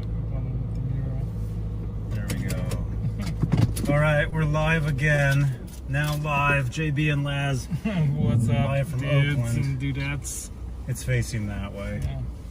Facing out through the foggy window. Bye, Chuck. Be safe, man. Bye bye. Don't get bugged. Yeah. Don't get bugged. Yeah, this is actually this little alley here. Hey, Octopus. It's off of this. Here, it's all like art. Which way? So you went the other way earlier? I went to the left, and the liquor store was off to the right. Telegraph Avenue, Oakland, California. Do you know the movie The Graduate? Yeah, but I haven't seen it in probably 40 years. Now you sound like me. Dustin Hoffman. There's a movie called The Graduate. The very end of that movie, you see him running. He sees like a lady like on a bus. Mrs. Robinson. Yeah. And he sees her and he's running after her. That's on this street right here in real life. This street that we're crossing, Telegraph Avenue, that's this actual street. Crossed over there, but I think we came from the right. Let's see. If we turn right, see, we're too far down though. We're in the Oakland area. In that movie, it takes place in the Berkeley area. Literally right down the street from Berkeley, from campus. Because we're I don't even live. have to say something. I just push the home button. We're live, so just navigate to San Ramon. Yeah, you want to All forward. Some of her solo stuff. Target. San There is a part where we drive through like a rugged neighborhood and like a cat runs by. I think it's right It would have here. been safer if we stayed on Telegraph. Well, we're screwed now. Did you see all that trash? Oh, there's a cat right there. Oh, No, the cat's it's a cat running by. I guess there's a bunch of garbage. Let's check it out. There's a bunch of trash back here. Let's look at trash. Target. Oh. San Ramon. Trash. Target San Ramon. Look at all that trash. Target San Ramon. it. Where's the trash? Just say like Target. Target San Ramon. On the left, I guess there's a bunch of garbage on the side of the street. San Ramon. Yeah. Oh yeah, you can kind of see it. Look at all that trash. Target San Ramon. Oh my gosh. Trash. I've never seen so much garbage. Peggy, do you like this? See, that's the problem. Is I like doing IRL stuff like this too. But anybody that's here for the guitar stuff, they see this and they're like, "What the hell's this?" We would have been safer if we stayed on Telegraph. So watch this. So a cat runs Did by. you see all that trash? Oh, there's a cat right there. No, the cat's alive. Oh, man. Is that your cat? One of our cats. Oh, okay, cool. Johnny's like talking with the sketchy people in the fucking. Nah, he seems cool. He seems that dude seemed cool.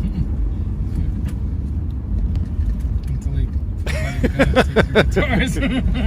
All right. All right. So there's like, I don't know So how long one it person is. there for a while, and then We're driving, and then we get In-N-Out burgers. We're always telling you guys about In-N-Out. this morning. Yeah. Yeah. Oh, there See, it is. look. There's nobody There's nobody inside. inside. I told you. There's nobody inside. We'll park right here. Oh, that's my old In-N-Out, man. I used to live just down the street from there. You want me to wait? Oh, I guess we don't. Is there like a third video? Best if you stay here, because I got my stuff. Even though this is not a bad area, but still. I don't. My wallet's in my. There may be a third video because I do remember us eating, but I don't know if we were live eating the burgers or. And Coke. Animal fries. He likes the weird stuff. And then No. get furious when anyone asks why you didn't wash your hands first after you used the facilities. I'm using the facilities right now. Johnny I'll Beane keep it will on there use to the keep it on the facilities. cars. Go hang out. Cheeseburger and stuff. I usually get the 2x2, but I'll get extra lettuce with the grilled onions. It's a In-N-Out burger. It's a California burger place. and everything is super fresh. Like you can see them cutting. Why does it feel like a Sunday morning? Like they have this machine where they. Oh, it is Sunday morning for you. Yeah. 2 Okay, hours ago. I guess it ended. There must be a I'm not going to show you guys the third video. If you guys want to see, another way you guys can help us out is here. This video only has 179 views. I'm shocked it has that many. Let me give you guys this video. Go over there and drop a comment on this video. If we can get the IRL content going, that would be cool. All right, so click on that. And then that previous video. How can I find that? Yeah, and oh man, we're at 4 hours. I don't want to do 3 hours. Ron's like, Johnny, I had to use the bathroom 3 hours ago. I forgot. Let me give you guys that first video. We're actually playing a show. You guys can listen to it. Check it out. This was back in 2022. So I want to do more of this stuff for you guys. But I have to be in a band to do it. That's the thing. And this band that I'm playing with on here, we only play like once a year or something.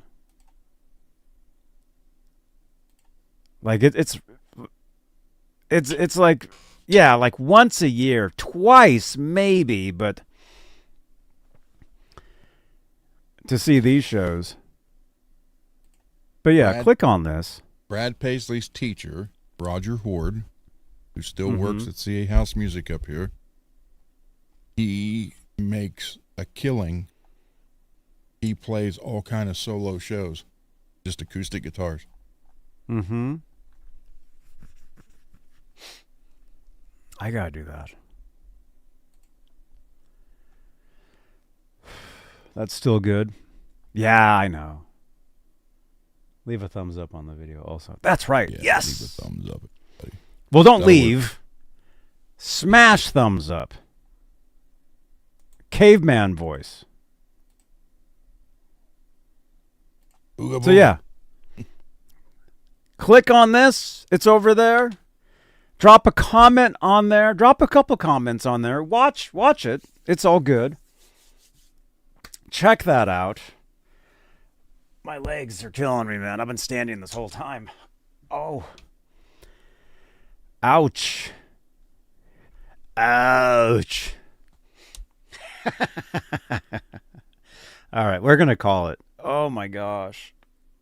Oh, I had dinner so long ago. I need to have dinner again. I'm actually really hungry. I'm just going to go to bed. I'm going to eat something stupid and then go because technically I'm sick. Technically, I'm not feeling good. I just got a video from Chris King. You can watch that afterwards.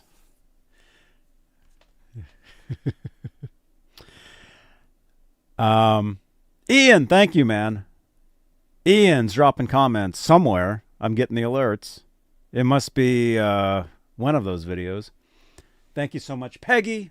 Thank you, and thank you guys for listening to all my rambling tonight, because that's really what I do. But I want to do more IRL stuff. I want to do more actual live music content, as well as the talk shows, as well as all this, as well as that over there. You know, I want to do all this stuff. So it's 2026. Amigo Guitar Show coming up a week from tonight, from today, technically, still for me. So look for that. NAMM show coming up. That's going to be insanity. 3 weeks away. I don't know if Laz is going. I assume he is, but I don't know if he's... I don't know. I have no idea. You guys ask me stuff. I don't know.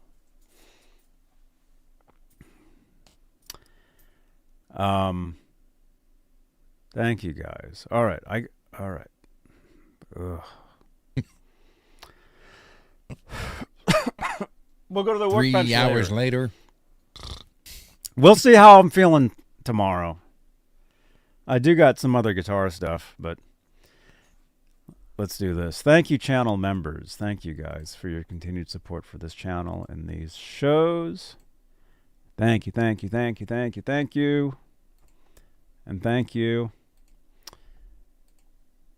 I still got to wrap up, too. I podcast this stuff afterwards. I work for like another hour. So maybe I'll wait till tomorrow. I'll wait till tomorrow and do all that stuff. Probably be your best bet. Yeah. Yeah, I'm not going to my exercise class tomorrow. I canceled it. I can't. I don't feel well enough to go.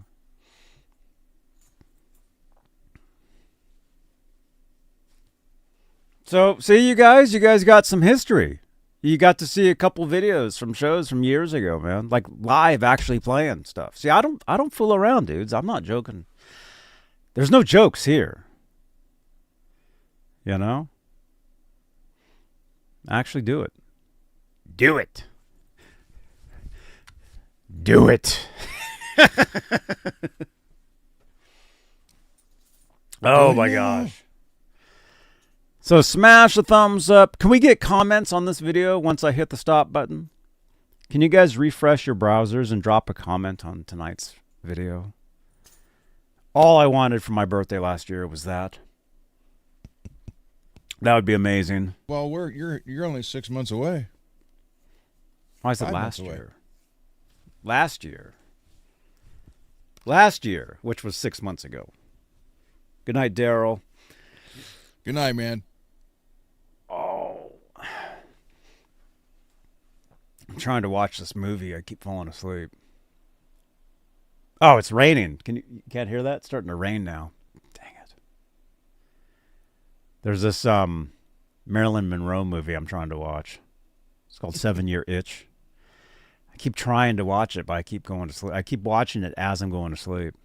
And I keep seeing like the same parts over and over. Did you ever finish watching Man with a Golden Arm? I've never seen that. That's Sinatra. Did I watch that? You said you started to. Oh, no. Same thing. No. You kept falling asleep. No, I have no memory of that. I have no memory of that. No. Well, yeah, that was 2 years ago. I'm still trying to go to sleep. Still trying. But yeah, the Marilyn Monroe movie I want to watch. Dang, man. Is that with Rock Hudson? No. Some other dude.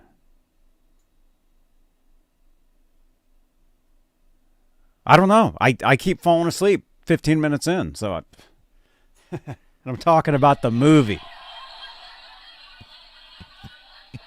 I keep trying to watch it. Marilyn Monroe, man.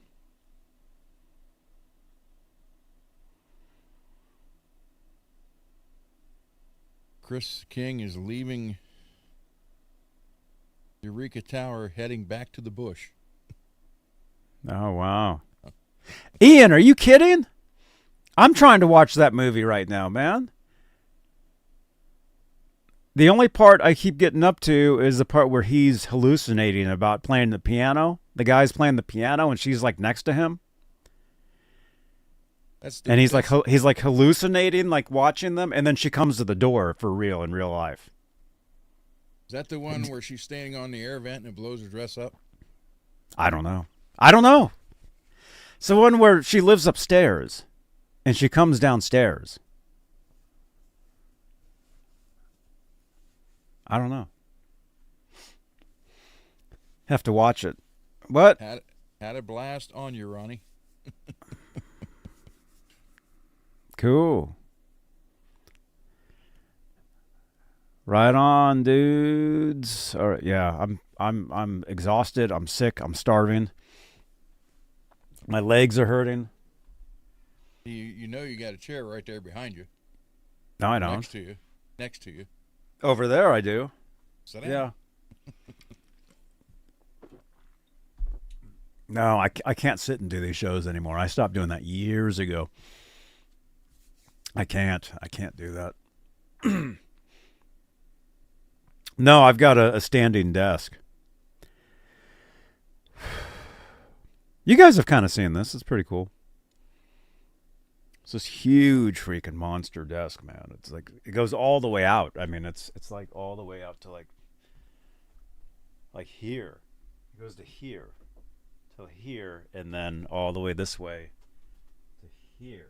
You guys can't even see it. It's like I got these two huge monitors in front of me, a laptop in front of me, my phone in front of me, like all this. It's like a control station, you guys.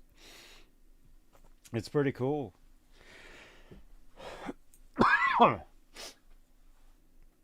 Yeah, I'll podcast this tomorrow. I'm going to go and I don't know what I'm going to do. But yeah, I'm going to go to bed. I mean, I'd be going to sleep in an hour anyway. My legs are killing me. Almost 4.5 hours into this. I'm going to go play a couple video games before I go to bed. So, good night, everybody. Dang. Johnny, thank you.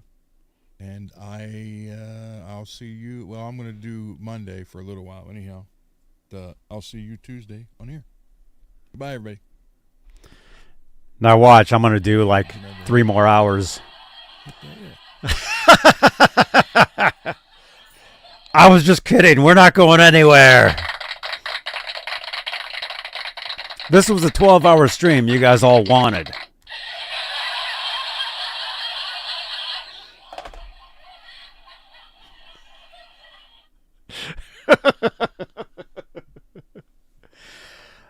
Ow. Yeah, I'm tired. You can tell. Look at that. I'm tired. It's not funny. It's not funny anymore. All right. You guys got to see some cool video stuff? What? I talked about AI stuff. I don't know what else. Very interesting, man. I'm definitely interested in the AI music thing. Not that I'm going to use it for myself. I mean, not really. But definitely interested in it. And I do need sleep. Let's see. Some Like It Hot, also for Millen Road movie. Just not. Yeah, pretty interesting, man. All right. I will see you guys next time, whether it's tomorrow, whether it's the next day. We'll see. Thank you guys for hanging out. And again, thank you for all your support and comment. Drop a comment down below. And I know we did 4.5 hours and we never made it over to the workbench. It's still a disaster. But I do have some cool guitar stuff that I want to work on. Like this one. Let me give you guys some previews before I go. I'm going to work on this one. Should I change the pickguard? Should I change the covers to this stuff? What do you guys think? What do you guys think of the black on the Sunburst? Is that... I was going to change everything when I first, thought about it, but then I'm like, yeah, but it's different from everything else. Maybe I'll keep it like this. I don't know. Let me know what you guys think. So there's that one. That stuff falls over. Yeah. Whew. There's a few things. You think it looks good like that, Daryl? Cool. Yeah, I don't know. I don't know if I'm going to change it over or not.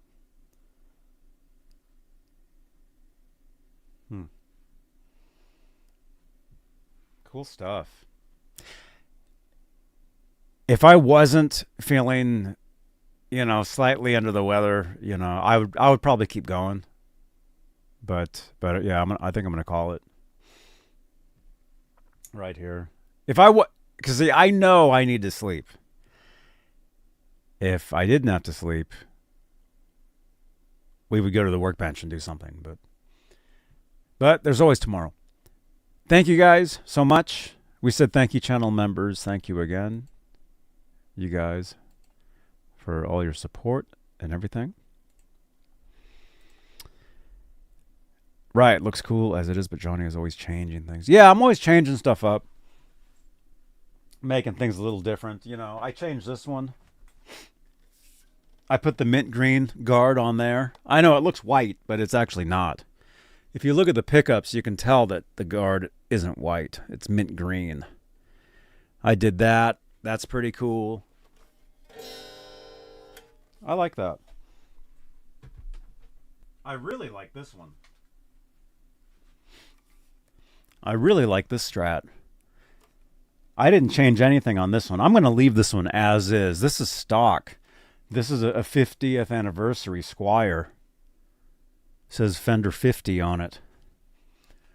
I'm going to keep this one as is. Pretty interesting. I really like this guitar. The neck is huge.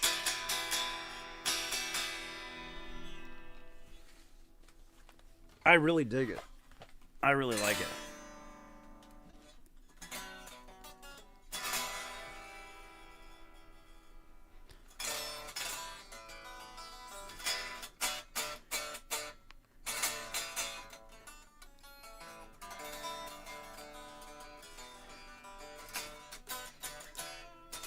You guys can hear that.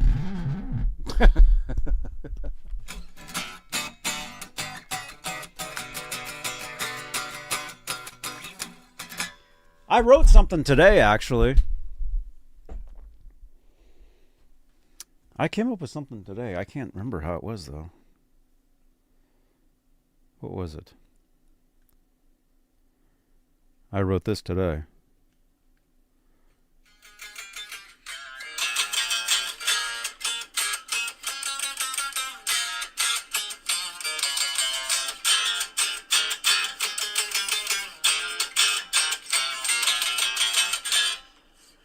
Oh, yeah.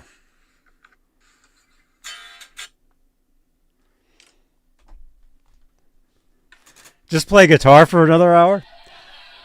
You know, I probably could.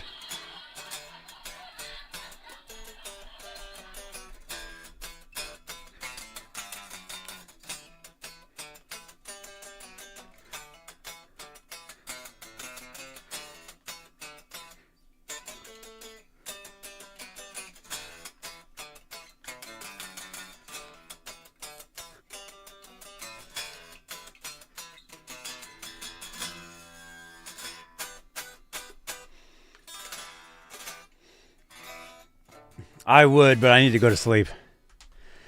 Unfortunately. Oh, like I can tell. I'm going to wake up tomorrow and be in pain. And we can't have that. So, unfortunately, yeah, I'm going to call it for now. But yeah, we're at 4.5 hours. We'll go another minute, make it an even 4.5 for you guys. But thank you so much. And yeah, I'm not going to be on Twitch doing the video gaming. I haven't really been doing that in a while. Yeah. But like I was saying earlier, I want to figure out like you know, this, like how to do this, you know, more, bigger and better. You know, as we always say, bigger, better, and more. And I think that involves playing live music, taking you guys, you know, to gigs, to my gigs. So I don't know. I mean, maybe we'll do some sort of something.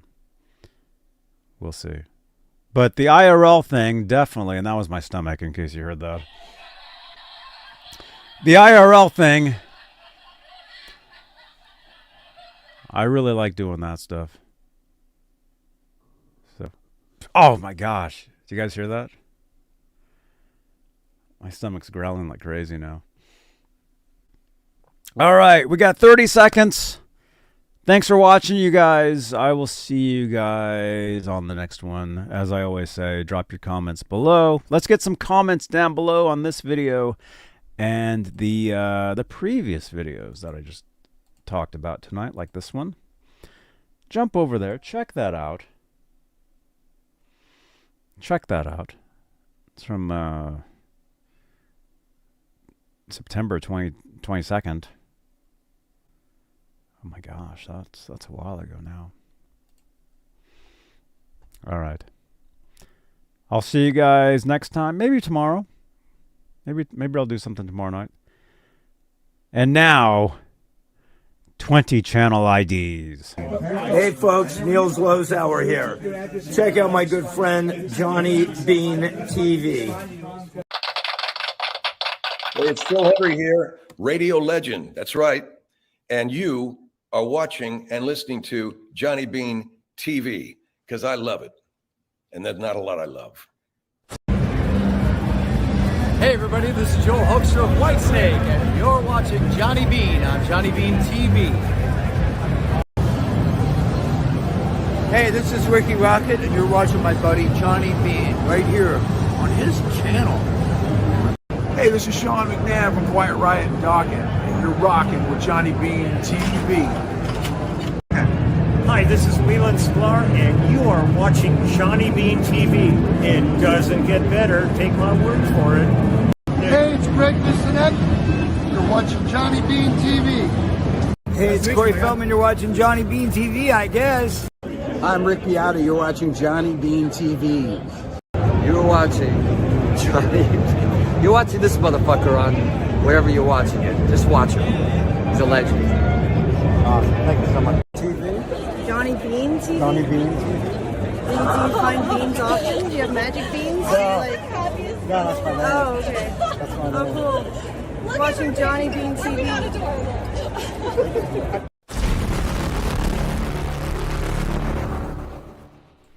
Magic beans. Dude, what are you doing? Thank you guys for watching. Dude, are you live right now? Thank you guys for watching. Something. Garguts, are you here? Garguts, are you live? Let me look. Dude, check out New Year's if you guys missed it. Nope, just playing guitar. Oh, okay, cool. Yeah, I'm looking. I don't see you.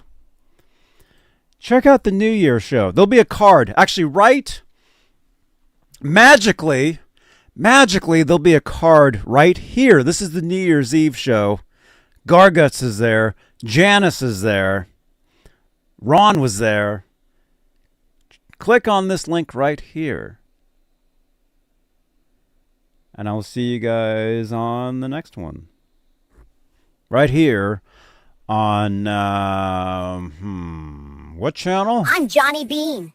No, you're not. I am. No, you guys. I am the real Johnny Beane. Oh my gosh, you guys are absolutely insane.